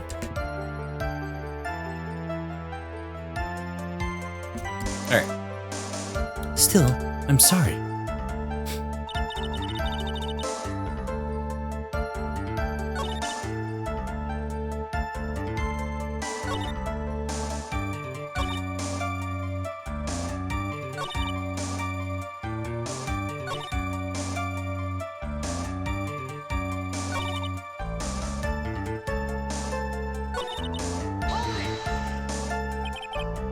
You were the one who prepared that costume, weren't you? Yes, I took it from Global Studios. I also put it into Juan's guitar case the day before the awards ceremony. You did this in preparation for the press conference, correct?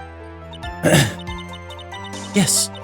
Yes, Juan wanted to wear that costume and hold a press conference in it. He was going to disclose Matt's big secret there. And what is this secret?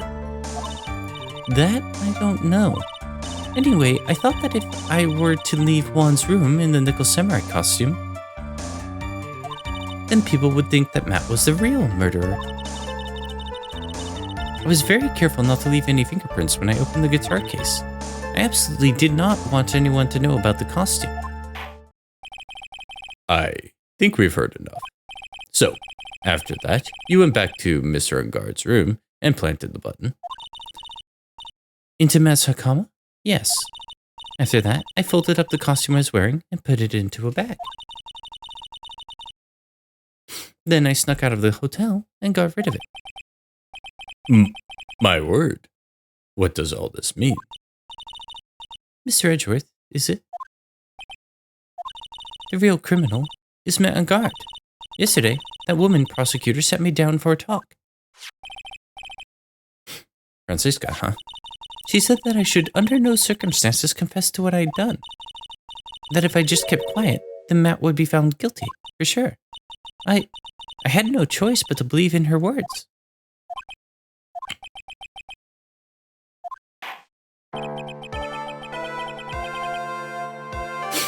What this witness has done is clearly unlawful.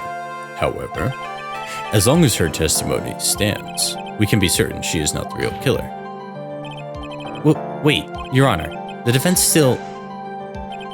Right. It's pointless. At this point in time, it is not possible to indict Miss Andrews on anything. Yes, exactly. There isn't a single piece of evidence that points to her as the murderer. The cross-examination of the witness is over, and so is today's trial. You couldn't establish that the witness was the culprit.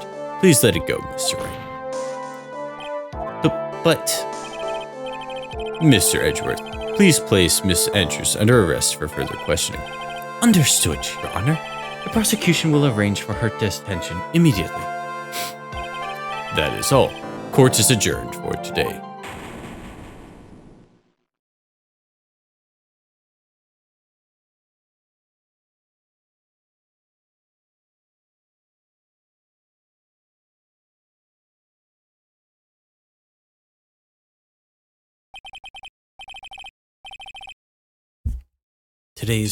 Today's trial is over, and I didn't win an acquittal. Witness, would you mind if I asked you something? Edgeworth?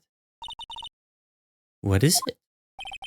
Before you leave court today, I wonder if I might look at one thing. That card in your hand. It's had my interest for quite some time now. What exactly is it? Oh, this? Mr. Wright also asked about this.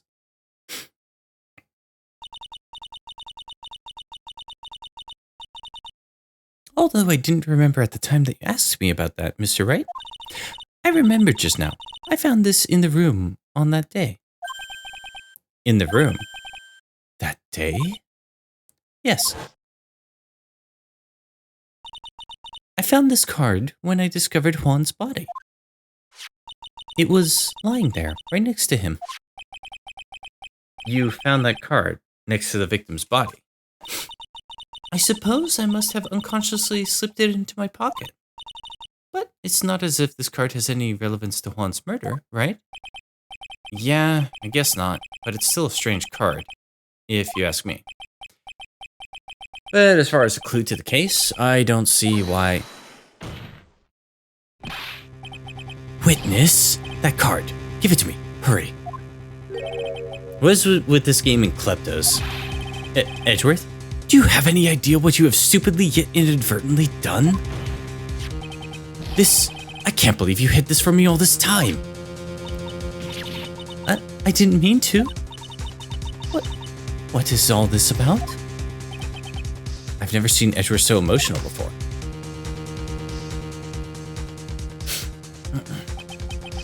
That card, what in the world is it? And what does it mean? To be continued.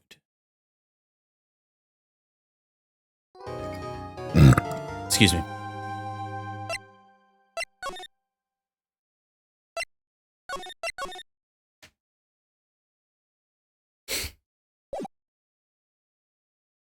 Edgeworth, why didn't you ask about that card sooner? Mystic Maya! Mystic Maya! Sniffle, sniffle. There, Pearls. I can't take it anymore. Look, it'll be alright. Everything may still work out. The condition was not that we had a not guilty verdict. And so far, the kidnapper has kept his word and hasn't hurt Maya. And he won't because Mr. Ungard hasn't been given a guilty sentence yet. Sure. We don't have time to stand around crying. We have to get going. You're right. Miss Maya is in much more pain than I am. Yes, that's right. So. Hey, you guys. Glad I caught you, pal. Mr. Scruffy Detective. Oh boy. Looks like Detective Gumshoe has been dubbed Mr. Scruffy Detective in Pearls' book now. It's just plain old Dick Gumshoe now, and I came to talk to you, pal. But we're kind of busy right now. So what are you gonna do from now on? What do you mean, pal? Well, you've been fired, right? So do you have a new job lined up yet? Oh, that. What am I supposed to do now, pal? I don't have anything coming in at all until my next payday. What are you talking about? You don't have another payday. I guess that means I'm just gonna have to work here in your place, pal. Say what? You'll be searching for things that will prove Mr. Ungard's innocence all day, right? Well, yeah. So yeah, I'm gonna help you, pal. I've got lots of experience in investigating and watching over people's places. And I'm great at making really simple meals, pal. I'll take care of it all. Come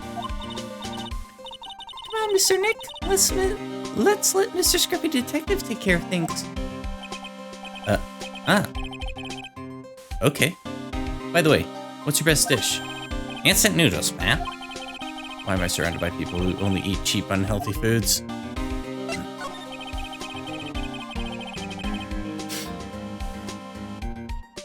That was the first time I've ever seen Mr. Edgeworth act like that. Never thought he'd say something like he didn't care if Miss Andrews killed herself. He said that? That's horrible. Yep. But because of him doing that, we got the truth finally. The truth? Miss Andrews' last testimony. I wonder if that was the truth.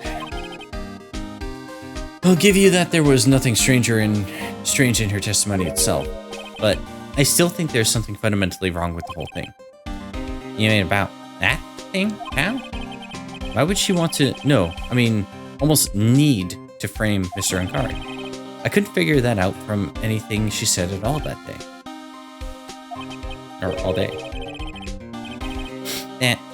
Then you're saying that testimony was a lie? Not a lie, per se, just feels like there's more here than meets the eye. Or that's what Edgeworth would like us to believe.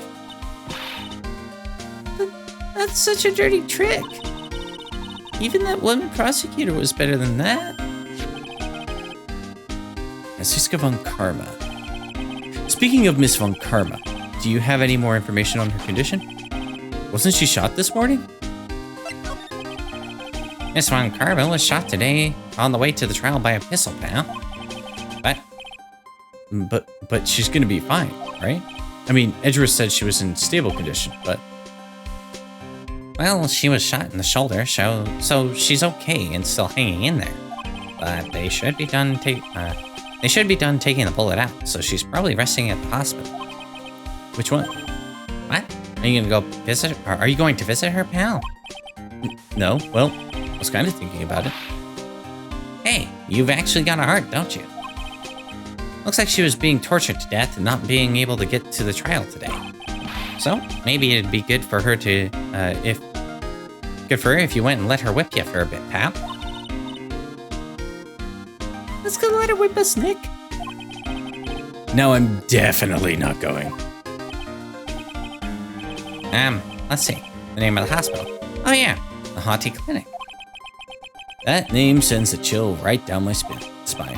Well, I guess it can't hurt to stop by and say hi. Okay, bye.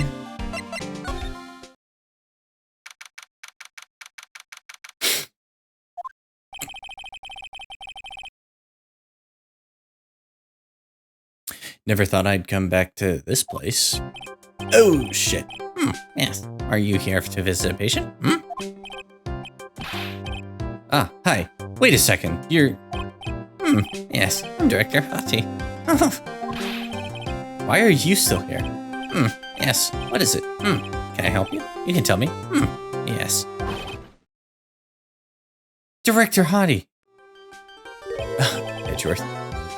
Edgeworth? Yes, I'm Director Hati. Oh, you're the famous man from this morning. Yes, what is it? Director, Francisca. How is Francisca von Karma? You don't need to worry. Yes, she's in good hands. Because you see, I'm personally taking good care of her. Yes.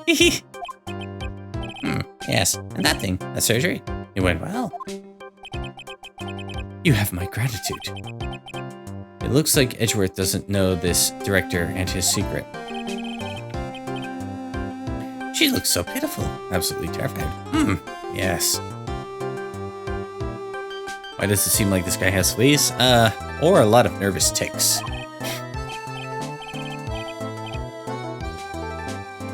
But I understand. Yes, her opponent was a gun after all. And when I snuck up on her real secret, like, she would scream really loud. Yes. I see. But she's really cute too. When I'd do that, she'd whip me with her whip. Boy, did I cry like a baby. Yes, but I think I could get used to it.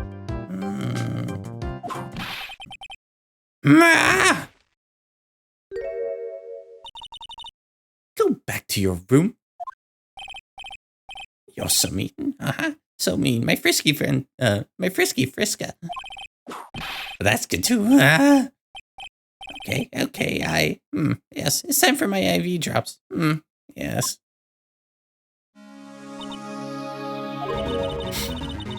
And what are those tulips doing in your hands, Mr. Phoenix Wright? I knew I shouldn't have come here. Present the tulips. The shooting.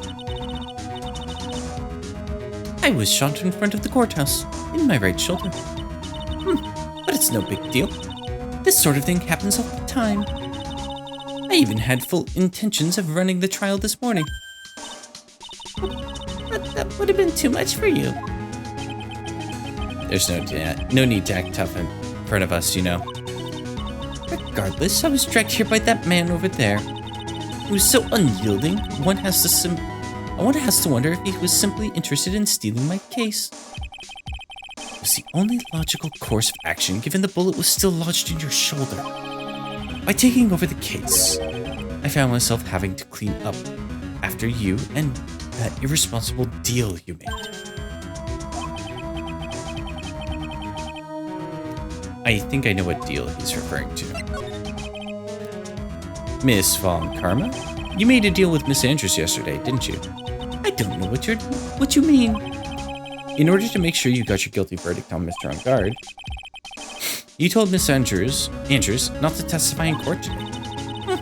I don't know what you're talking about. Do you have any proof I made such a deal? You're denying it? It looks like you were lucky, Mr. Phoenix Wright. If I had been in court today, this trial would already be over. All while hiding Miss Andrews' own crime? That isn't my problem, whether she had tampered with the evidence or not. I have only one objective, to find Mr. Ungard guilty of murder. The ends justify the means, Mr. Phoenix Wright. The end justifies the means. Miss Von Karma, Adrian Andrews believed you when you said, if you don't tell the truth of what really happened, then Ungard will be found guilty. And what does that have to do with me?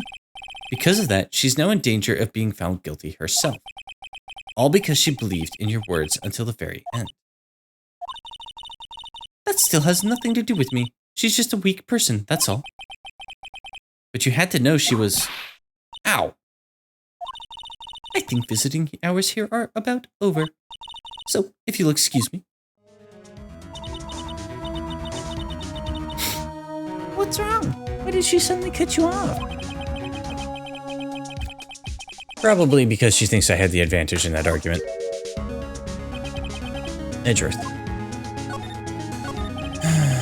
What happened today at the trial, Edgeworth? That was not like you at all. I mean, I know you knew about Miss Andrews' condition. You could have made her testify as many times as you wanted, but to go that far... but she wouldn't testify about that until I said something. Listen, Wright, the courtroom is a garden of judgment. I am putting myself on the line when I stand in it, and that is why I made the witness do the same. It's only natural.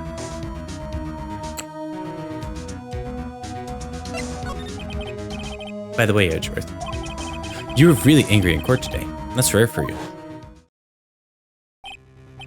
Witness, that card. Give it to me. Hurry. Do you have any idea what you have stupidly yet inadvertently done? It was kind of hot, actually. Scary, too. This. I can't believe you hid this from me all this time. Well, she didn't exactly hide it from you. She was playing with it in plain view. And you didn't fucking ask about it, Edgeworth. Sorry, was that too harsh? No, I think that was accurate.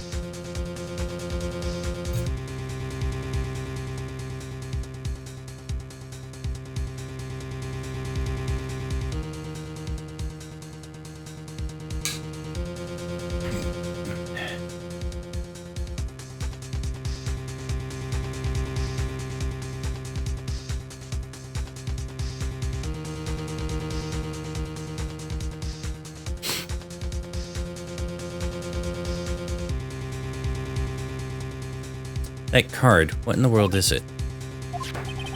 You mean this? Listen, Wright. This is secret information. You absolutely cannot leak this. A special investigation team has existed for a number of years, but few know of it. I understand. The task is to find the owner of this card. A man named Shelley the Killer. And just as his name states, he is a killer, an assassin, the best at that. An assassin? Picture card added to the court record.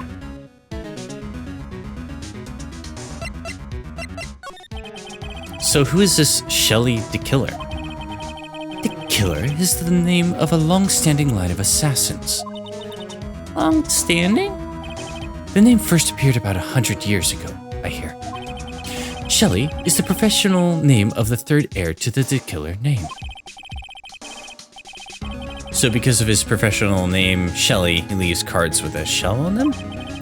He has a habit of making sure to leave a card by the body of his victims. Why would he do something like that? We think it's a part of his duty to his clients. His duty? If he leaves a card, then his clients can be assured it was he who killed the victim. It also serves as insurance against any charges being pushed onto his clients. I see. The Killer values the trust between his clients and himself above all else. It seems that this is one honorable assassin with a moral conscience. I guess even honorable assassins can exist. So, you think this assassin, you think he's the one who did the killing in this case? It would appear that way.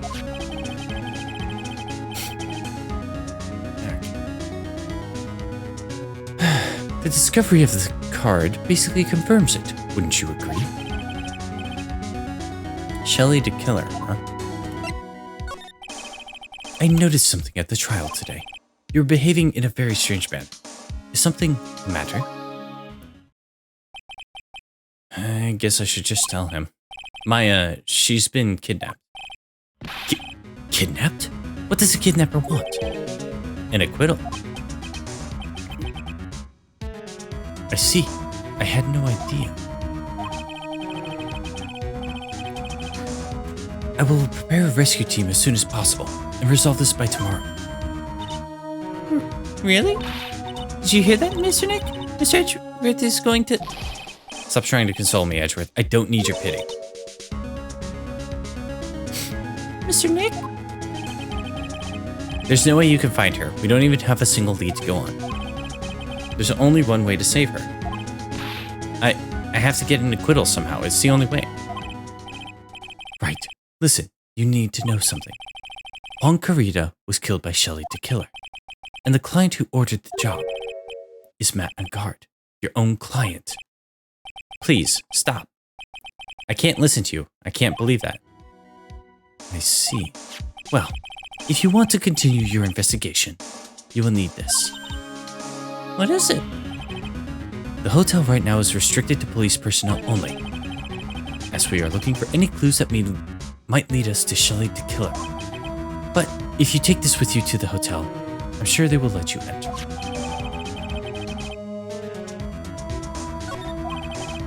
In any case, I must attend to preparations for Maya's rescue team. We'll meet again if anything should happen. Now, if you'll excuse me. Mr. Nick? Do you think Mr. Angard hired an assassin? No way. I mean, he doesn't have a psych log. Yeah, I guess not. Aya. Please, all I ask is you make it home, safe and sound.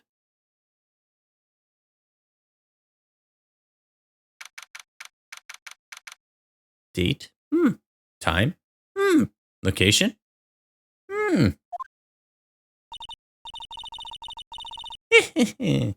I guess even kidnappers can be a little clumsy. Clumsy enough to drop a card like this for me.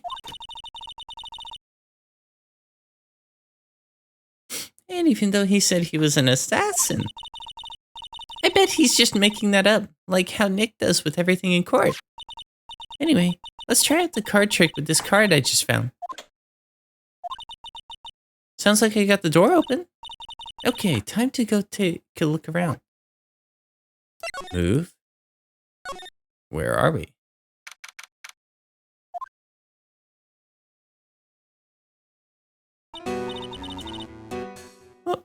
What is this place?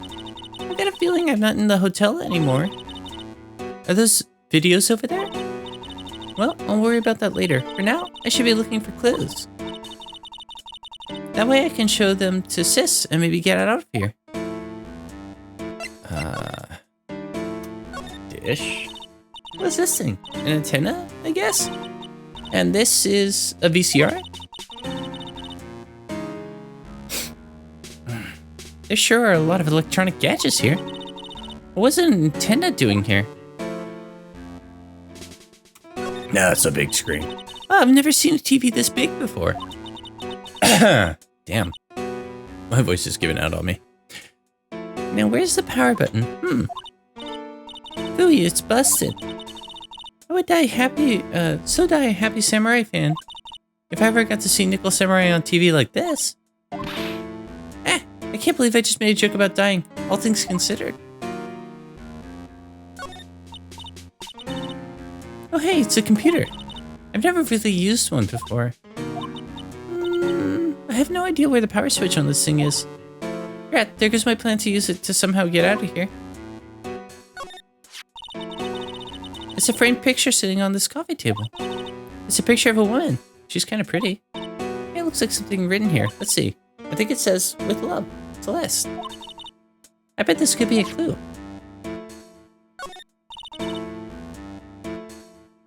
That's weird. What's a figurine doing on a sofa in a place like this? I think it's a bear. Oh, how cute. I've never seen something so big before, and that voice will do that to you.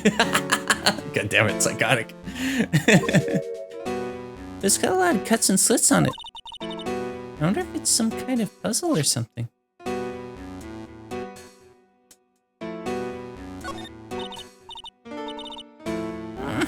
Locked, of course. It doesn't look like I can use the card to open this door. There's a little hole at the bottom of the door. If only it was a little skinnier, then maybe I'd be able to crawl through here. Oh, this simply will not do. I cannot have you wandering around at will. Yeah. It seems that your Mr. Wright is truly concerned about you. Yes? For now, I would suggest you remain cooperative. If you cannot, there are other ways in which I can help you. Ways? You mean Dead men tell no tales, is how the saying goes. Correct? Dead? Who is this? Who is this? The arch villain Zipperface? Yeah, something like that. I'm actually curious. I think they explain why he has those stitches.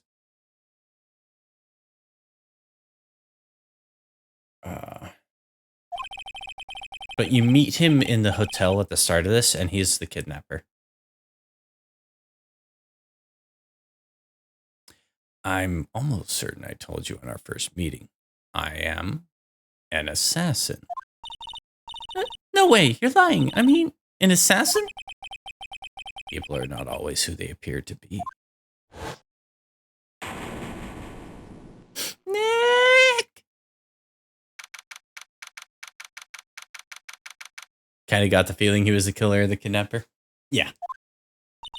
They don't do anything to hide it when you're going through the case. Mr. Nick? Which is weird because he's been contacting us via that radio that I was talking about, or that I was looking at, the radio transceiver. And it was originally from Maya's kidnapper, who goes by the name of the Killer. At this point, like, Nick should have known, like, or been able to piece it together that, hey, this guy's a murderer. He does the nice thing. Oh, yes. Girls? I got caught up in my thoughts about my situation. Mr. Edgeworth left, you know. Well, I guess for now I have no choice but to believe in Mr. Ungard. But I think I should listen to his story one more time. All right, let's get going too. Okay.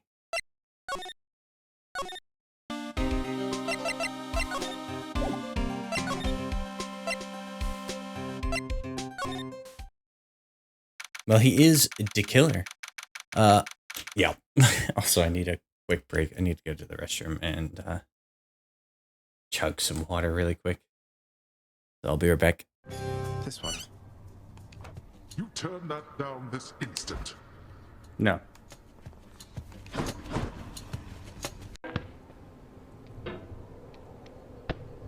What? What?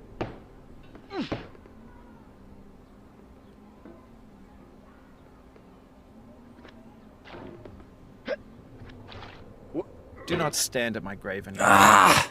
I am not there. I did not die.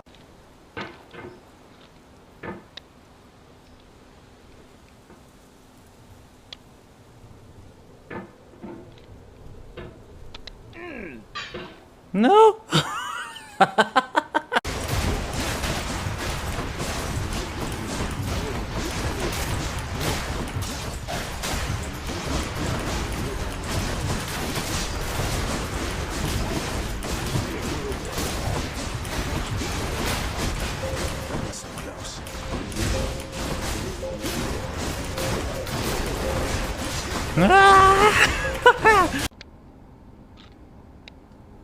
There we go. Like, I know the solution is just hard to execute, and I'm okay with that.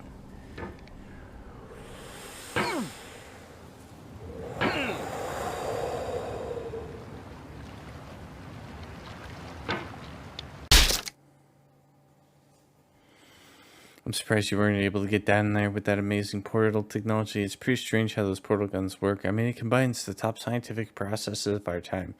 Portal guns contain a flux quantum generator which propels energy blasts, which with energy values of 4.23 gigawatts with an average speed of approximately 25 meters per second. The speed is most optimal because it allows the energy to be conserved while still maintaining a speed that is appropriate. The external plastic casing of the portal gun is constructed of a high polymer fireproof carbon fiber. This prevents the intense energy of the portal gun from burning the hands of the user. This intense energy causes intense heat. Oh, by the way, if you want an achievement, click here. I've heard that scientists still do not know what happens if two portals are placed on top of one another. The last time that was attempted, well, I'm sure you heard about that on the... Hey boss, found Found you? Good. Hermes, at your service. Pleasure. You are the talk of Olympus. Normally I wouldn't get mixed up, but for you, I'll be making an exception. Now come on, we've both got places to be. He actually speaks really fast. But it doesn't sound rushed. Out of trouble. Ooh. Oh, hello, Mr. Spider. Alright, you got some evidence. Whoa, wait. Okay, I think.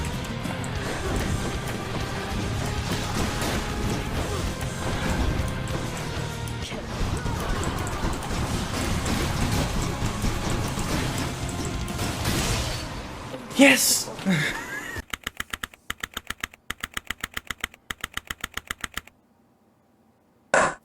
Oh, god damn it. Please continue your testimony. Okay. I was riding alongside my partner in the armored van, when suddenly spotted a bag on the side of the road. We were supposed to be taking a break from Phoenix Wright, god damn it. We didn't know there was someone hiding in there. Objection! So, the defendant crawled into that bag in order to break into the bank. Is that correct? Is it not obvious? Is it And Joe Dark ran into my knife. He ran into my knife 17 times. He had it coming. Damon Gant, the killer was you.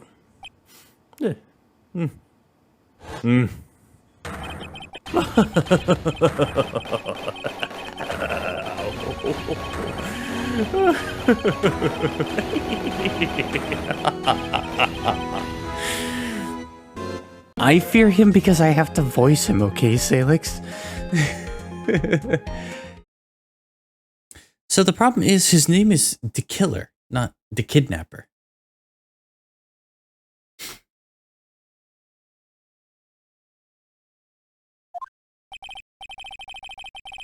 I'm sorry, but visiting hours are over for today.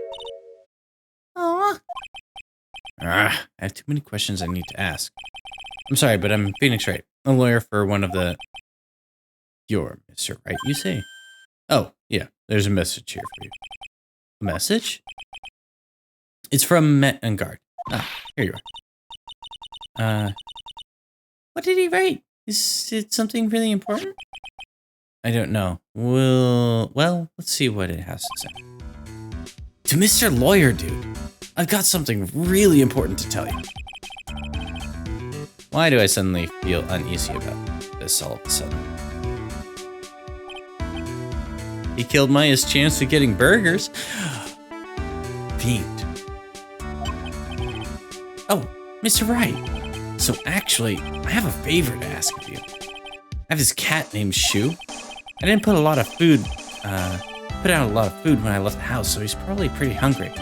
Think you could drop by my house and feed Shu for me, dude? My house is just a little ways down from the hotel, alright?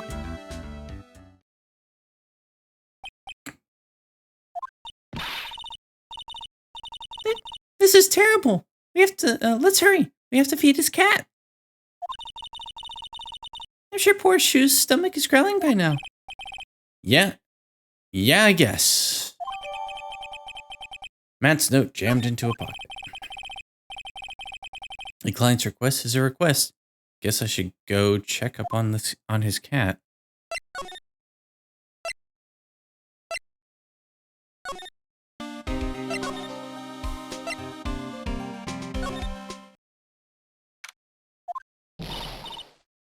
Alright now, Mr. Nick. Let's go look for clues. We have to, for Mystic Maya's sake. You shall not pass. Miss Oldback. Don't devalue my name and turn it into a gasp, you spiky-headed pettifogger. What's the deal with Maya? Isn't she constantly being kidnapped? Or getting into some trouble, of some weird sort? You ain't seen nothing yet.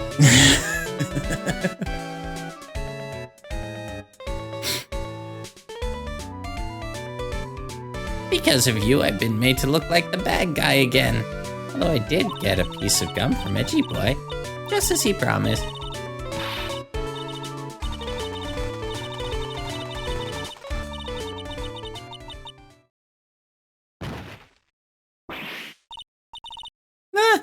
This old man. Keep your hands off me. This helmet's airtight. No air gets in or out.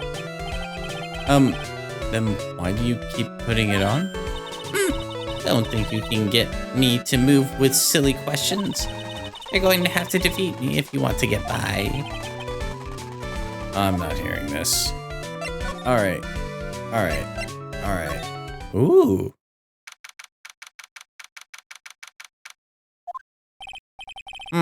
Sure is dark. I'll go turn on a light.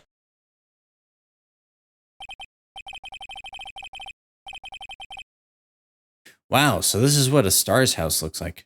Must be nice to be rich. Come on, Mr. Nick. Let's find Shoo the kitty cat. Shoo. Meow. Meow. So I guess this is Shoo. Oh, what a lovely cat. Hello, Shoo. Meow. Tee-hee.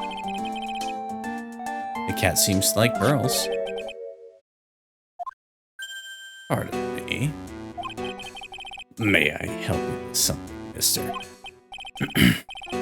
Oh, we're lawyers. Actually, I'm Mr. Ungard's lawyer. The masters. Then you must be Mr. Wright. Yes. It's a pleasure to meet your wonderful self. I'm the family butler, John Doe. Nice to meet you.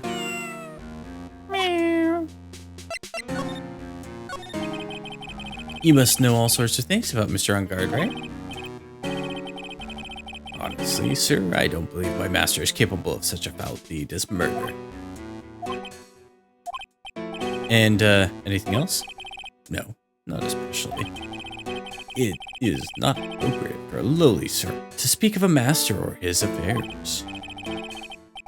I'm typically butler-like, as it were.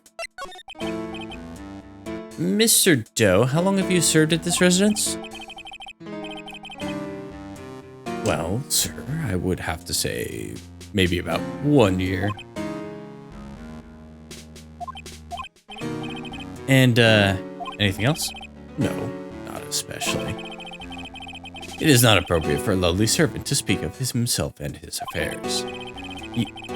You know, I would have thought Mr. Ungard would have the kind to have a maid over a butler. Nope. I don't think Nick knows how to work the radio.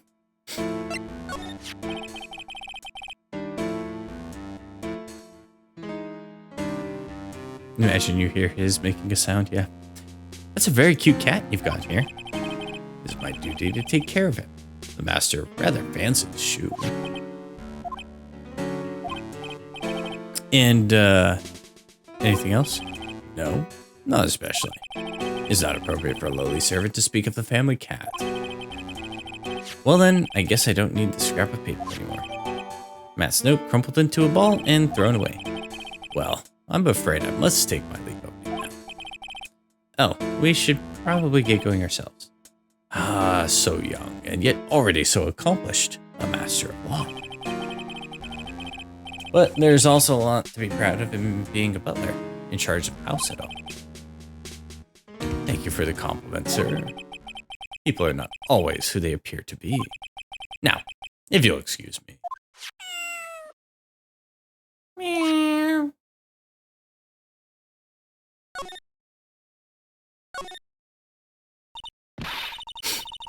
A giant bicycle's flying through the air. That bicycle, Pearls, is one where you don't have to pedal, and it moves on its own.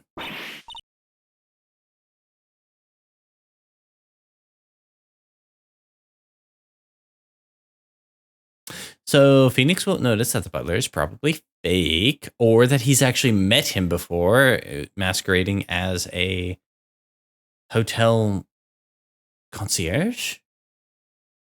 Bellboy? As a bellboy.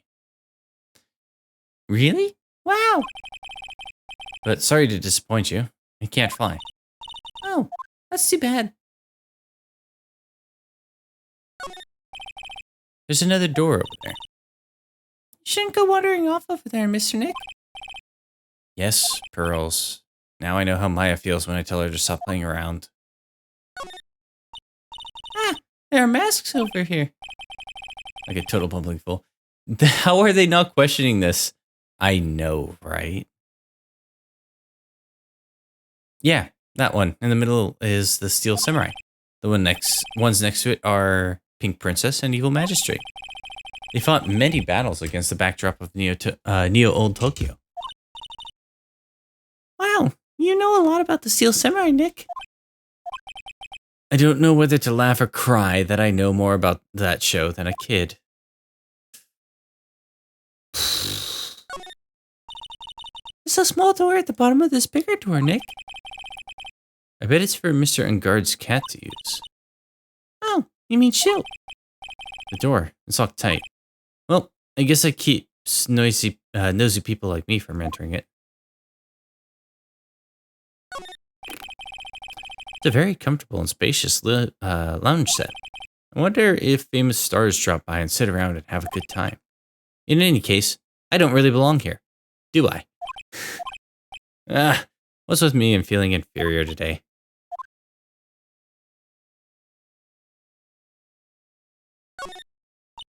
Oh, there's a giant cooking hearth here. Actually, that's actually a fireplace. Are they different, Mr. Nick? You know, I've never actually seen a hearth before, come to think of it. You should come visit Faye Manor then. I'll show you one when you do. Maya is in the room with the cat door. That's my guess anyway.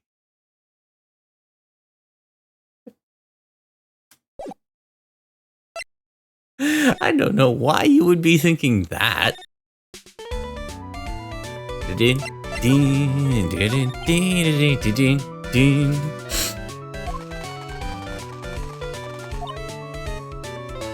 Ha! You're a million light years too early to be asking me the questions, whippersnapper. Looks like the only way I'm gonna get any investigating done is to first do something about this kooky alien. Lighty. Maybe if I show her this letter I got from Edgeworth. Miss Oldbeck, if you would look at... What? If you want me to look at this worthless piece of... Edgy poo. Ugh, is that her perfume? Pheromone Dalmer, I smell. Ugh. Let's see here. Would you please allow this unsophisticated young person to conduct this investigation? Yours truly, Miles Edgeworth. Yours truly? That man's good at flattery. Fine, but only because Edgy Poo said so. You understand? Letter of introduction given to Miss Oldbeck. I just thought of something I have to do. Remember, no messing around. You do anything bad and I won't let you off the hook. It looks like she's strong feelings for Mr. Edgeworth. That may be, but you know nothing's going to come of it.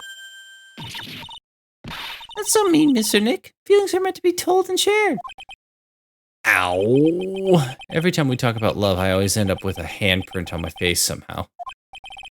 So anyway, let's continue our investigation. Okay. Yeah. What now? One little thing before I forget. You can't go into Engard's room today. Why? The police's main investigation team is going to be in there all day. You hear? I wonder if they're the team in charge of investigating the killer. So don't go in there. Set one foot in there and you'll face the wrath of Wendy Oldbag.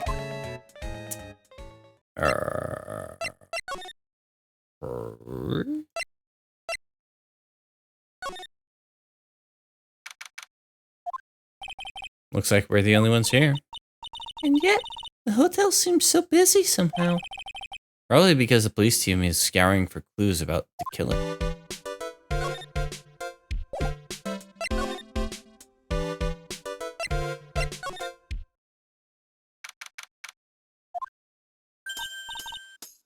Hey, city boy. Lotta, you're still here. Wrecking course. An investigative photographer eats her stars on her ability to snap up the scoop, yeah? And this hotel just has that aura of mystery.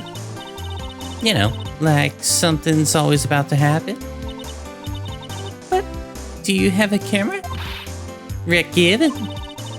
A photographer's gotta have cameras in her ear like corn, cameras out the ear like corn to be a real pro, you know? So I'm hanging around here. Speaking of cameras and feeding them out, do you have mine, you bread thief? Why can't you drop that thief thing already?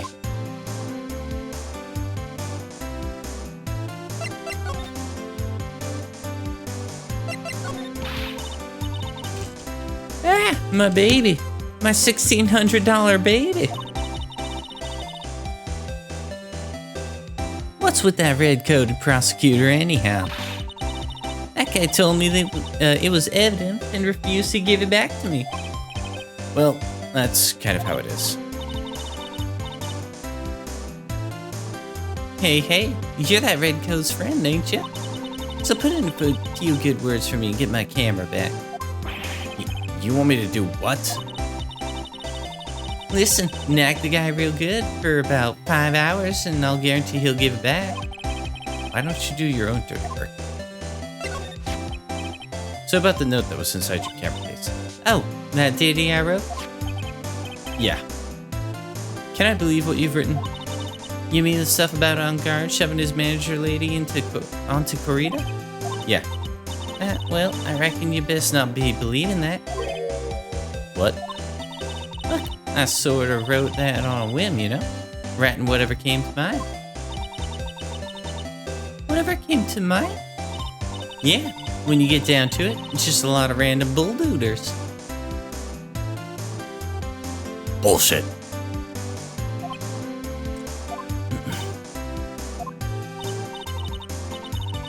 Hey, what's with you? Why are you staring at me like my grandpa used to? Hey, and why do you look like you suddenly got older too? Or am I just shrinking here?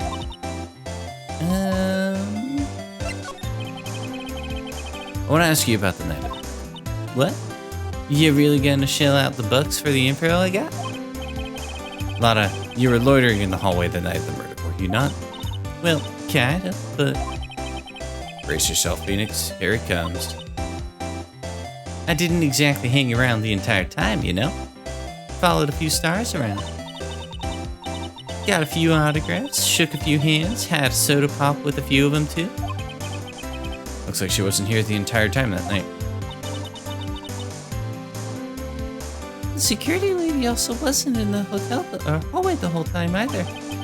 I guess this means there's no one who can tell us who came and went that night. Well, I reckon it's time for me to get going. Tabloid photographer without a camera is just a tabloid, huh? Yeah, I guess so. Keep yourself together out there, you hear? I'm coming to see you in court tomorrow. Okay, I'll see you then. You too there, little one. And keep up the good work, okay? Okay. Don't be picky about your food now. Okay. And make sure you do all your homework, you hear? Okay. And if you happen to find yourself a camera, make sure you bring it right back to me, yeah? Would you please just leave already?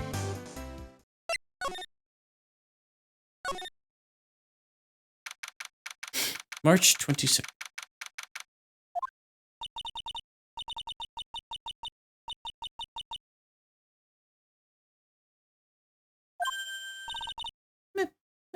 Mr. Nick? What is that otherworldly ghastly moaning?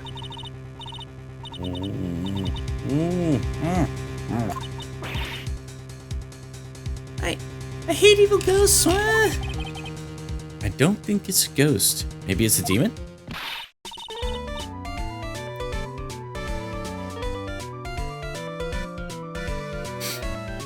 Excuse me. Excuse me? Watch who you're calling a demon, brat. Ah! Zoinks! It's the alien. Who are you calling an alien?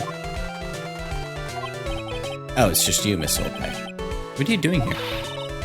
What's wrong with young'uns today? I came down here to pay my respects to my poor Juan, and you're disturbing me.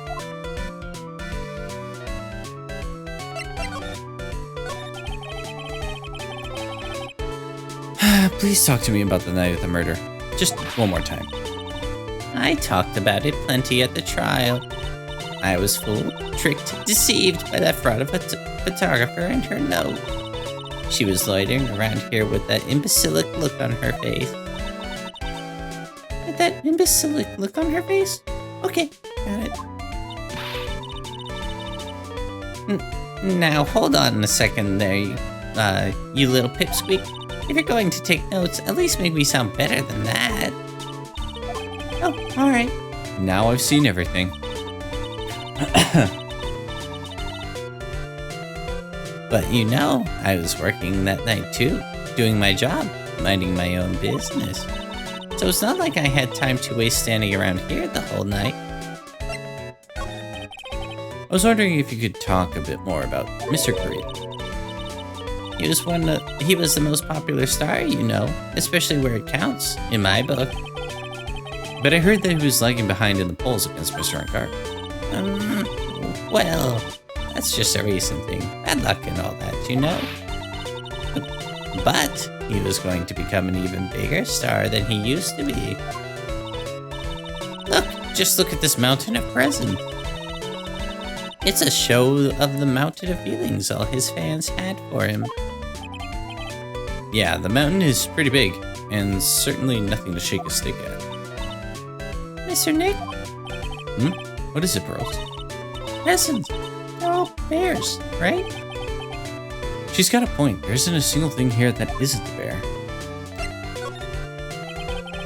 All of Mr. Corita's presents from his fans seem to be bears.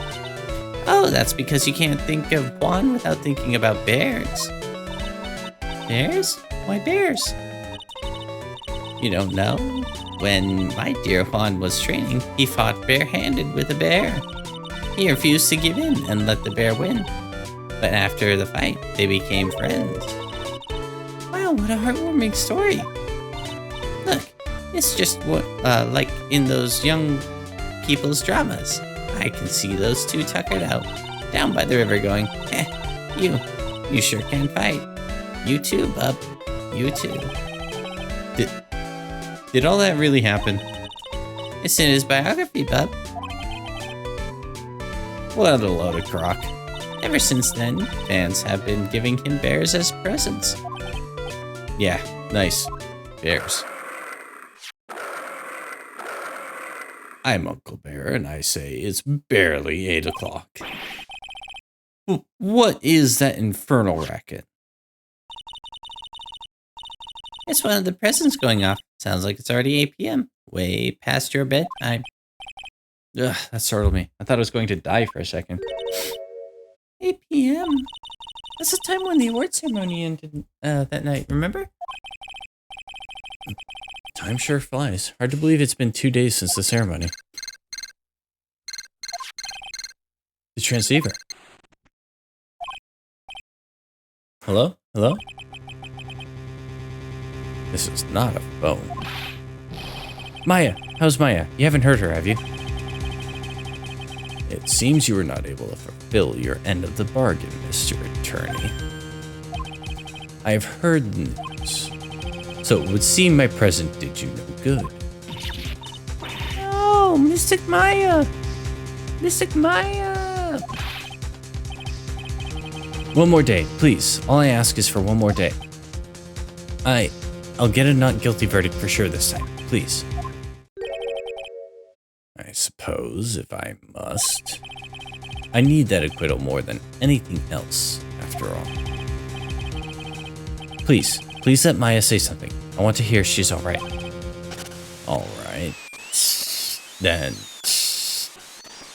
A little. What's with this static all of a sudden? Hello? Hello? It seems bad. Connect. Damn it, did the transceiver just suddenly break? Oh, excuse me.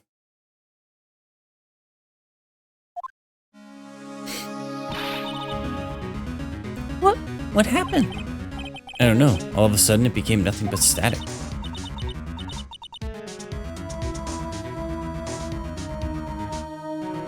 Mystic Maya! Mystic Maya! Why did the transceiver suddenly break like that? Should probably have an electronics expert look at it. The sooner the better. Move. Hallway. Move. Feel the hall. Move. Hotel lobby. Move. No affairs. Wow, everybody looks really busy with something or other. They're probably strengthening the evidence for tomorrow's trial. Hey, hurry up with that, will ya? Pass the victims list around. You gotta be kidding me. There's over 100 people on here. Mr. Nick? Is Mr. Encard really that big and bad of a criminal? Actually, Pearls, never mind. It sounds like they're working on a different case.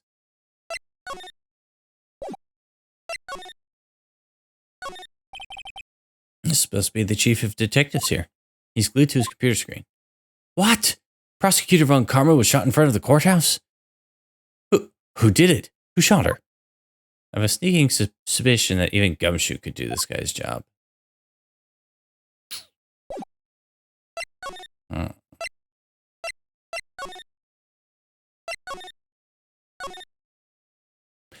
Gumshoe could tell us. Hey, welcome back, pal. Thought I'd make you a little something for dinner. That's nice. Thanks. A rich man's luxurious full-course meal out of a can, that is. I'm sorry you went through all the trouble to cook, but I don't have the time to eat. Oops, looks like you don't have a can opener, pal. You've got to be kidding. And here I thought he had already whipped something up. Oh, I know. There's one way I know how to be helpful. Ask me about anything you want. Pal, go ahead. Well, since he's here and offering, I wonder what I should try asking him about. The transceiver? Oh, Mr. Nick, you should ask Mr. Scruffy Detective about the thing. What thing? Oh, yeah. This thing just up and broke all of a sudden. It broke, pal? When I was talking to the kidnapper, it just suddenly broke into static. Look, it sounded like this.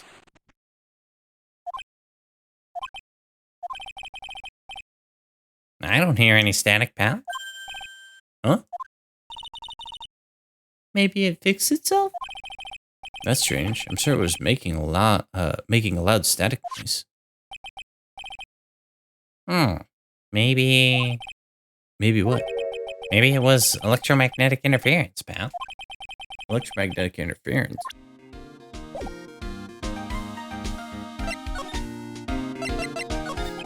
This is where it gets good. So, what is this electromagnetic interference? Something that's, that happens when a radio wave gets mixed up with another signal, pal. Oh, when you put it that way. I don't understand what you're talking about. Like, for example, when a cell phone goes off next to a computer screen. The stuff on the screen gets kind of fuzzy and starts acting funny, right? Huh? Computer? It's like when you use a dryer next to the TV and the screen starts looking weird. Oh, yes, the TV does do that. So that's what you're talking about. She seems amazingly happy at being able to understand this. So the room you were in when that interference to the transceiver happened, there's got to be something in there that's sending out a very strong radio waves, pal. Something like a listening device or something? Ugh. Hey, speaking of that, where were you when it happened? We were in Mr. Kurita's room, the scene of the murder. What? That's it? I'm gonna sneak into the precinct and get a bug sweeper. I'll meet you at the crime scene later, alright, pal? Wait, Gumshoe. Oh yeah, baby, it's investigating time. I'm on fire, pal. My fingers are itching to go. Yeah. Oh, Gumshoe. I love him. We should be going too, Mr. Nick. All right, let's go.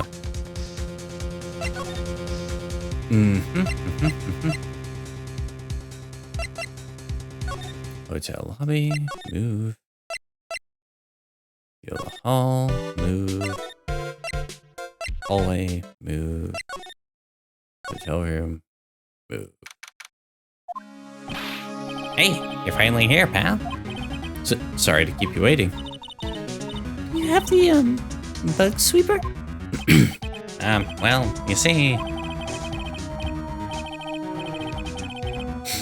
I got busted trying to sneak in, pal. But suddenly I'm staring at the precinct doors. From the outside, I mean. So, yeah, couldn't get one of the bug sweepers. What do you mean you couldn't get one? We need that item. Hey, calm down, pal. Didn't say I didn't get one, just not the places. Wow, so this is a bug sweeper. It looks a little broken. Hey, this was made when I was in elementary school, pal. Oh, by who? Me, of course. Seeing this sure brings back memories. Hey, don't look down on it, pal. Sure, it looks a little beat up. But I put my heart and soul into building this puppy here. Your heart and soul? It'll work. Trust me, pal. It'll do the job. But you can't set the sensitivity. So it's going to beep at anything that gives off electromagnetic wave. But isn't it better that way? Well, anyway, since I brought it all the way here, I might as well give it a whirl, right, pal? I'm getting that sinking feeling again. Okay, I'll tell you how to use this baby.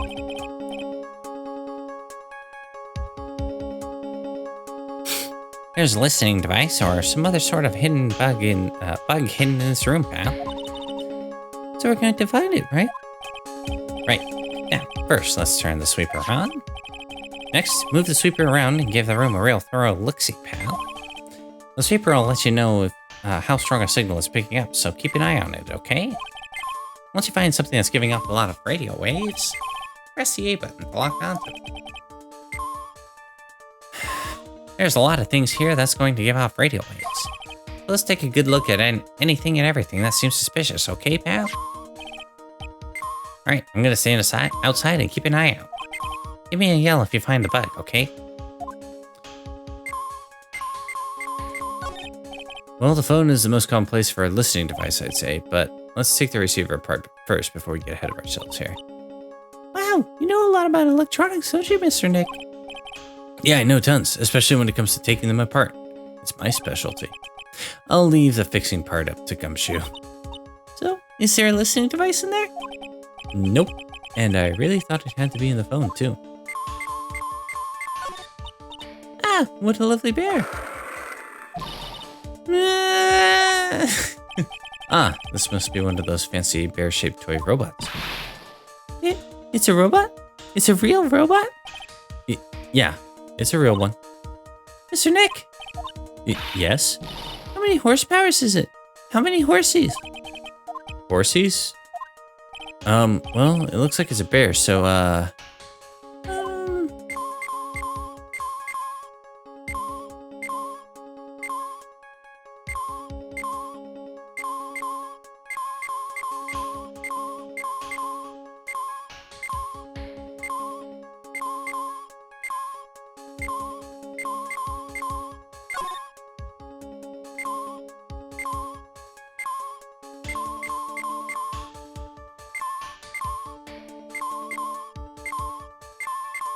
God, there's so many electronics in here, too. Wait, the clock isn't? So anyway...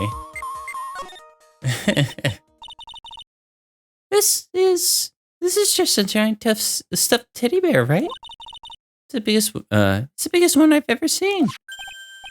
Hey, so did you find it? Did you guys find it yet? The listening device, I mean. No, not yet, but this bear's eye is. Let's see. Perfectly normal stuffed bear with some really strong radio waves. Sounds like you found the device to me, pal. Let's dig this big fella's eye out and see what we've got. No, you can't. Such a violent act. Huh? No. Sorry. That's a miniature camera. And it looks like there's more. There's a transmitter and a timer. What's a meter? A transmitter, pal. Oh, this is more of that high-tech stuff? Camera. So this tiny thing is a camera? Yep, it's a pinhole CCD camera, pal. It's small, high-grade video camera, mostly used in security systems. So it's a video camera. It runs on a battery, which comes with it in a set. But there's no videotape on this camera. This is the only the camera part here, pal. The tape recorder with the tape inside is somewhere else. Somewhere else? The footage is changed into radio waves, and then it's sent to that recorder. So, it's sort of like a TV broadcast, isn't it? Hey, you're right.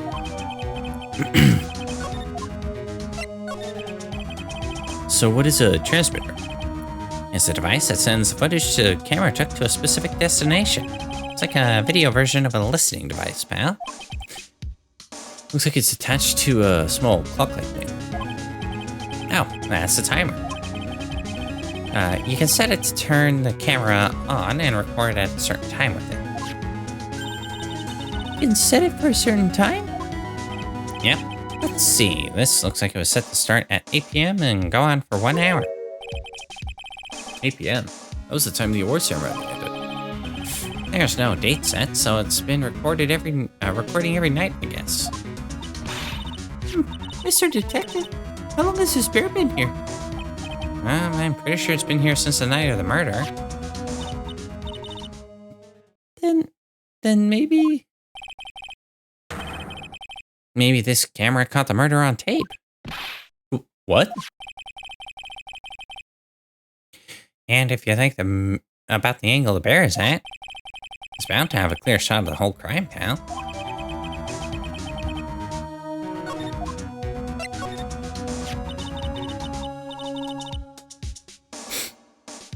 So there was a camera in this bear's eye? And it was disguised as a prison.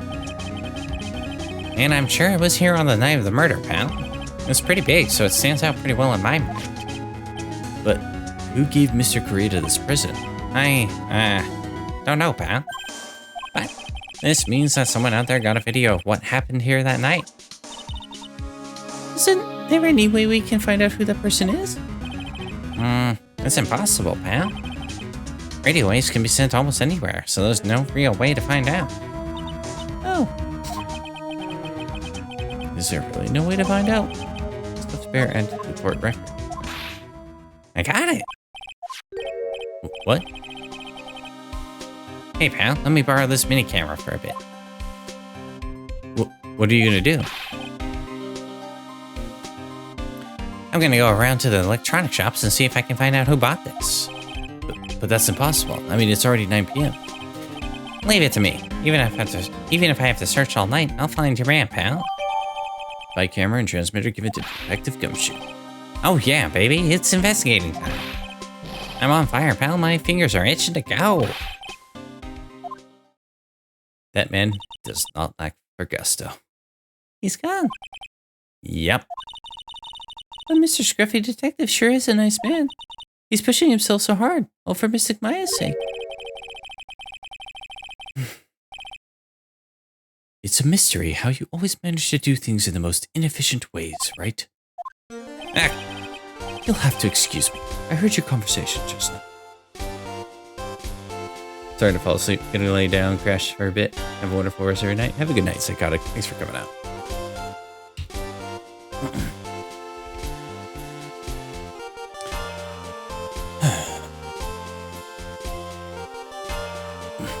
Hit rest.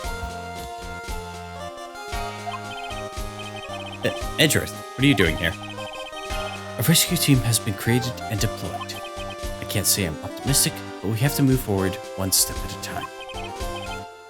I see. Thanks. Don't thank me yet. We still have to find her. We got about 15 minutes left in the night anyway. Gotta figure out who we're raiding. And find a decent jumping off point.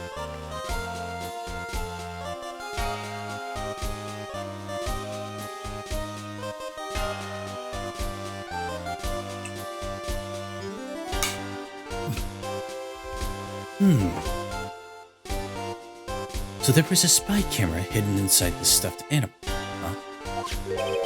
You're one lucky man, right?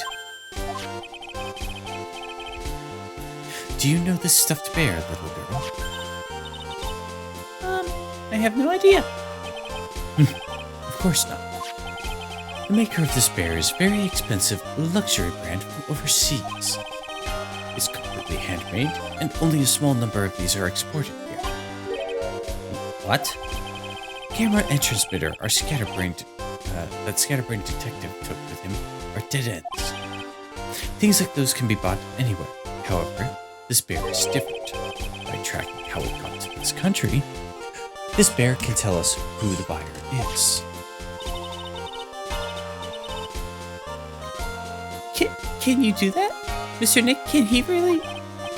Well, I guess so. It's 9 p.m. I think I can still make it in time. I'll be taking this for now. I'm sure you have other things to do. Bear, I ain't no snitch. Welcome in, Whack Frost. I just thought about that name and I love it now. How's it going? See you soon, right? Great. They're stealing all our evidence. Well, wait. What?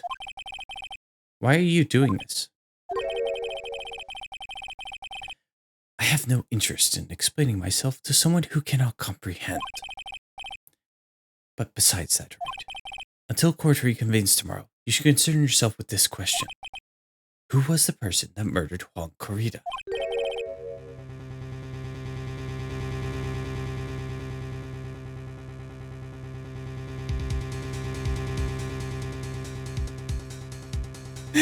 Game. Stuffed bear snatched up by Edgeworth. What we're all thinking. Stuffed bear pocketed into Edgeworth's pants.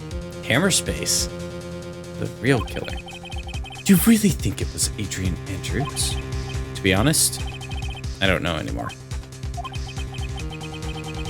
You still have a little time left. Find the truth, right? Everything begins with the truth. Juan Corrida's real killer, Miss Andrews' past, and the kidnapper whose sole condition is an acquittal from Mr. Uncard. Plot twist. Pearl kidnapped Maya. She wanted her all to herself. And this card, Shelley the Killer.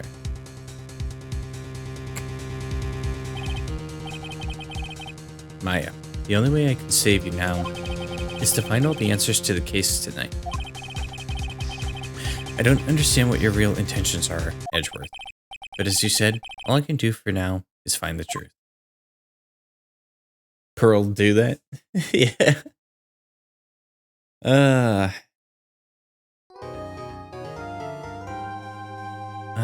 Save your progress up to this point? Yeah, why not? We still got a little bit of time left in the night.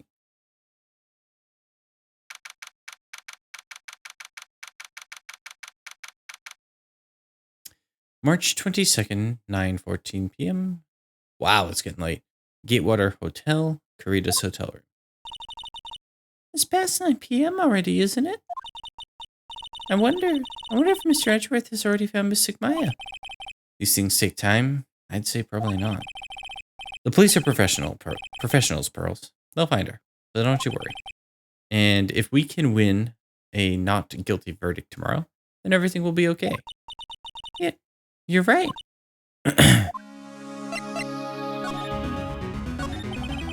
So the real person who killed Mr. Kurita, An assassin, Mr. Shelley to kill it, right?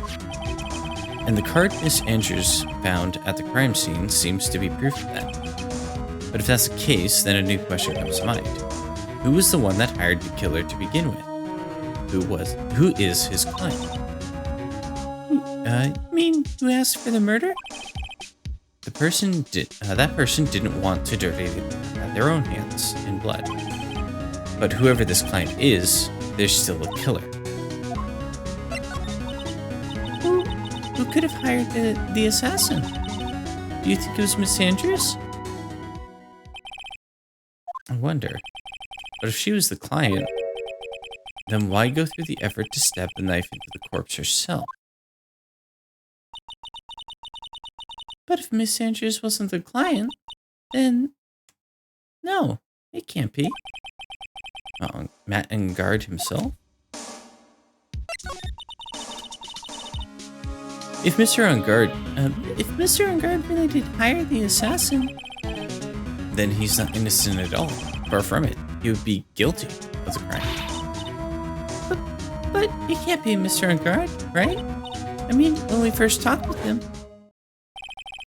Mr. Engard, I'd like to ask you one more question. Did you kill Mr. Juan Kurita? All right, just so we're clear, dude.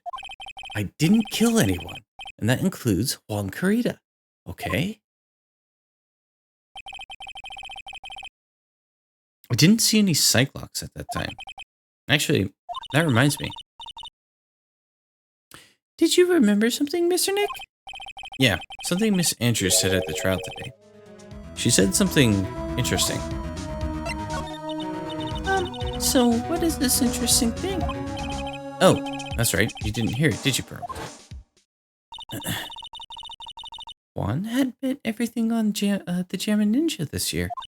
And if he lost the Grand Prix, he was going to make sure Matt was going down with him. That's what he thought anyway. It looked like somehow Juan had his hands on a secret so powerful that it would destroy Matt's acting career had it been revealed.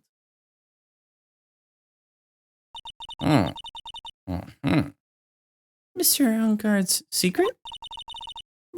What is the secret? I don't know yet, but for now, let's think about it this way. Mr. Kurita was going to reveal this secret. That means Mr. Engard had plenty motive to have Mr. Kurita silenced. Which means we have to meet with Mr. Engard. There's no way around it now.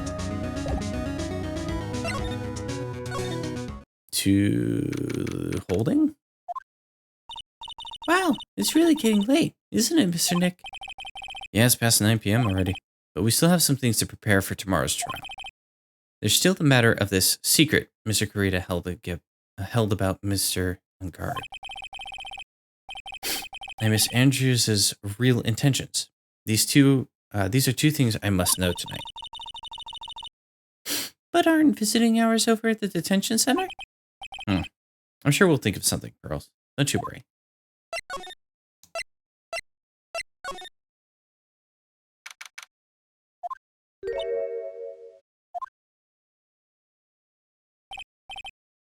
Hey, wait.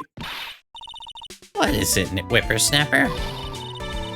All I know is nothing that has anything to do with you is ever good. Like just now, I was handed this strange device for who knows what reason.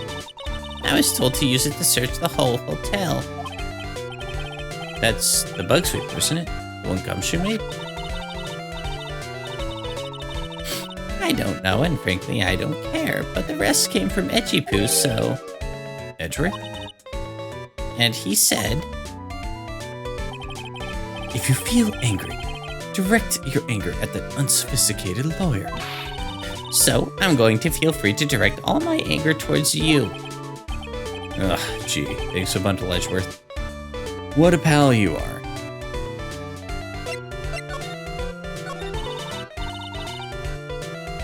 This is absolutely top secret, so you had better keep it to yourselves. I heard they found a spy camera hidden in one of the presents. Very interesting. I'm sure it was,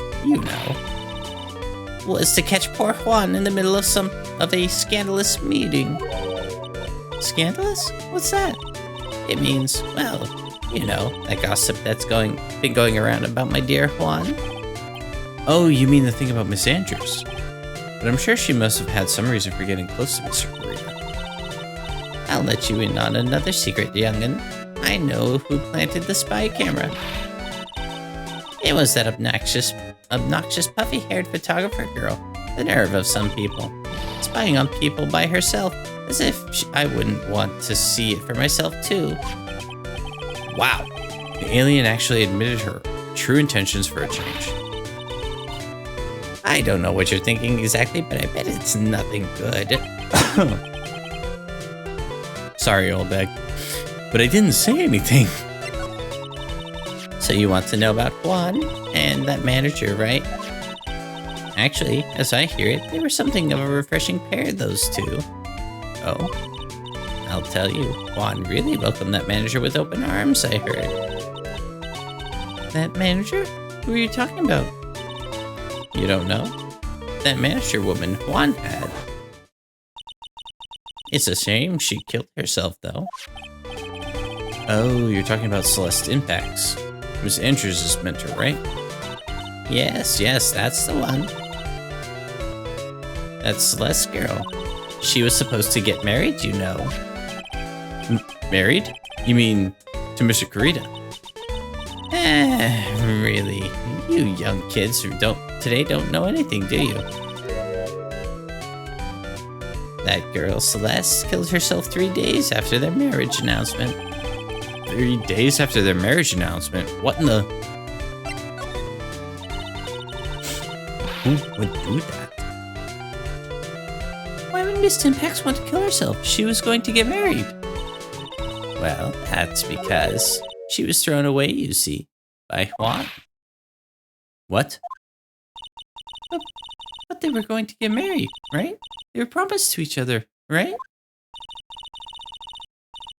They held a grand announcement session, but 3 days later, Juan suddenly canceled their marriage.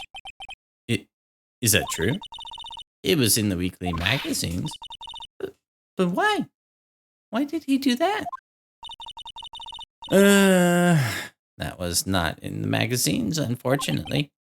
I see. That night after Juan called off the wedding, that manager Celeste killed herself. How terrible. I wonder what happened between those two. Well, bye.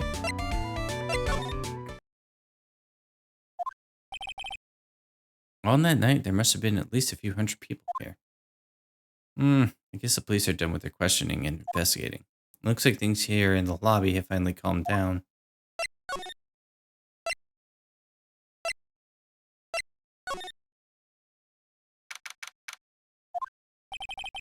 Looks like no one is around. What happened to that person with the stuffed teddy face? Oh, she must mean the butler with the stitches in his face. Shoo! Oh. Oh, there you are. I guess you're still awake, huh, Shoo? Oh. Hee come on, let's play. What if that butler, Mr. Doe, is already asleep now?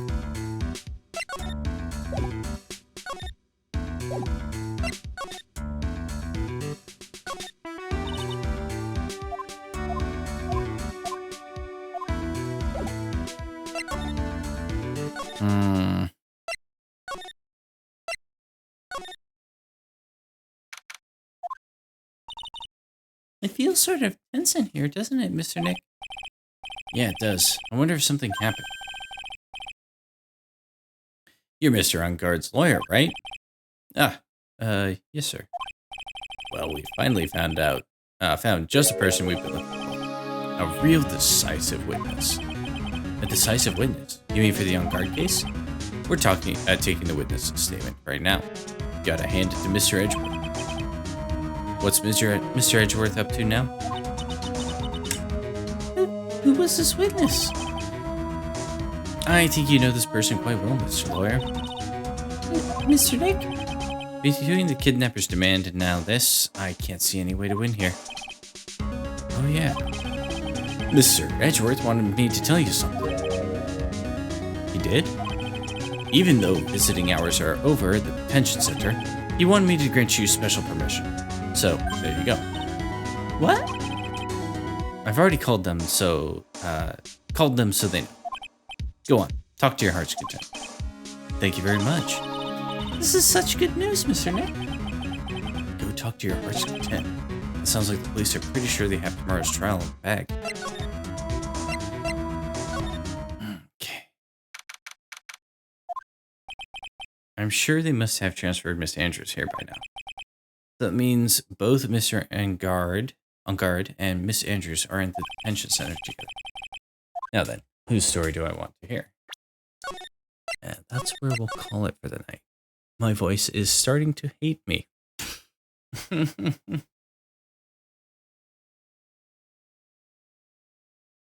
So go ahead and hit sleep mode on that. And there we are. Screen.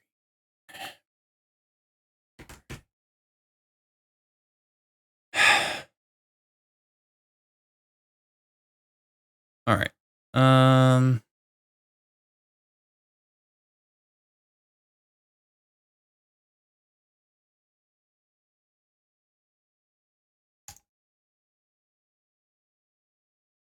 Let us see who is online.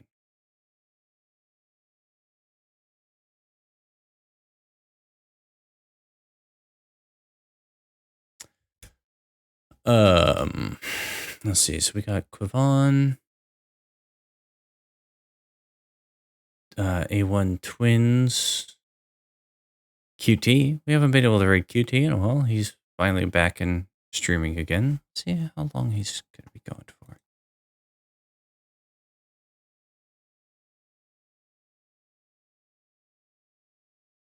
Oh, he'll probably be going for a bit.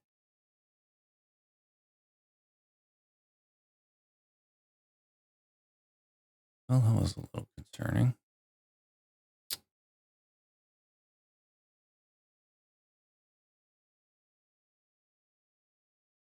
Okay. Yeah, so let's raid QT's Game Quest. Raid. Yes. There we go. He's a good friend of the stream. Frequently comes in to support us, and generally all around funny guy. So if you haven't already, although I'm pretty sure most of you have, give him a follow once we get over there, and drum up some hype for sure. Here's our raid message. And we've got raid emote if you've got the sub to the channel. If not, feel free to use whatever emotes you want to. And yeah. So tomorrow I think we're going back to some more Dark Souls 2. And it'll be the same time, same like the stream. Thank you for joining me tonight, everyone. It's been good fun. Hopefully catch you tomorrow. But until then, have a good night. Hopefully your weekends are fun. And take care of yourselves and be excellent to each other.